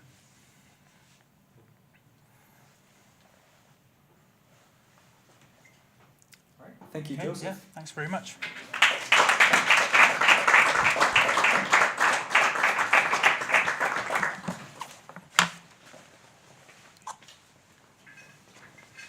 So next up is Håvard Kiberg, who presented yesterday, but this time with Anja Nylund Hagen. And his presentation will be on mood, focus, and engagement, framing attention in the digital platformized music culture. Yes, I think this adds really well to Joe's presentation. It's a lot about the same things, I guess, but have a little different approach to it. Yes, there it is. So yes, as yesterday, I'm Håvard Kiberg, and as yesterday as well, I'm also presenting on behalf of another, or we're two people. writing this paper. Anna Nylund-Hagen couldn't be here today, unfortunately, but yeah, this is also very much a work in progress. It's a bit messy at this point, but I hope to get some nice feedback from you guys.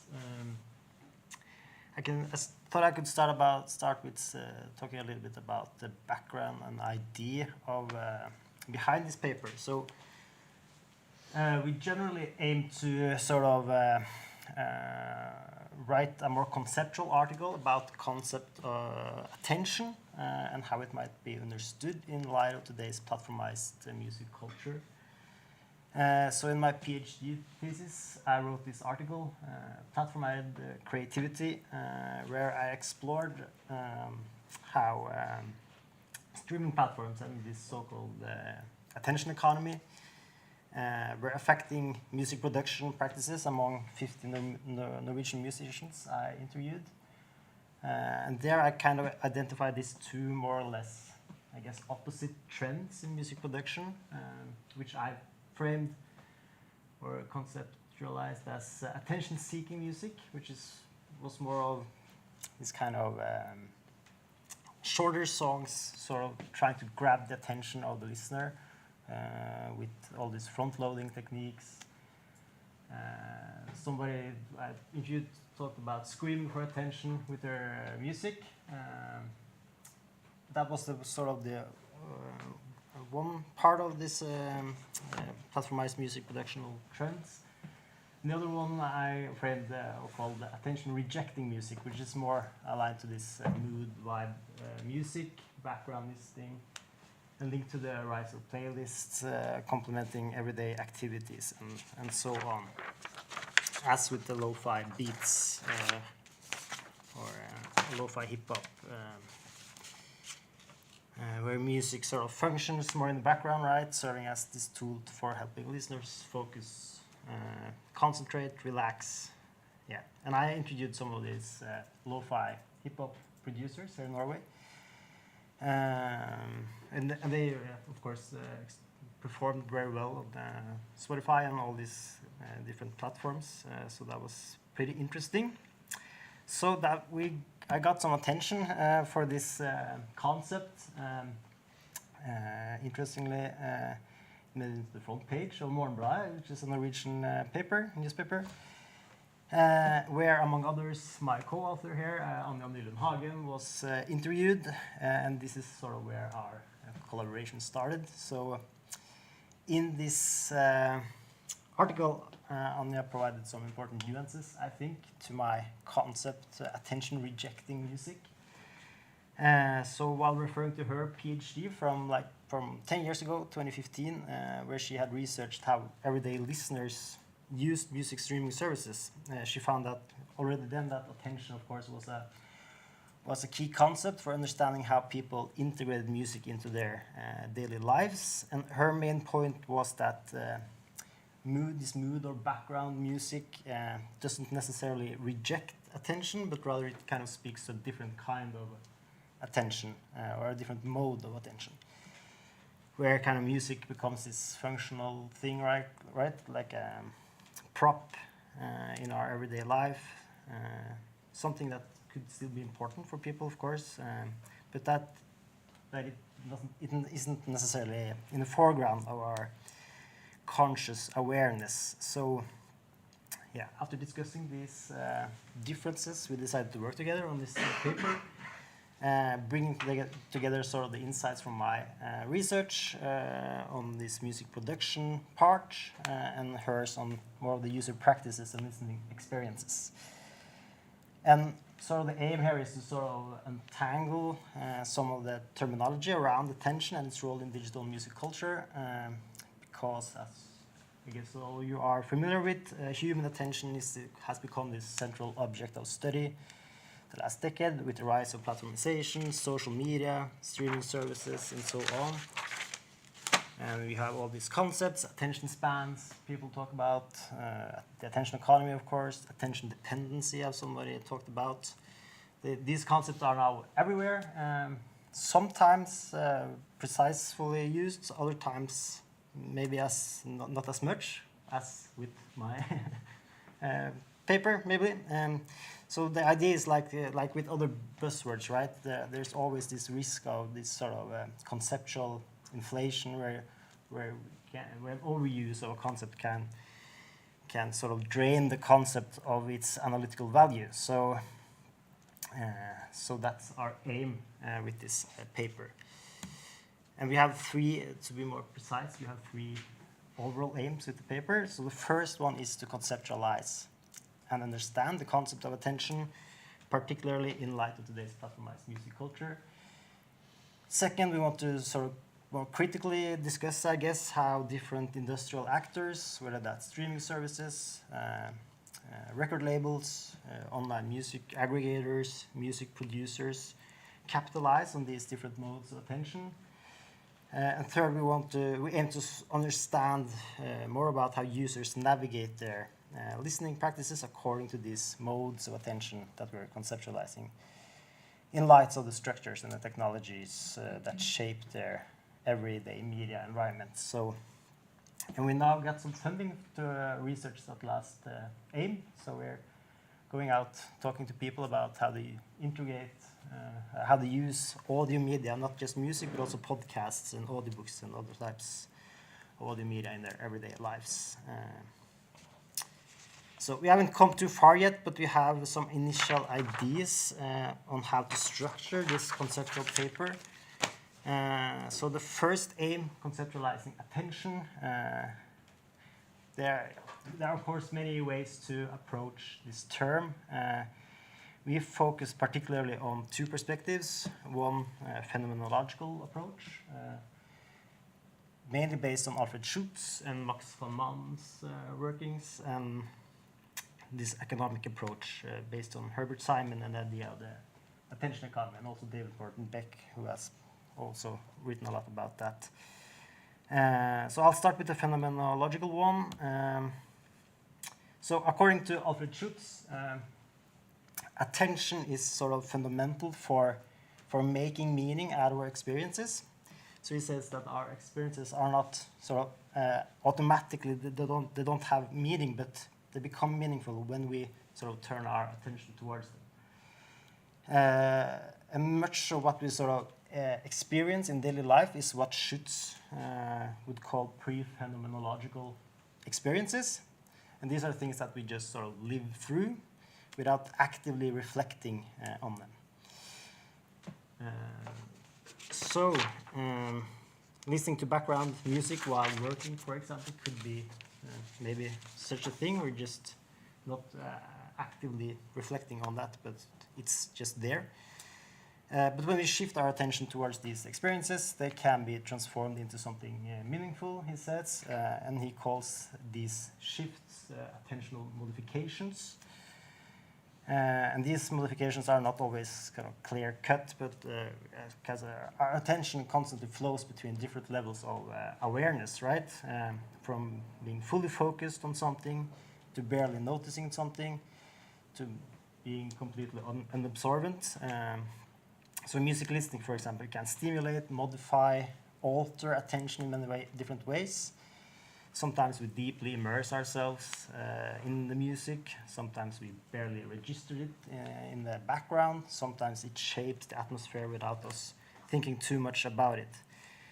So Schutz's framework sort of already gives us some tools, I think, for thinking about different modes of music listening, from this casual to immersive, fragmented to continuous, background to foreground, and so on. So building on this, we also aim to draw on Max von Mann and his concept of lived experiences.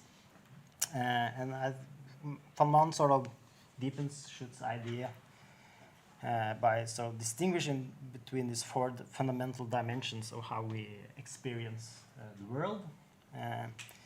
What he calls the life world extensions. So the first one is lived space, concerning how we experience and relate to environments and surroundings. Lived time concerns how we experience time subjectively. Lived body experience how we experience our own bodily presence. And lived human relations relate to how we experience and relate to other people. So we can just briefly talk through each of them in relation to music. So talking about lived space concerns how we experience and feel spaces like rooms, places, or environments. So music can frame or reshape these spaces, right? It can create a sense of privacy in public, for example. It can help us concentrate by masking distractions in our environments. It can open up or close up our sort of spatial awareness. So, for example, a quiet lo-fi playlist might make a chaotic cafe feel like a manageable, more private workspace, for example. Lived time concerns our subjective experience of time, not clock time, but sort of felt time. So music can, for example, make time seem to pass faster during boring tasks, like doing the dishes, for example. It can mark transitions in our routines in everyday life, or create these immersive, timeless moments, for example, where we sort of lose track of time altogether. So streaming platforms offering constant, this ubiquity of music can, for example, shape how our users organize and experience everyday temporal rhythms. Lived body refers to how we experience being and in and through our bodies. So music can influence bodily states. It can energize us during workouts, for example, calm us during relaxation, tune our bodily awareness during activities like walking, running, resting, and so on. So, for example, these kind of playlists for workouts or yoga or sleep or anything, all can illustrate how music can be tailored to different bodily needs or states. And finally, lived human relations concern how we relate to others, and here music can foster a sense of connection with others through shared listening, like in this party playlist, for example. Or conversely, support this more private, solitary listening experiences, creating boundaries between oneself and others, especially for example, headphones or other personalized devices. So if we sort of bring Schutz and von Mann together, we can see that these pre-phenomenological experiences, those we sort of just live through without much reflection, still can become, of course, meaningful in some sense, not necessarily through reflection or this conscious cognitive focus, but through the ways we experience space, time, body, social relations. And this becomes, I think, very relevant for thinking about everyday music listening today. So sometimes we're in the zone, right? Immersed in a kind of flow state. Sometimes music more subtly steers or frames our experiences without us actively reflecting too much about it. So based on this, this is early stuff, but we propose that attention can be conceptualized through these 5 different modes. More reflective mode, I guess, of attention, which is more tied to Schutz's idea of this attentional modification and more conscious reflection. One spatial mode, where music can frame or reshape how we experience space. A temporal mode, where music modifies our experience of time and rhythm. And this bodily mode, where music engages our sort of embodied presence. And a relational mode, where music mediates social awareness and interpersonal connections. So, the second aim, capitalizing attention, as we have called it so far. Here we want to discuss how these different modes of attention are being, I guess, commercialized or capitalized on in today's platformized music culture. And here it makes sense to bring in Herbert Simon and the attention concept of the attention economy. And to keep it very short here, I guess many of you are familiar with this, but Herbert Simon tied the idea of the attention economy to the problem of information overload. where in a world overflowing with information, attention becomes this scarce and valuable resource. So in that sense, Simon saw attention as something limited that must be managed and allocated carefully, so to speak. So well, Simon used these insights to better understand decision-making in complex environments, but later, of course, many scholars have used this concept to explain or explore digital culture, where platform companies, for example, systematically sort of capture, direct, and monetize human attention. Yeah, and of course, in music culture, many have used the attention economy framework to describe how the supply of available music has sort of exploded, while the demand for listener attention remains limited, thus making attention this increasingly valuable commodity. But we think, and this is sort of key to our conceptualization, I think, when we talk about an attention economy today, we're not just talking about capturing users' sort of cognitive, reflective, focused attention, but also about managing all these more sensorial, bodily, spatial, relational modes of attention, as several have been talking about earlier here. As one Spotify executive told me in an interview, there should be this playlist for whatever you're doing throughout the day. So that's why what sort of Spotify aims for. Yeah, it sort of illustrates how deeply integrated platforms like Spotify seek to become, I guess, in users' everyday lives. So through, for example, playlist design, recommendation systems, and platform features, platforms systematically target these different attentional modes. Yeah, so again, this is, as I talked about spatial attention, platforms can offer this playlist that frame and shape environments, temporal attention. They align music with users' daily rhythms, morning motivation, the morning coffee, afternoon focus, evening relaxation, the bodily attention, as we talked about, music for workouts, yoga, sleep, relaxation, etc. And this relational attention, where they streaming services also kind of course, facilitate social practices like sharing playlists, for example, or following others, but also the technology and the streaming services makes listening also increasingly private, I guess, and individualized to some extent. So in this way, streaming services are not simply just offering music as content, of course. They are all positioning themselves as infrastructures embedded in users' sort of lived experiences. They are then not just commercializing just this focused attention, but as I said, the full embodied and relational spectrum of attention that shapes how people sort of move through the world. So,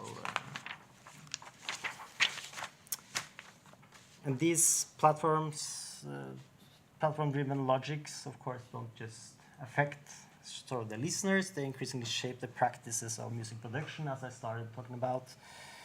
So in my own studies on music producers, I found that whether consciously or more reluctantly, most of the artists I talk to sort of negotiate with the platform sort of expectations when they create music. And this was not just limited to the chill lo-fi beat producers, but also extended across a wide range of popular musical creators, producers.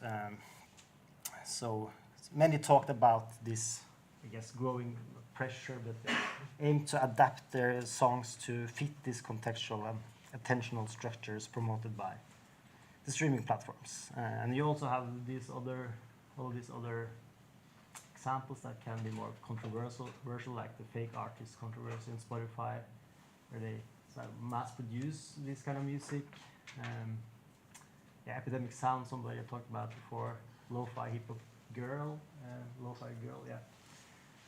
And AI music also can be interesting to look at in this, in this paper, I guess. So time moves faster, I see, but finally our third aim now is to navigate, to explore how users navigate their music listening today in light of these different modes of attention we sort of outlined.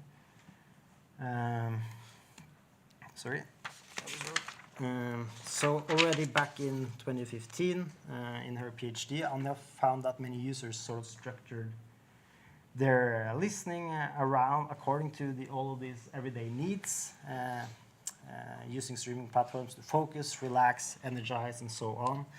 And we find it kind of interesting how these tendencies seem to have intensified over the last decade, as platforms and producers seemingly more consciously, I guess, design and organize music to fit these different contexts or attentional modes. So we're just starting now with this third aim. We want to ask how do users sort of navigate these platform structures and the opportunities they offer? How has music through streaming and headphones, smartphones, and so on become this ever-present and personal tool for regulating mood, focus, and emotions? And how might this shape users' experience of time, space, body, social relations in everyday life? So yeah, we are starting this project now, so we don't have that much to show to it now, but yeah, this is where we're at, so looking forward to hear your feedback or comments or anything. Thank you.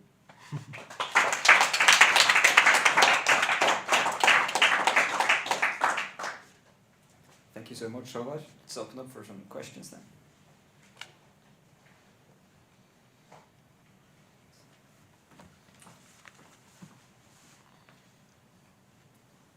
Thank you so much for opening up this whole topic, and I really appreciate the attempt to break down the distinctions between active and passive, or foreground and background listening, and try to address what we mean by attention. I think your categorization is a really good starting point. You try to kind of sort out different modes of attention. But I'm curious about how you will deal with the notion of attention kind of in the first place, because isn't it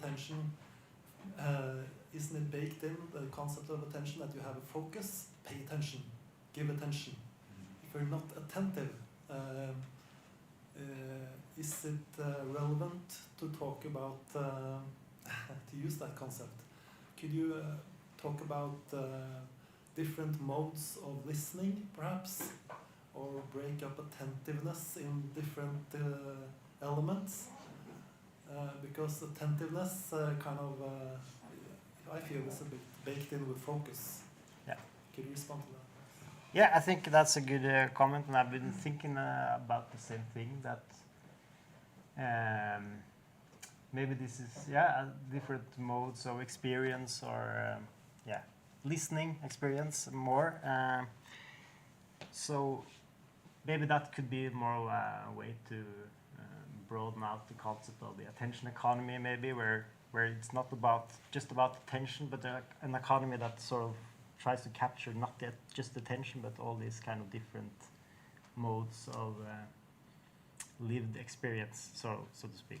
Maybe that's a way to go. But yeah, this is very fresh, so I think that's a good point. Yeah. Thank you very much. Very interesting. I just quick addition. I was thinking of. Do you know the elaboration likelihood model? That's from media psychology. So they deal with how likely you are to elaborate a message, information, media product, or music for this instance. And they started with, like, if you're an attentive listener or not attentive listener, you're more likely or less likely to elaborate the content. Yeah. And they shifted from thinking about it as like two categories or two paths to like more like a spectrum. So you can be like like degrees of attentive when you're perceiving something.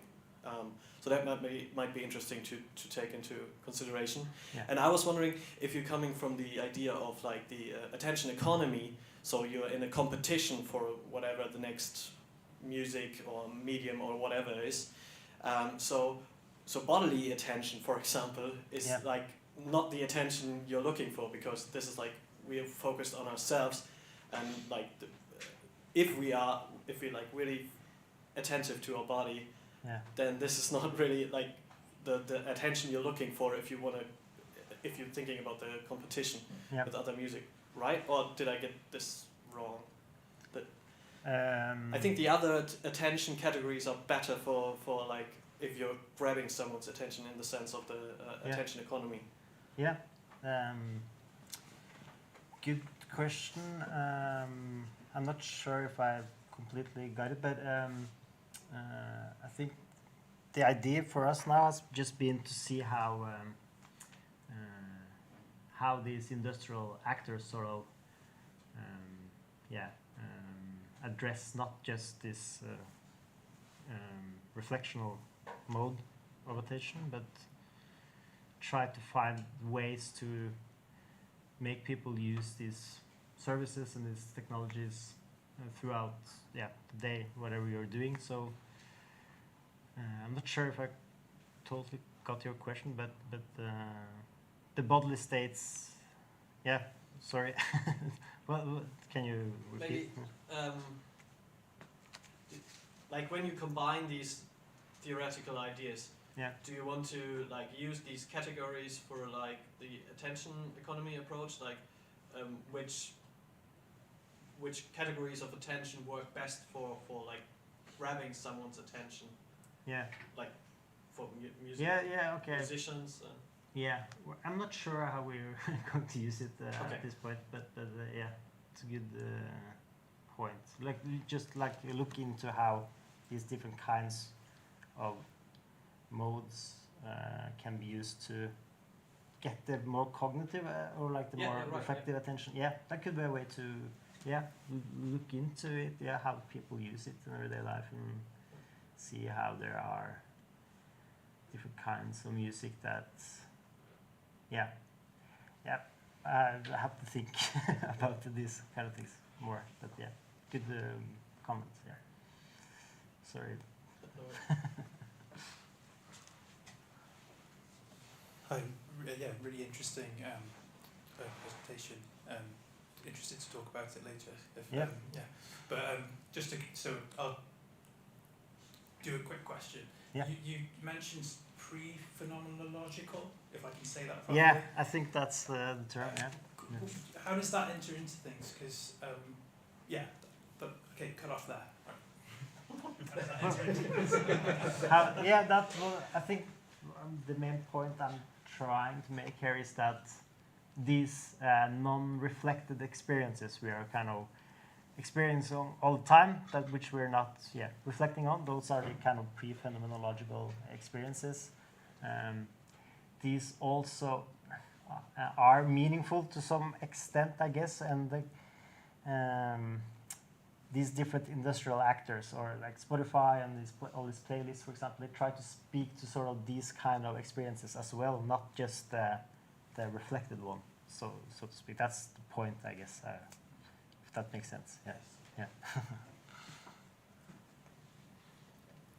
Thanks. I am really looking forward to hear what you end up doing, because it's making me rethink what I wrote about listening modes. Kind of.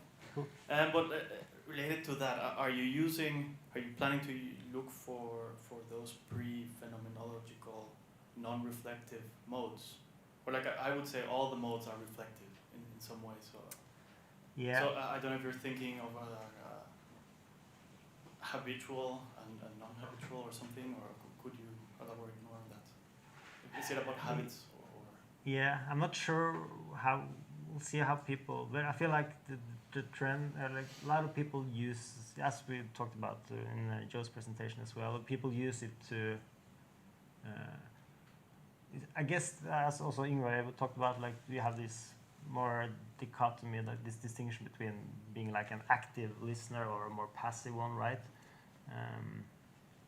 So I guess that's the way I think of all these other types of attentional modes, or what we'll end up calling them, as the more passive way of thinking about experiencing music, so to speak. So I think people do that a lot. Like I don't know what you found in your sort of research, but I feel like that's the sort of trend in all these playlists made for relaxation, focus, studying, etc. Yeah, I'm not sure if I answered your question either, but yeah, we can we'll talk more later. Yeah. All right, I think it's time to move on then. Thank you so much to Håvard. So we will now move on over to our final presentation of the day, also the final presentation of the symposium, which will be by Nicholas Rudd, which is titled Streaming Technology Research, Effects on Artists and Music Production.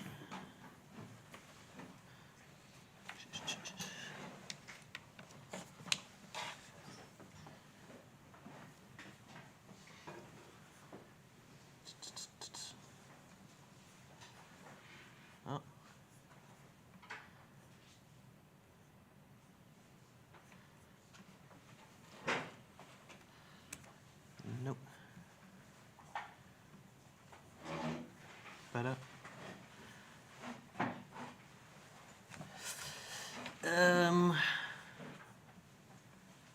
What, like this.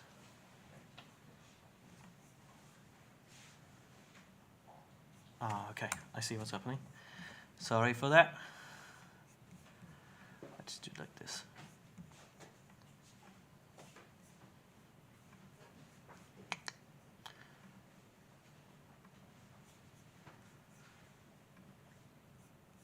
Like this? Yeah, perfect. Yeah, thank you very much for having me, and thank you for putting me into this panel. I think that's quite fitting for where I come from. So my background actually is in music and media psychology. It's a bit more numbers guy if you like it, or not. So this is the project I want to talk about. This was my idea 2 years ago. So 2 years ago, I had this idea. I wanted to write a funding proposal for the German Research Foundation about streaming research, and I had this idea with free work packages, and I was getting into the literature, and I submitted my my idea to the German Research Foundation, and then this happened. So plans changed, and I stopped. I stopped my job as a researcher, I guess, and focused on being a parent. And so 1 year ago, I was still being more a dad than a researcher. I was still doing my job, a lot of teaching. In this case, teaching guitar to my daughter, which was a bit early. And then I got like positive feedback for my proposal, but I said I should do a revised resubmit. I mean, this is like the one you're kind of looking for at this point. And I resubmitted it. That was like the main thing I did last year. Resubmitted it, and I was still waiting for the approval. Since the review was kind of positive, I'm hoping this will work out, and if not, I'm still want to keep on doing this music streaming research.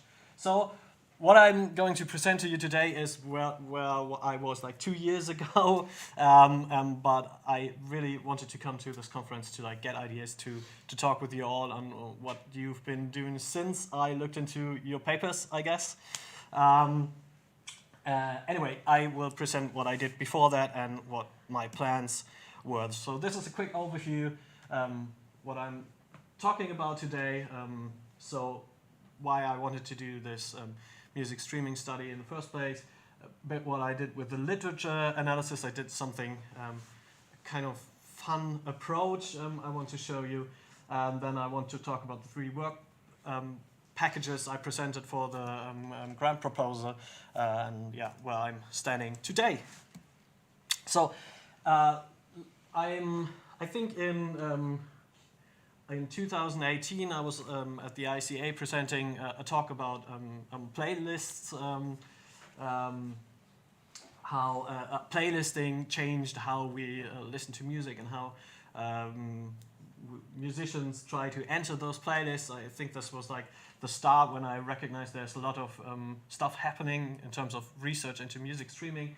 And also this was in Germany the pivotal point where music streaming took over the revenue for the music streaming took over as the most important revenue stream for the German music industry. I think other countries might have been a little bit earlier, but yeah, in Germany, more traditional, it was 2018. And I also recognized that there was much more research going on and much more papers coming out. So I thought like this is really something I'm interested in, and this is where I'm teaching students right now in the digital communication part for the Music University in Munich. And there were like big media reviews. There was a documentary in the German public broadcasting, the Dirty Little Secrets, where they like did investigations into Spotify and all those fake artists doing all this functional music and playlist music. So there was like a real buzz around music streaming in the last years in Germany. So I thought this is it. That's kind of good time to propose a research project for funding. So what I did then, that was for an edited volume. I wanted to do literature review. What I did, I used a data science approach, which was kind of a fun experiment. Don't know how familiar you are with these techniques, but what I did is like basically I gathered all the peer-reviewed journals articles. I said, well, I start looking at 2008 when Spotify started. Or was launched in Sweden, and I go to all the databases and look for peer-reviewed articles looking for music streaming, and I ignored books, sorry for that, and chapters in books. I just focused on peer-reviewed journal articles. I gathered them, only English articles, and like I had some keywords I was looking for, and I left some other stuff out, like there are a lot of streaming terminologies in terms of auditory perception studies, which is more like in the acoustic realm and not really what we are looking for. And then I extracted some data from the title and from the abstract, and like gathered some metadata, like when it was published, how many authors and stuff like that. And then I ran some analysis, like this word cloud thing. I subtracted music streaming, since this was the keyword I was looking for. But you can see this is like the words that came up most often in titles and abstracts of all those articles. And it was 155 articles. And then I started to look like when did the articles start to appear. So that was the first article I found was in 2013. And yeah, you can see the increase in like peer-reviewed articles on music streaming, especially in 2019 and 2020, 2021. And I looked like what journals we could find. So the most prevalent were these journals. In total, there were 91 different journals, and the honorable mentions are like there's American Music, I think Popular Music and Society is like with 4 articles there. So there are a lot of journals with 4 or 3 articles.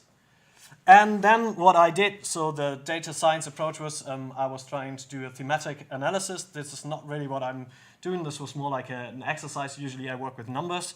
So like using text for data mining or data clustering technique was something new to me, but that was kind of fun. So what you can do is you can cluster those, the words that are linked most to certain topics, and you try to see if you can come up with 4, 5, 6, 7 or more categories, and you can look at the saturation of the betas, so the connection to the core theme, and so 5 was like were like still good values, and what you do next is like basically going back to the text and try to interpret what the computer found in terms of topic areas. Like it clustered like words that were appearing often together, and then again you take a look at it and say, okay, those clusters could be this and that, and you go back to the articles, and then I gave them basically names. So what I found most was were papers on music industry, so like number papers, like on revenues and on number of streams and stuff like that. Then I had like I found many papers on usage behavior, like how users are interacting with the streaming platforms, how they archive music, how they stream music, how they use it in everyday life and stuff like that. There was in this. Then there was like the obvious something field where there were like some odd papers that I smushed together in the end. And the last two topic areas that I found most interesting are the music culture and production area, which is like what we talked a lot about, like how music streaming influenced or affects the music culture, the music songwriting, the music production. And there were only a few papers, only 20 papers, and then the last one was about technology, so all about like how's the user experience, how's the programming, coding of all this stuff going, and what's happening in terms of the tech behind music streaming. So this was something I did. There was 155 articles in total. That's not too much. You could argue this is something that you can do by hand and by just reading the papers and clustering them, which is true. Fun thing about code is now I have this code, and when I will come back to it in a couple more years and gather more papers, then I just run this code again and I get new results for it, and we can see how this changed to this day. So that was kind of my idea why I did this approach in the first place. So, and the area I found most interesting and where I really enjoyed reading the papers was the music culture and production topic area. So this is where I wanted to focus on and where I did my wrote this proposal. And we had, I had like three main areas I wanted to focus on like 3 research questions that like formed those work packages. So if you're familiar with writing grant proposals, you usually come up with work packages and where you want PhD students to come in. And so this is what I did, and those 3 questions were the impact on songwriting, which was really interesting to see what you were working on, the songwriting camps. And that was kind of my idea 2 years ago, to like go into the studio, go into the songwriting sessions and like be part of this and investigate what they are doing and how the streaming logic comes into play there. The second one was changes in production. So can we look at the music, broader approach at the music to see, do we actually see changes over time? Changes that we can trace back to music streaming and to the platforms. And the last one is the effects on musicians. So how do they evaluate the streaming technology? So these were the 3 ideas. And to get you an idea what I was planning initially or what I wrote in this proposal, I have like lined out the methods I was proposing.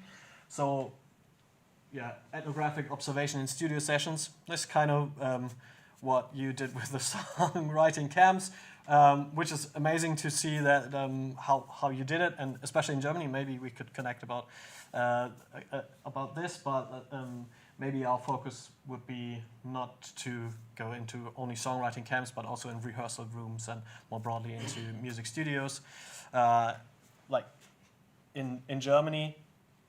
And so what I did back then is I had a connection to a producer in Munich who's like, who's producing top German artists, and he agreed to be like our spokesperson or connector, if you will. So Flo agreed to give us connections to other producers who would be hopefully willing to join us in this project, or to be interviewed, to be visited in the studio.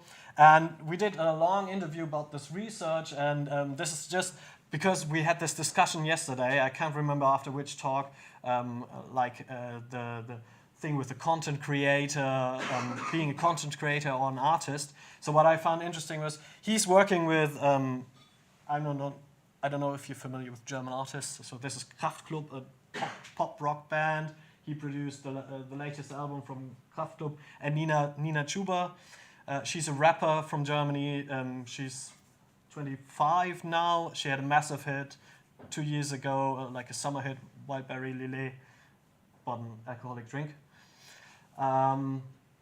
And she considers herself as a content creator, and what he said, like working with her and like all the artists she features on her albums, is that she, like when I asked him about if she's trying to produce for the platform, he said, no way, this is just mimicry of the things that she knows. It's just, it's not that she's conscious about like, I have to make music that's fitting for Spotify or that's fitting for TikTok, but like I want to make the music that I'm surrounded by every day, because she's on TikTok and she's very successful on TikTok. She's a content creator first, and she wants to make the music that she's familiar with on the platforms she's at. So this is why I was like challenging the idea of like that there are opposites, like being an artist, being a content creator. So she thinks of herself as a content creator and an artist, or maybe content creator first. So that was kind of interesting, and that was from our first interview with Flo. And this is like the first area that I want to approach with this project. And the second one is changes in production. So this is more data-driven. I want to look at music from Spotify charts, basically, and try to gather audio feature data. I usually collected them, and what I did with students is collecting data from the Spotify API. You've probably seen those audio features that you get from the Spotify API, did you? So yeah, most of you are familiar with this. So they stopped this service in November of last year, which is kind of bummer. But then again, you can still use data. I could use data I already connected using the Spotify API, and you can always use music information retrieval data on those particular songs, using, for example, Billboard charts or Spotify charts to go back in time and see what songs were popular in specific genres in specific areas at this time. And what you can do is, this is something that I usually do with my students, is when the question comes up, are songs getting shorter? And you can just grab the data from Spotify and you can show, yeah, actually songs, this in seconds. These are the Billboard year-end charts from 2010 to 2022, and you can see that the length is decreasing with like a bit of a dip here in 2019, but overall it's a bit shorter in the top music charts. So this is something that we wanted to do in the second work package. And the third one, this is coming back to the musicians and see how they feel about the technology. There's the technology acceptance model, which is really interesting theoretic model that was used in the 80s initially. Are you familiar with the technology acceptance model? I guess some are. So funny thing is that there was like the idea to see how you can get people to use office software, like using emails and Word on your computer instead of like writing actual letters and sending them via mail. And so they were trying to see what they can do with the technology, how they could improve the technology in terms of certain factors to increase the acceptance of users towards this technology. And this was applied by, not sure how you pronounce it, Souza, in 2017 with music streaming, which was kind of interesting. He looked at how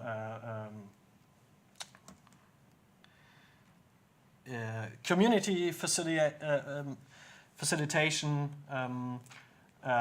benefits those platforms. So if you are able to share your music, your playlist with others, and if you are able to communicate on this platform, if this is a factor that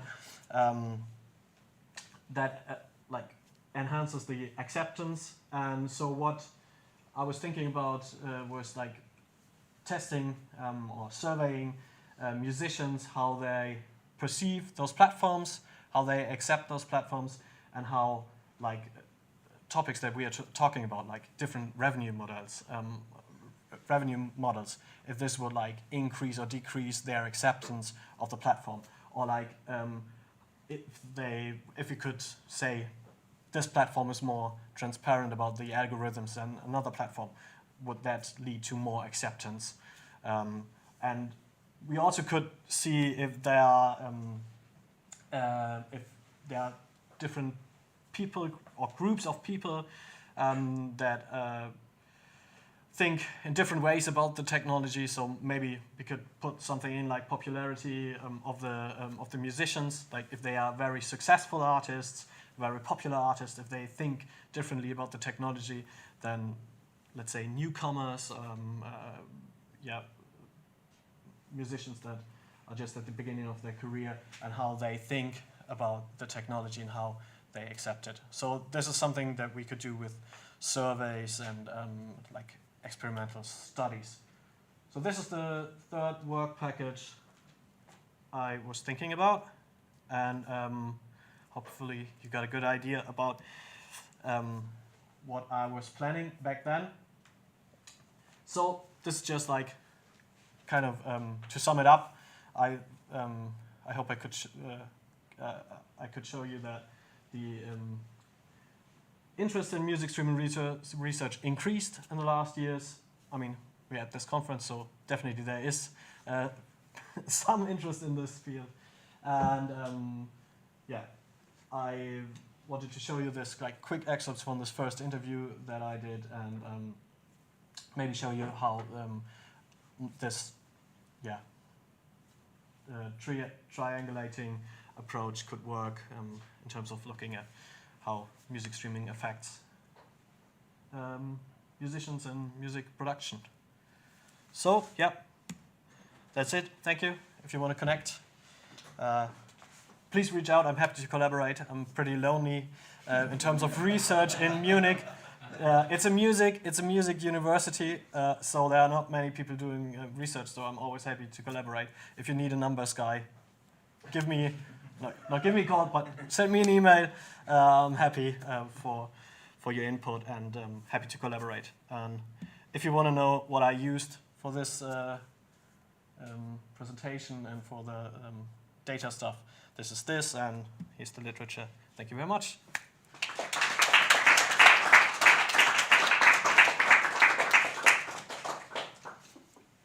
Thank you so much, Nicholas. So let's open up for a final round of questions for this conference. So maybe go back to this. Okay, let me put head down first. Thank you for your presentation. And I just say one thing I noticed is about because when I say that, that means I agree all of other parts of the contact is the artist perspective, right?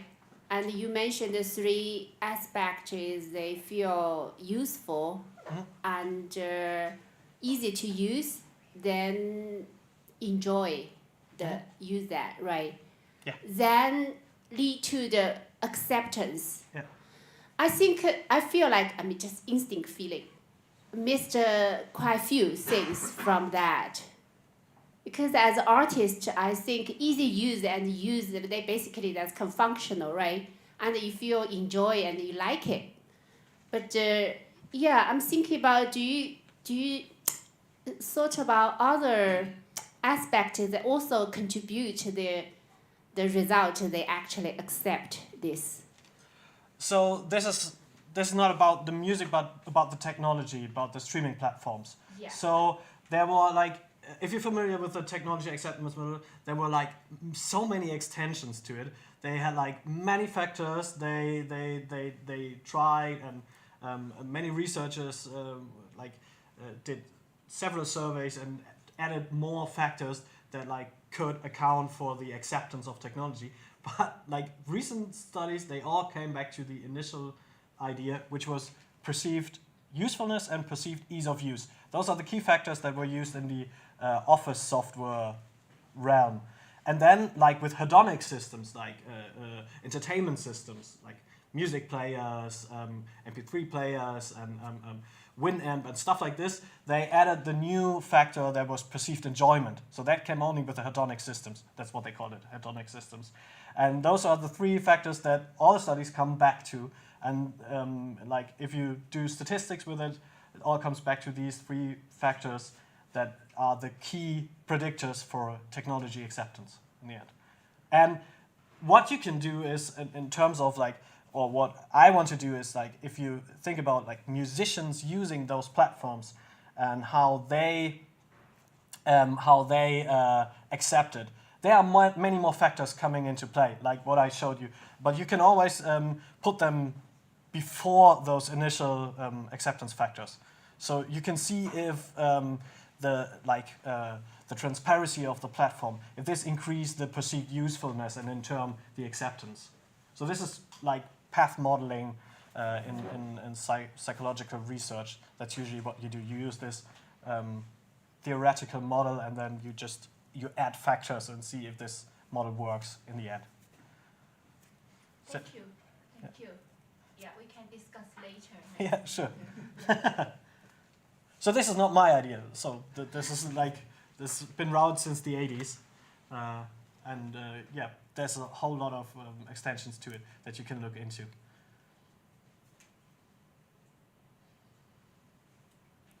Any more questions or comments? If not, then we'll moving on to our closing comments and the closing of this seminar.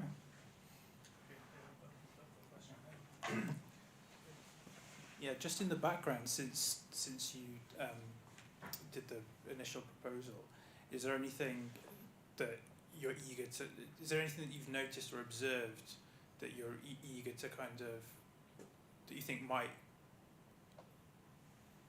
I don't know, change or steer the project in a different direction? Because everything's changing so fast all the time. Yeah, definitely. I think like the time you have to wait until like your funding is approved is really bad for research like this. So I would change I guess I would change a lot of things right now, seeing that there's a lot of research done where the music is composed and where the music is written. I think that should shift to like be more specific and add on to existing research. So what I'm always interested in is if like I can like the idea was to see how musicians and the producers think about platforms and how they work it into their music production, and then see like from the actual music, from music analysis or like big data analysis, to see if we can actually trace those ideas and those changes if they suggest that there are changes. So that was the initial idea, and I think we all got the sense that there are actually effects of those platforms. This is like what I got from most of your talks. So yeah, I think I have to be more specific when I'm starting the research. But then again, they know this is a 2-year-old project idea, and just want to.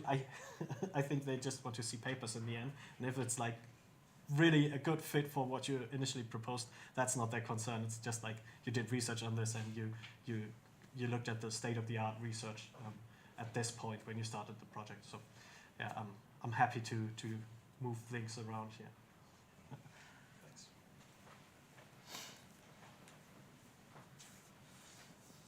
Thanks a lot, Nicholas, and I think this was a good talk to have at the end, because you ask what next? Yeah. What's interesting to do now after a decade of research on new kinds of platforms? And it seems to me that you are kind of aligned with this event, that you're not really that interested in the audience, but in the people making the music on the other side of the platform, so to speak. Is that correct? Have that also been a shift in your interest from the distribution to more of the production? Yeah, so actually this was like in my initial proposal, I was thinking about like 2 work packages on the music production side and 2 work packages on the reception side, which is usually what I'm doing. Like as music psychologist, I'm more into like effect and reception research, but like my background initially was in musicology, so I'm trying to come back to the good side, to where the fun happens, where the magic happens, and so the feedback from the reviews back then was that I should focus on either one side, which was fine, which was a good feedback, and so I shifted towards the music production, music culture side. So this is where I want to focus now. Yeah. So I'm really glad that you are on the offering side here. We always need a numbers guy, so so that's great. So thanks a lot. Should we wrap up there? Yeah. Thank you.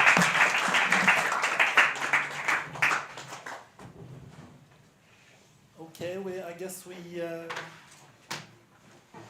wrote on the program to have a closing talk. I guess we're all talked a lot already. So we don't really have an agenda here, other than saying thanks a lot for coming. If you guys feel the urge to say anything closing, feel free. I don't think we're kind of empty now. Yeah. I think also thanks to those who have been following from the stream. That's there have been like a consistent of like 5-6 people today, so it's been good, and also Spandita who presented remotely. But yeah, also the plan now is well, in 1 hour and 45 minutes we have a table booked at Vikba down by the harbor, and yeah, there will be chances to talk there as well. Yeah. Yes, we hope. Thank you for organizing this.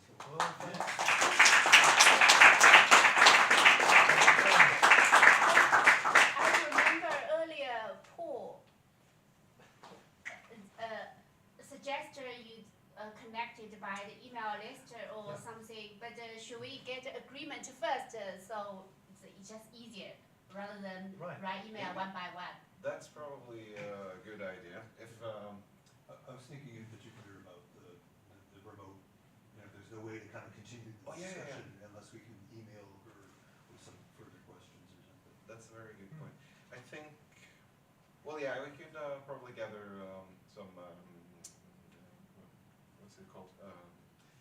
Consent. Consent from Spandita and but I think just getting emails in general is nice. If it would work with like if anyone opposes to having their email address shared. Just give us a kind of a tick on the shoulder. Yeah. It's yeah. Take the box. Yeah. Yeah, if that works for you.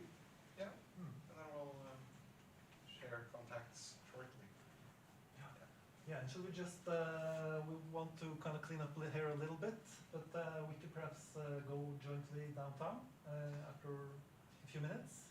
Yeah, so like we have oceans of time, as Professor Rolfinge Gulde always says. Yeah.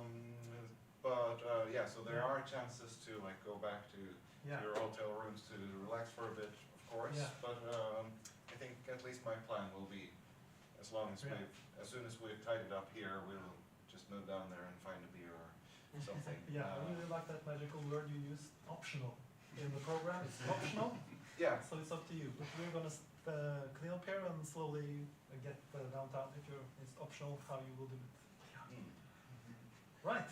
Right. So thanks so much, everyone. Thanks. Thank you.